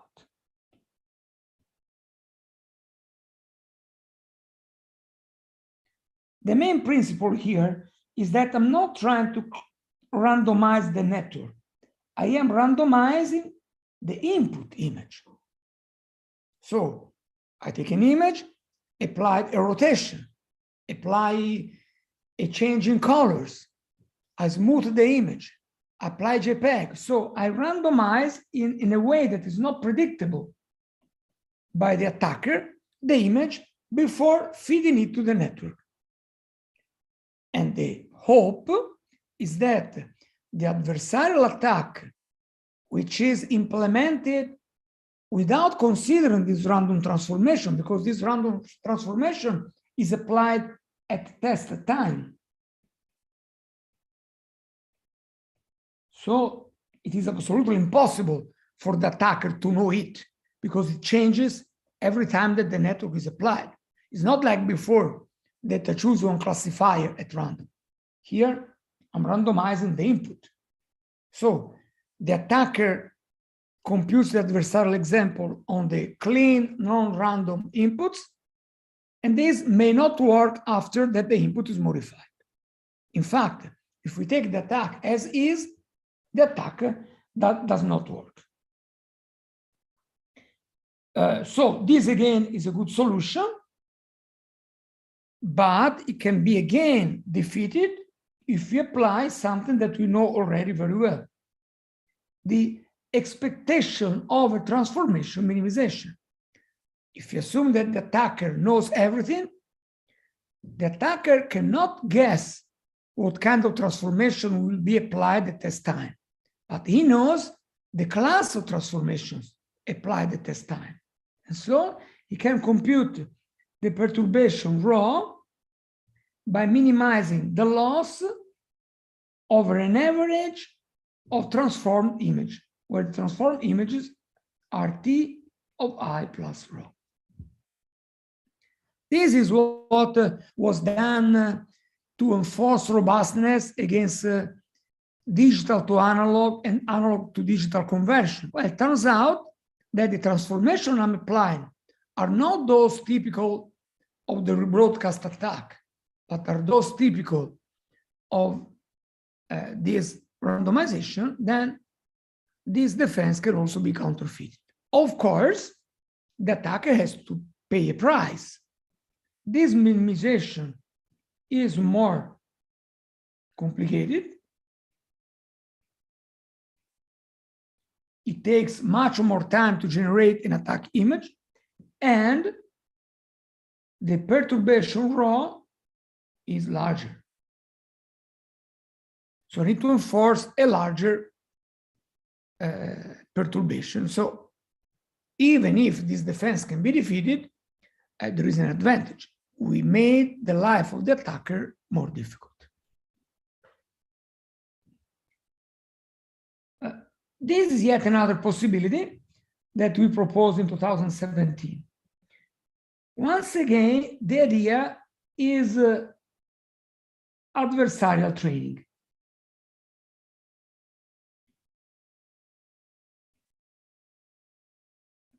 But since we cannot assume that we know the exact attack applied by the attacker, because here we are under the assumption that the attacker wins the knowledge battle, we retrain under what we called the most powerful attack. There is that if we could, we can't indeed, but if we could devise an attack which is the most powerful ever, if I am able to resist this attack, I could resist also other kinds of attacks. And so consider this example here. The attacker wants to turn the green points into the blue region. The solid contour is the boundary of the original detector. Then I have this most powerful attack that brings the green point well inside the blue region. Suppose here. They will never be equal to the blue points. Otherwise, this means that a cat looks like a dog. And then, of course, we'll misclassify it. But close enough. If I retrain my classifier to the dashed line, this is the new classifier, then the blue dots will be enclosed more carefully, and attacking a classifier whose region is given by the dashed line is more difficult, because this dashed line encloses more tightly the class I want to defend. Of course, this is not perfect, because as I said, even this dashed line classifier can be attacked by adversarial examples. Still, attacking will require more power. The other problem is that this most powerful attack in practice may not even exist, or there's no way that we can find it.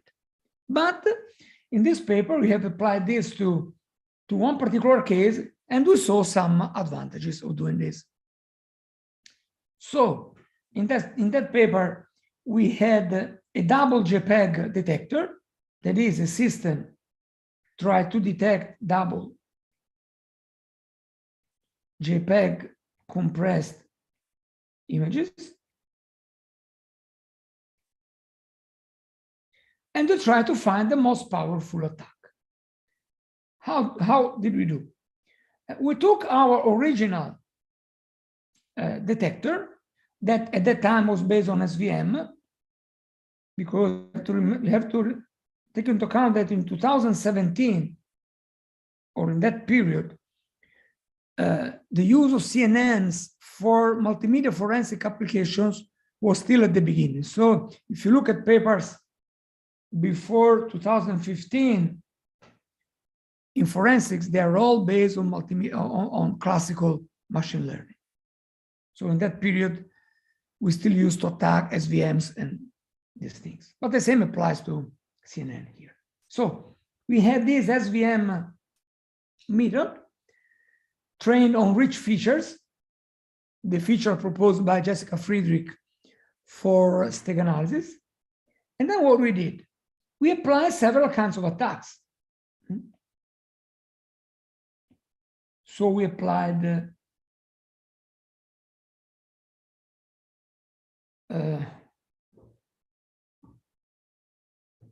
is NPA? No, this is wrong, I don't know. Anyhow, we applied attack in 17, which is an attack proposed by STEM in 2010. We apply wavelet denoising, median filtering, copy move. We applied local contrast enhancement, resizing with different interpolations, rotation, carving, blurring, mirroring, cropping, zooming. So we applied many. And we looked for which of these transformations resulted in the lowest accuracy, so the one that was more harmful against the detector. And these are the two cases. So we said that the attack in 17 by STEM and resizing with bilinear interpolation, no, bilinear cubic interpolation, were the most powerful attacks. Resizing with dithering. And then what we did, we retrained our classifier also with images attacked as in 17 and with bicubic resizing. And these are the new results we got. Of course, robustness against these two attacks improved a lot. It was very small and now it improves. This is obvious because we tried to improve robustness against these two particular attacks. But if you look at the entire table, we got better results also on all the others. So for instance, here we had 0.70, 0.58, 0.72, 0.6, and here now we have 97, 92, 92, 99. So indeed, defending against the most powerful attack also improved the capability to defend against other attacks.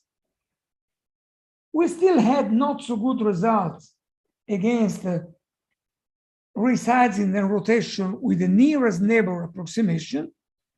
So we fine-tuned also against nearest neighbor interpolation. And in the end, we were able to obtain good results also against these two, possibly losing a little bit against the others. But with these two retraining steps, we were able to find good results for an entire class of attacks without having to retrain on all the attacks together. This was an SVM, so adversarial examples did not exist in that case.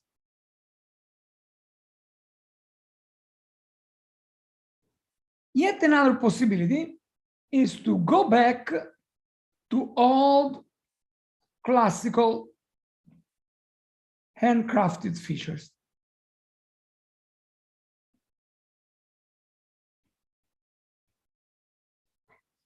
The reason, and here I have an example, the reason is simple.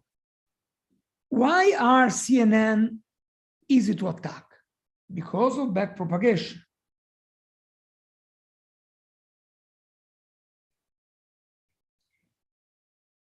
And backpropagation applies to both the fully convolutional layer and the fully connected layers and the convolutional layers. So here we have the convolutional layers, here you have the features, and here you have the fully convolutional layer. Here we have the input sample. But there's a reason to attack because we can back propagate the result to the input.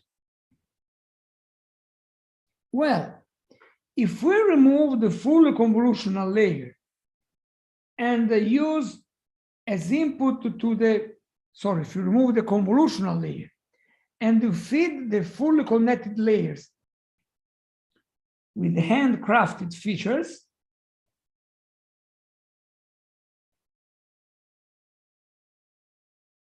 that are computed from the input image, very often handcrafted features cannot be backpropagated because they are based on things like edge extraction, SIFT key point detection, histogram computation, and all these handcrafted features usually cannot be backpropagated. So while it remains easy to carry out an attack in the feature space here,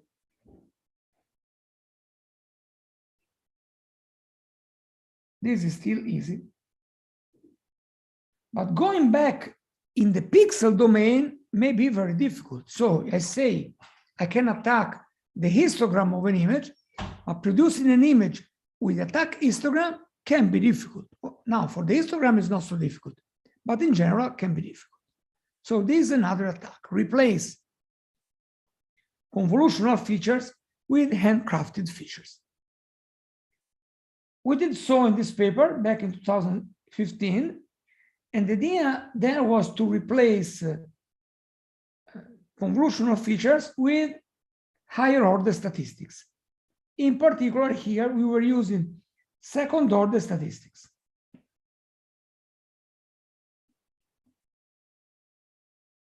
These are the so-called co-occurrence matrices.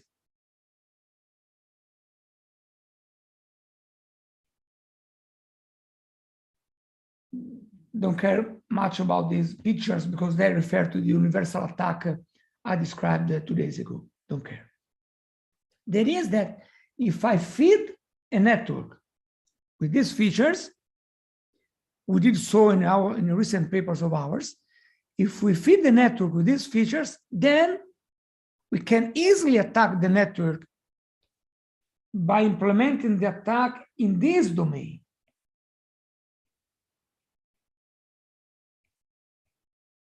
But once I have the attack, the co-occurrence matrix, finding an image which is close to the original image and whose co-occurrence matrix is the one we want is not easy. And concurrence matrix computation is something that cannot be backpropagated because there is no gradient for that. And so this could be a good defense. In principle, it works very well. Is this perfect? No, it's not, but it can help. It is not perfect because what one could do is that you could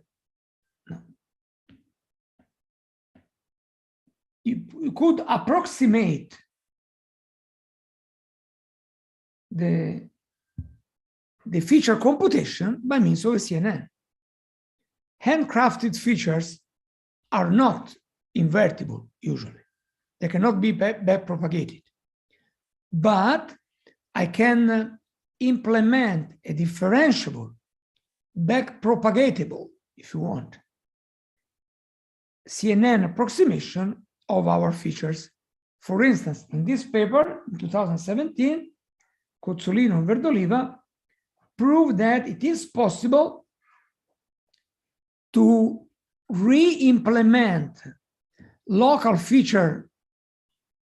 descriptors, for instance, also these matrices, by using a CNN. It's not exactly equal, but it's a good approximation. And then attacking this instead of the network with the handcrafted features is pretty powerful. Nevertheless, the life of the attacker is more difficult now. Now I have another topic here. So if you want to ask anything about the things we did so far, please don't be afraid to interrupt me when you have anything to ask. Good. Another possibility. Another possibility is to use one-class classifiers. What is a one-class classifier? Well, when I have two classes, like here, the red and the blue, and I want to distinguish the red and the blue, what we usually do is that we develop a detector for which the boundary and the detection regions are open regions. Everything on the left is blue, everything on the right is red. Even if I move very far on the right, and even if I move very far on the red, if I have a point here, this triangle, very likely, is not a blue, but it's not even a red. Because maybe I want to classify cats and dogs. These are cats. These are dogs. What if I show to the network a horse? Maybe, I mean, the network has to decide between cat and dog. I give a horse, and maybe the network will say that this is a cat. If I give you a car, maybe a car is classified as a dog. Who knows? This could be a car. Well, and the reason for this is that with the two-class classifier, the decision regions are open, unlimited.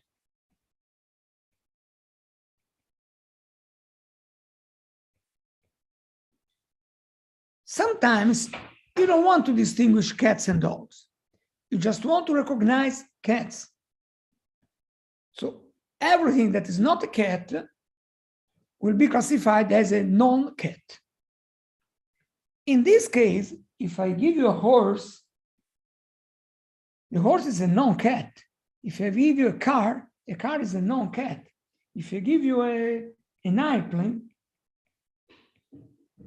the airplane is not a cat. So if what I want to do is to only distinguish one class of objects, we have a so-called one-class classifier. And in this case, you can already imagine that the boundary of the region I will obtain will be a closed boundary. Because I want to enclose as much as I can the set of the only class I know, dogs, for instance. Well, you can imagine that if this is the case, modifying an image so to make it look like a cat or a dog, that is, and suppose what I haven't said here are cats. If I want to modify an image, for instance, a dog, or an airplane, or a car, and I want to make it look like a cat for the classifier, life is more difficult here. Because, for instance, if I had this blue point here, in the two-class classifier, I only need to travel this small step, because there will be a point across the boundary that is not populated by cats, but that is classified as a cat, rather than going in the closest point in the one-class classifier, because this is a closed set, and I really need to produce something which is similar to a cat. It cannot be something that doesn't look like a cat, doesn't look like a dog, but the network classifies this as a cat. Entering the one class is easy, is more difficult. Of course, exiting the class will be more difficult now. But if the goal of the attacker is to enter the closed class, then attacking one class classifier is indeed more difficult. So if your application allows the use of one class classifiers, go for it, because it can be attacked, but it's surely more difficult to attack. Yet another possibility that is often mentioned is the use of ensemble classifiers. You could say, if I have several classifiers distinguishing cats and dogs, and I apply all of them, and then I fuse all the scores at any level to come out with the final decision, well, the first intuition is that attacking this kind of ensemble classifiers is more difficult. Because usually attacking only one classifier is not enough. Because suppose I use a majority rule and I want to classify a cat. If all the classifiers says cat and one of them has been fooled to say dog, then by majority rule, I will stay cat. Usually attacking only one of them is not enough to attack the entire ensemble classifier. Well, what I could do, I mean, well, first of all, this is not necessarily the case, because it depends on the fusion rule. If you want to use an ensemble classifier, the fusion rule must be implemented very carefully. Otherwise, you may inherit the weaknesses of the classifiers rather than their strengths. We want that attacking the ensemble is as hard as attacking the worst, the most powerful classifier, not the weakest. But if you don't design well the fusion rule, you may end up also having a system where attacking the ensemble is easier than attacking the single classifiers. But if you design your fusion rule properly, then it's okay. Then you can try to improve the security in this way. Even because the attacker cannot attack each single classifier by itself in an iterative way, because I can come out with an adversarial example for one. If then, starting from this, try to come out with an adversarial example for two, it may be that this new adversarial example does not work anymore for the classifier one. So iterating the attacks on all the classifiers usually does not work. So using ensemble classifiers could be another way to raise the bar against the attacker. Still, in the full knowledge case, it's not so obvious, because you could treat this as a black box. You have an output, you have an input. If this entire black box is back propagatable, if you can compute the gradient easily of the output with respect to the input, even if you have many classifiers, this doesn't mean anything. An adversarial attack may still exist. And in fact, this analysis is carried out in this paper. I'll come back to this later. Nevertheless, again, the goal here is to raise the bar. And I have one example of this. In this paper, 2020, we developed what is called a 1.5 classifier, which is a particular example of ensemble classifier that tries to get the advantages of both one class and two class classifiers. The idea is the following. I have a sample at the input and I extract some features. If, as in the implementation that we did, these are classical SVM-like classifiers. If these are implemented by means of CNNs, then the feature extraction is optional and you can feed directly the classifiers with your image. Then what we do? We train two-class classifiers trying to distinguish original and manipulated images. Remember, here we deal about multimedia forensics. Then we also build a one-class classifier for pristine, non-manipulated images.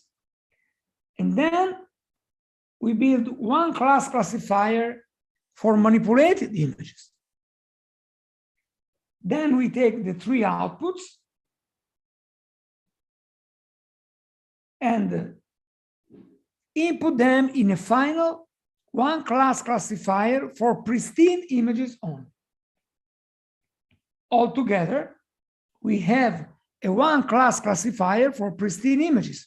So everything that it is outside the one class is supposed to be manipulated. So let me try to give a pictorial example of what we are doing here.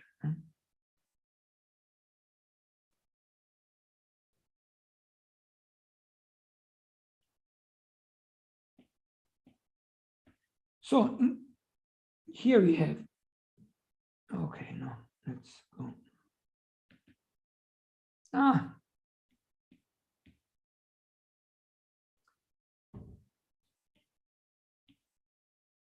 had to cancel everything again.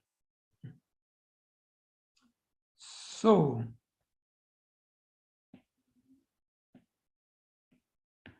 suppose you have some red points.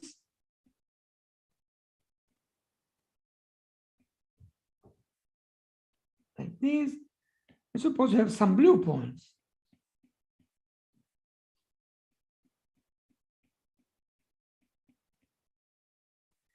The two-class classifier will come out with the decision boundary, which is like this. The point is that this is an open boundary, and we don't like it. If I have a one-class classifier for the blue, the one-class classifier does not see the red, and so it will come out with something like this. It is a closed set, but it has some red points inside. If I design a one-class classifier for the reds, I come out with this. Sorry, it's too bad. Which is a closed set around the reds, but I have some blue inside. While what I would like to come out with would be this one, if blue are the pristine. A one class circling and packing well together the blue and only the blues. Okay, here I had the same example, sorry. So this is the two class, you see, have a good classification, but there are empty regions. So this red can be attacked easily.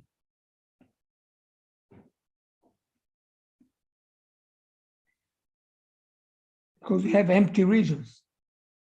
Here you have something that surrounds the blues, but you cannot get rid of this red in the middle. While with the 1.5, what you want to do is something that surrounds the blue and only the blue with a closed set. So that now attacking the green, the red triangle is more difficult. If you want to attack this, now I have to travel a long way. But at the beginning, I could simply go here. So the idea is that this should retain the group properties of one and two class classifiers, and in particular, the good discrimination capabilities of the two class, because the two class is better in discrimination, because you see examples of the two classes. But the close bound of the one class, which is better for security. We implemented this, trying to detect adaptive histogram equalization, or resizing, or medium filtering. We did everything on the RISE dataset, and we implemented this with an SVM trained on spam features. Spam features are something like 1,000 features. This is what we get for the two class classifiers. The red are manipulated. In this particular case, it is resizing. So the red are resized and the blue are pristine. They can be distinguished pretty well, but the pristine are scattered. Here you have the one class classifiers for manipulated and for pristine and for resized. The one class classifiers are good because they have a close boundary, but you see that classification accuracy here is pretty bad. But when you put together the result of 1, 2, and 3, and train another one class classifier, you have a very good discrimination capability. You can distinguish very well between the red and the blue. Both of them are not spread at all, and the boundary of the pristine region is bounded. So if I have something that is not pristine, that is resized, and I want to bring it within the pristine region, this is difficult to do. And this is the proof, if you want. Here I have resizing, medium filtering, and local enhancement. We try to attack the two class classifier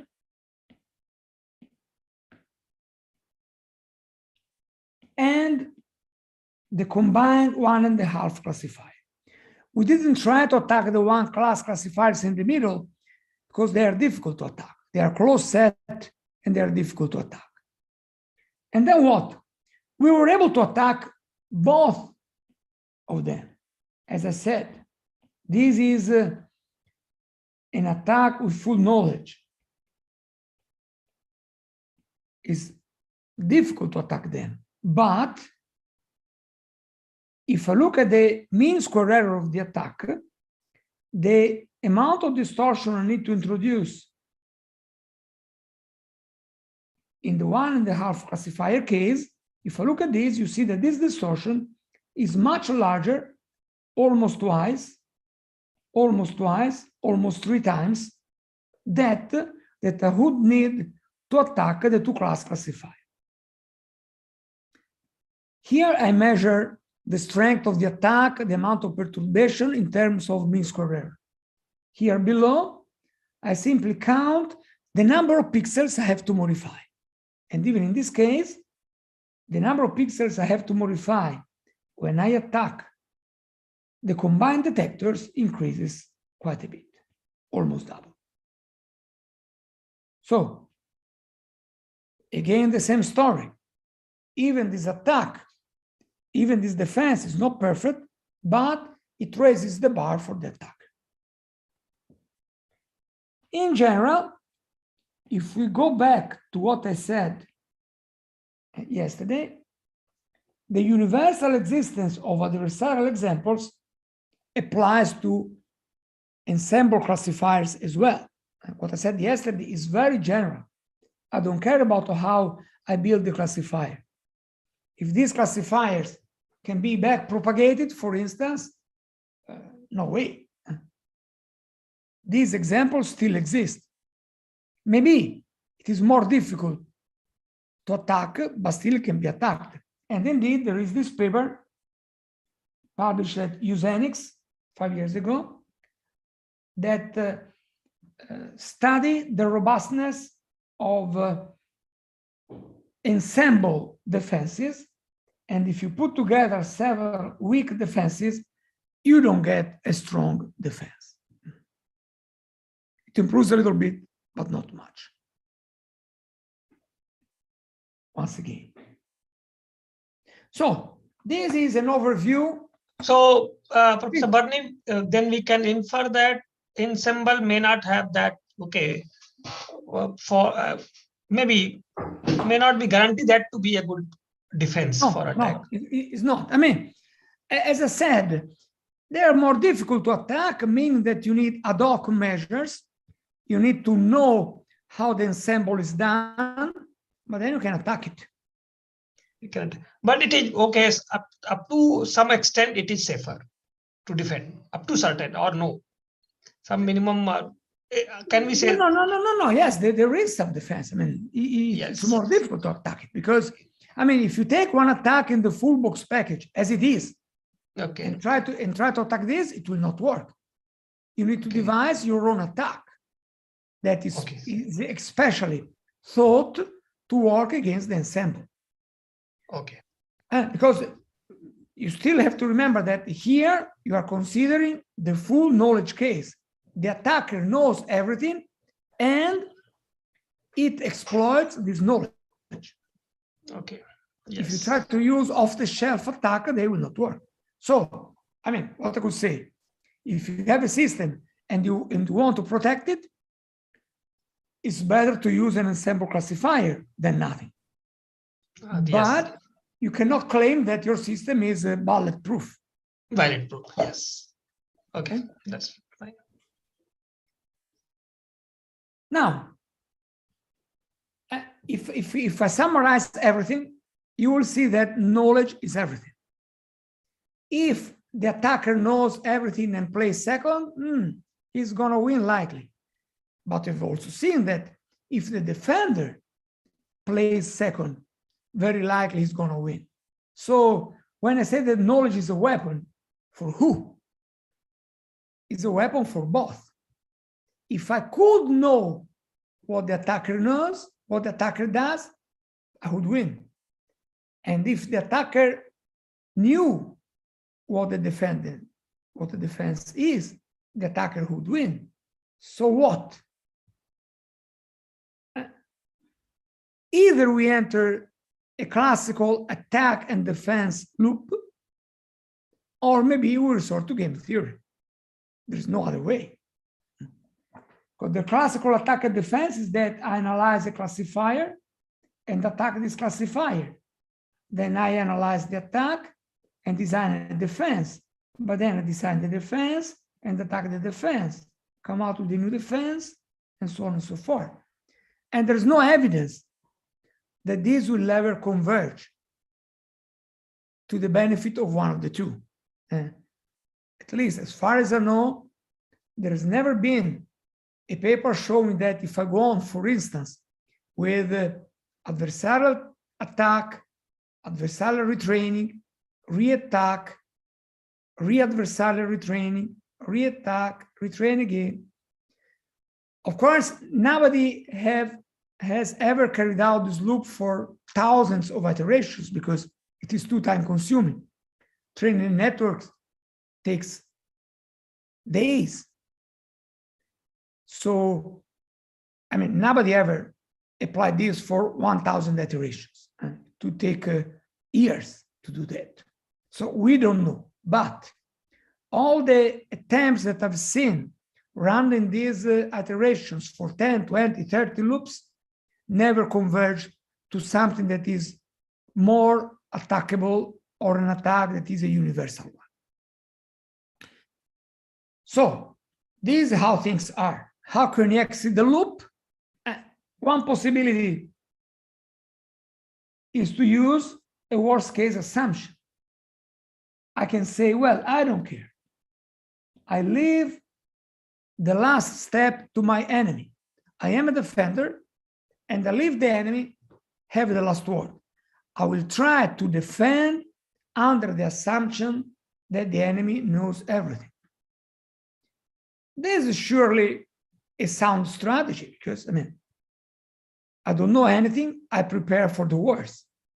Still, it may be too pessimistic. I may reach the conclusion that the attacker always wins, or I can implement too heavy defenses, assuming that the attacker is omniscient. So the only other way to exit this is to use game theory when it is possible, because using game theory is not always easy to come out with a good analysis. But there's no other way.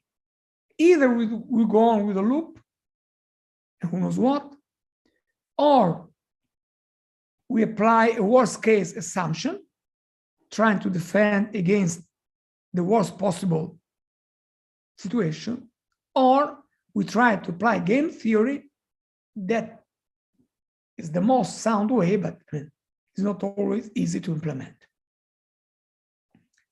So once again, adversarial machine learning and game theory would be again a perfect fit, even if, putting all the ideas that I have described today and yesterday in a game theoretic setting is not easy.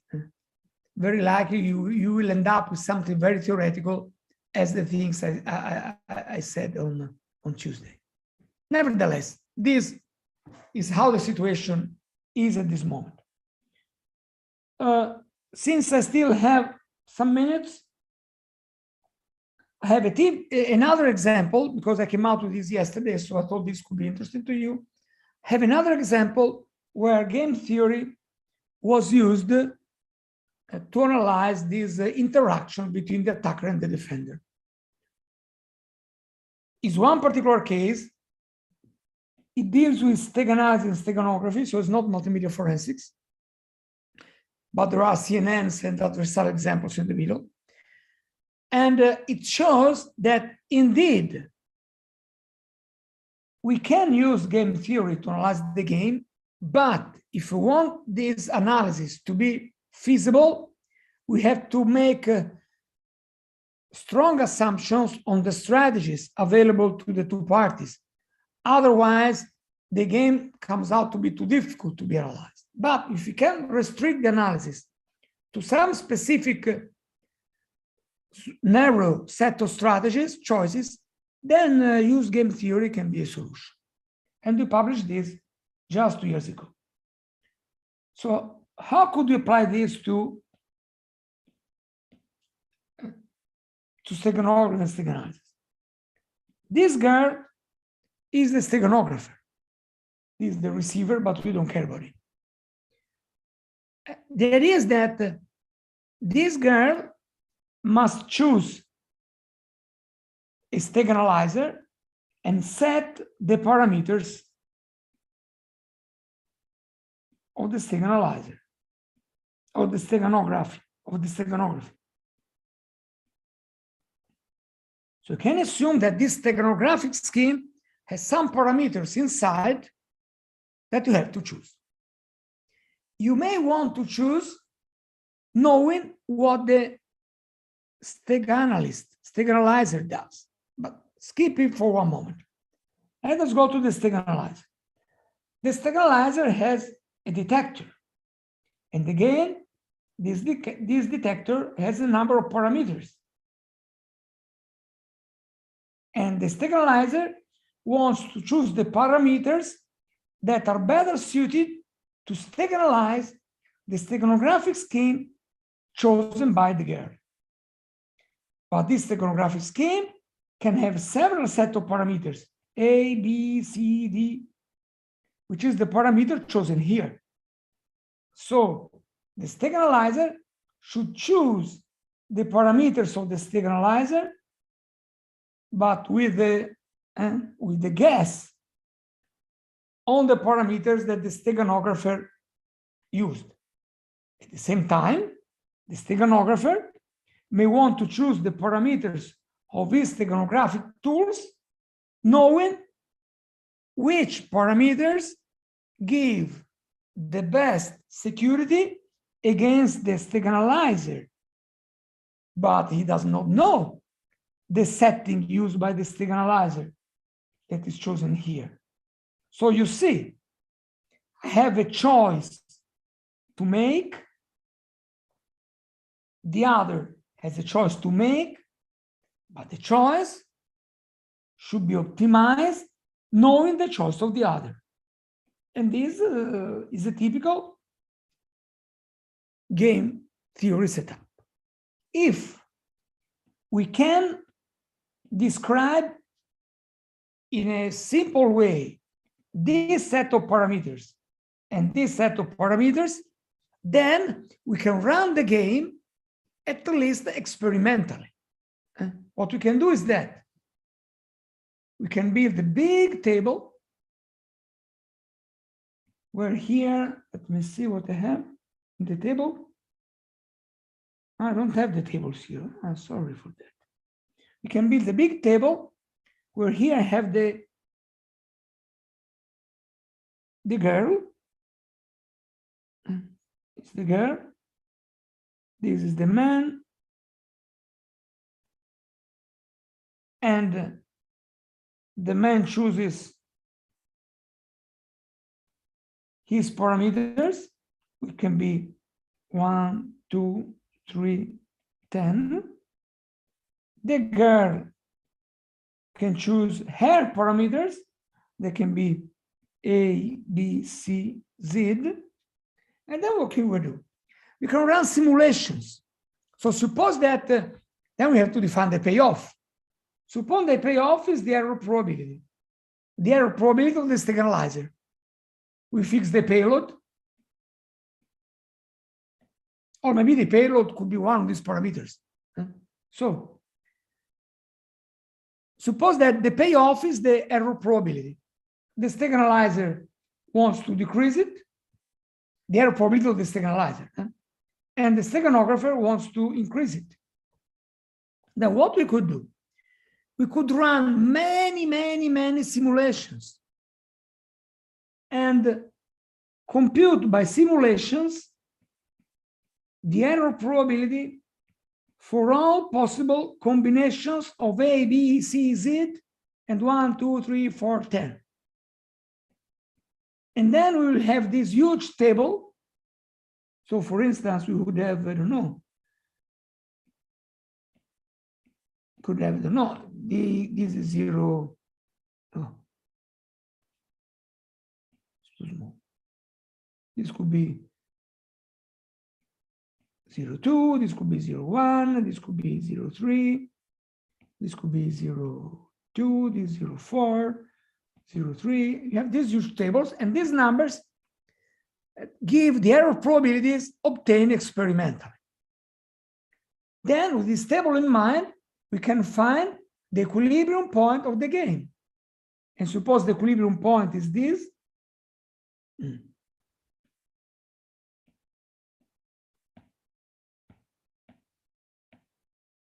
If this 0.3 is the equilibrium point, then depends on the kind of equilibrium.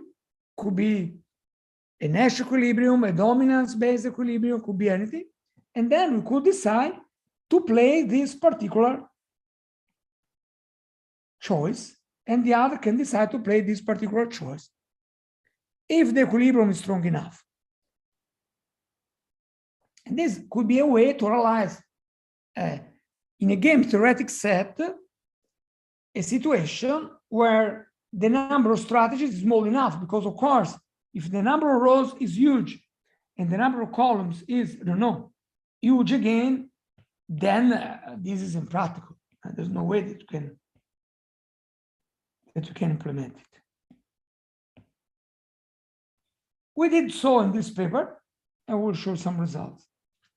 We use one particular steganographic scheme, one developed by me and other colleagues in China and published in 2019.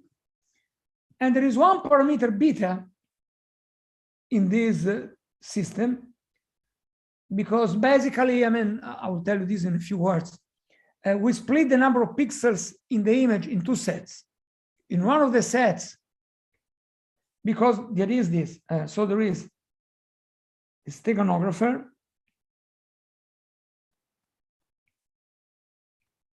and the stake analyzer. The stake analyzer is based on CNN.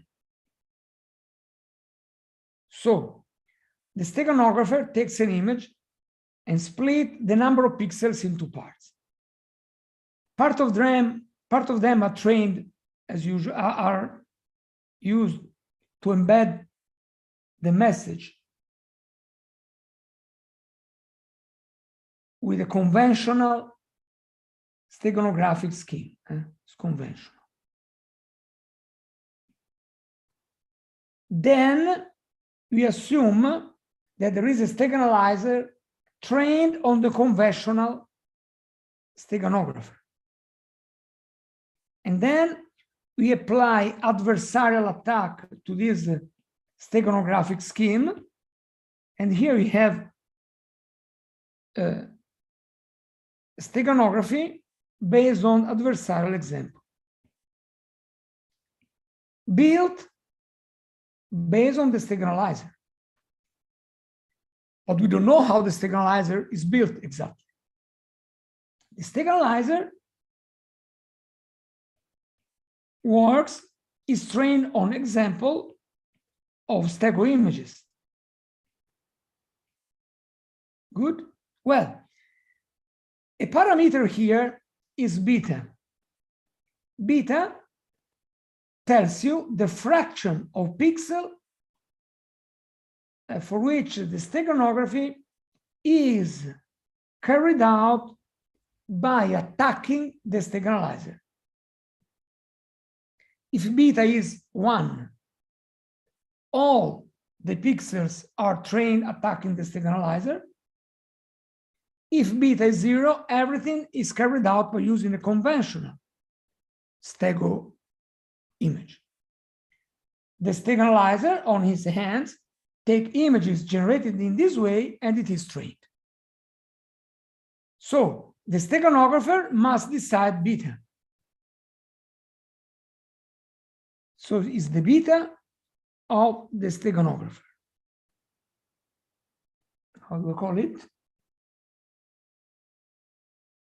The adversary here is, who's the adversary in this setting?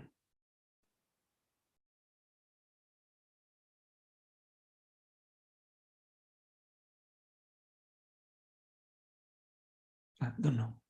Say one of them. I call the steganographer the adversary. So this is beta chosen by the steganographer. But then the steganalizer must be trained on stego images.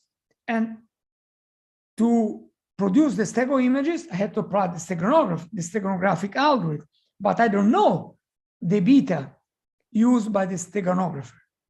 So the steganalizers will be trained by using a beta, which is beta D, because the steganalizer does not know the beta A used by steganographer, and the steganographer must choose the beta A without knowing what kind of beta will use the steganalizer. Good? And then the game is played by letting beta define the space of strategies, quantize values of betas. So beta can be equal to 0, 0, 1, 0, 2, 1. And the payoff is given by the error probability. We could build, I mean, I didn't report here, but it would have been nice. We built huge tables providing, we ran many simulations and built huge tables with all the beta A's and all the beta D. And for each combination, we carried out many experiments and estimated the error probability. And then we wanted to find an equilibrium, or maybe a Nash equilibrium. And something interesting happens here. In general, we found that if the steganalizer uses a small value of beta, it's better for the steganographer to use a big value so that the steganalyzer is mismatched with the steganographic scheme. At the same time, if the steganalyzer uses large values of beta, for the steganographer, it's better to use small values of beta. So to again enforce a mismatch. Well, for the steganalyzer, quite obviously, it would be preferable to play a matched B, because the best thing is to train the steganalizer based on the real beta used by the steganographer. But the steganographer does not know. You don't know what is this. So what? What do? You choose a small, you choose a large beta. Well, you look for the equilibrium point based on the exact numbers in the table. It comes out that a Nash equilibrium does not exist.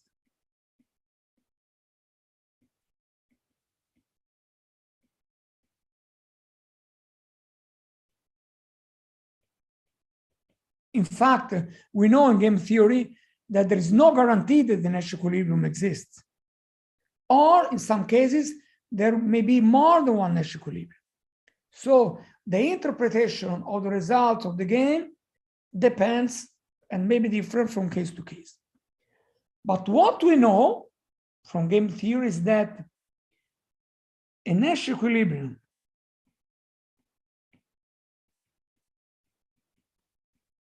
always exists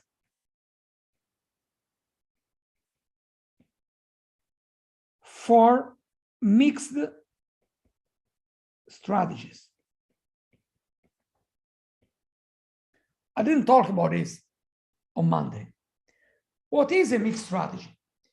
Once I have this table, I could decide if I play the game several times, I could decide to choose my strategies according to a certain probability. I could choose, I don't know, strategy 1 with probability 0.1, strategy 2 with probability 0.3, strategy N with probability 0.05. And the other player can do the same. So now the strategy is not a pure choice of one strategy, but my mixed strategy is a probability distribution over the available strategies. And these kind of strategies are called mixed strategy because I do not always play the same value. I change with a certain probability. Well, it can be proven that a Nash equilibrium always exists if you consider mixed strategies. So in this particular game here, these observations lead to a situation where typically a Nash equilibrium does not exist. But this equilibrium exists in mixed strategies, and this is what we get. Beta A is the steganographer, and D is the steganalizer. These are quantized values of beta with step 0.05. It turns out that the best thing to do for the steganographer is to choose small values of beta, but from time to time, choose a big value. Because always choosing a small value gives an advantage to the steganalizer. It's good to shift from time to time from small values to large values.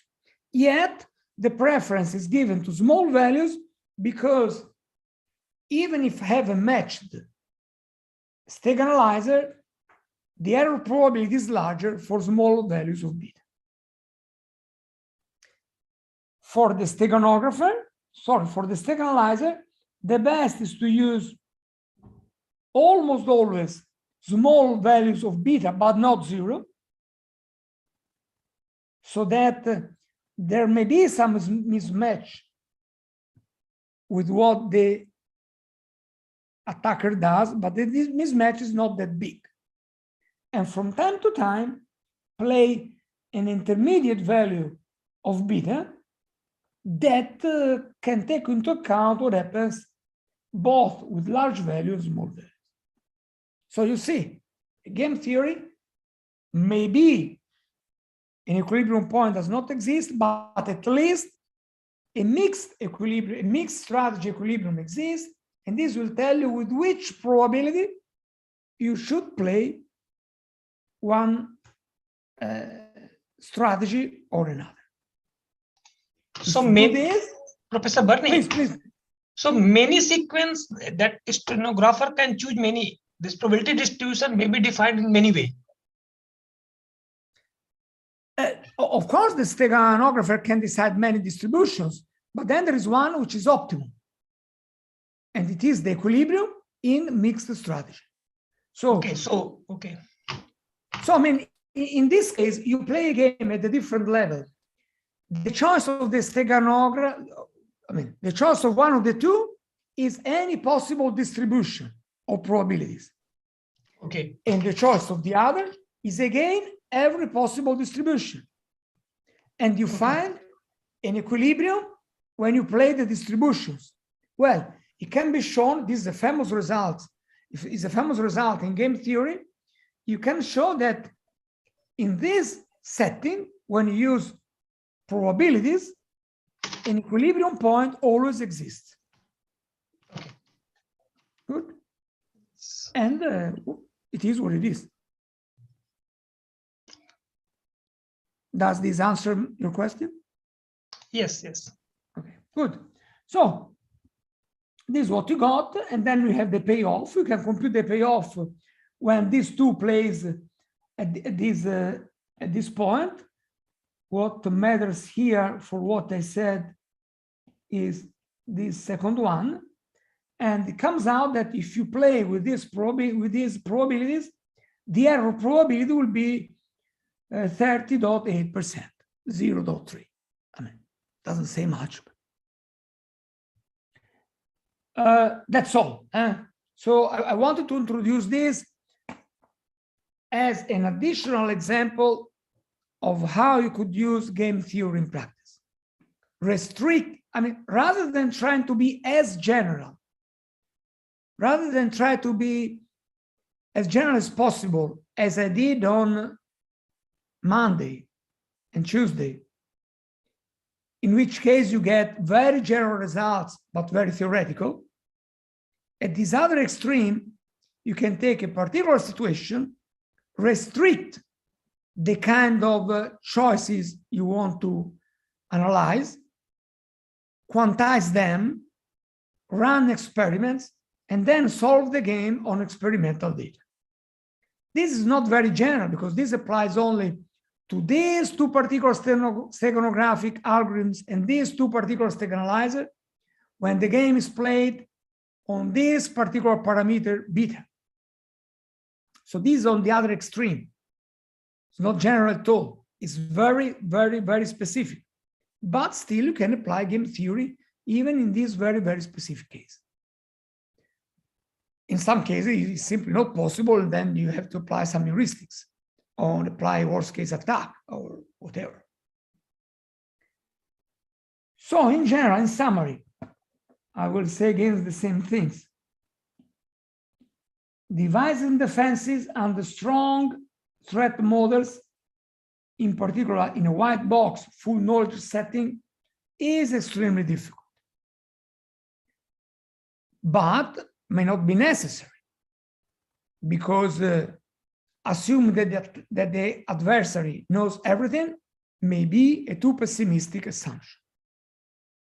In fact, the situation may not be so bad, because first of all, the attacker may not be so powerful, and we saw yesterday that the attacker has its own problem to solve, to implement real-world attacks. That's all.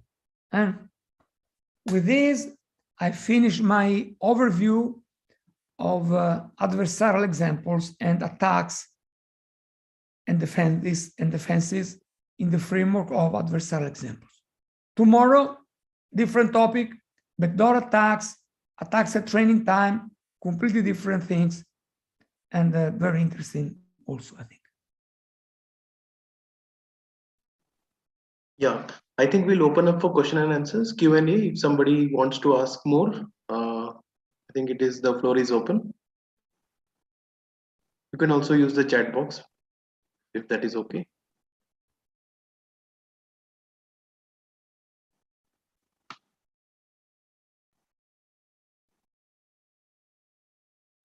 Yeah, I think it's fair enough. So we'd like to thank Professor Barni for, if we summarize for today, it was a session on defenses. Some part of the attacks was taken and later it was focused on defenses. And as in the summary it is written, it's really extremely difficult, but it is still possible. So that opens up a general phrase that there is no bad war or there is no good peace. So Exactly. Great. Yeah. So we look at this particular problem. So we also had a diverse area outside forensics where a steg analysis and steganographer thing was modeled in a game theoretical framework, and also possibility. So again, it is broadly imaging field where a stego is present. So even I had a lot of questions here and there. So it's a big field. I know that it's difficult to finish it in 5 days, but still it is like a great effort that we had. It's 3.5 hours almost. He's continuously going. So I think it's time for him for break for lunch and also time for us for our tea time in India.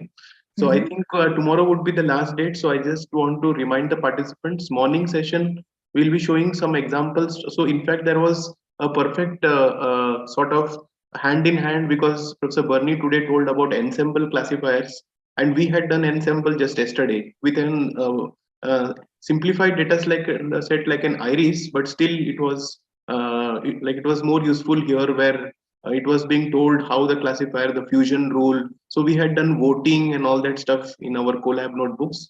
So that was tomorrow morning. It will be GANs. So the focus would be on GANs.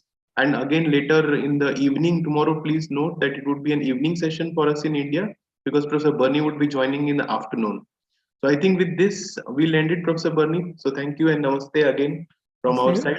So we'll see you last time tomorrow as part of the workshop. And again, look forward, we could again interact. As we know, tomorrow's session would be backdoor attacks and benign attacks. So that like that kind of thing. And I think that is a new thing. When we had designed the course, the last days was something different. And yeah, and this last day was changed on the when we were again finalizing it last month, because Professor Barni said that he will try to bring more things which are newer this, because this particular course, as we know, was sanctioned in 2019-2020 when we wrote the proposal. But after that, there has been, because research won't stop, it's a continuous game, right? It's in a game theoretic framework. So that's how it is. So it is, he has changed the last day. So we also, even I am not aware many things about this benign attacks, backdoor attacks. We'd like to look into that. So we eagerly await your presence tomorrow, Professor Barni. So thank you very much. Namaste again. Okay. Namaste. Bye-bye. Bye. See you tomorrow.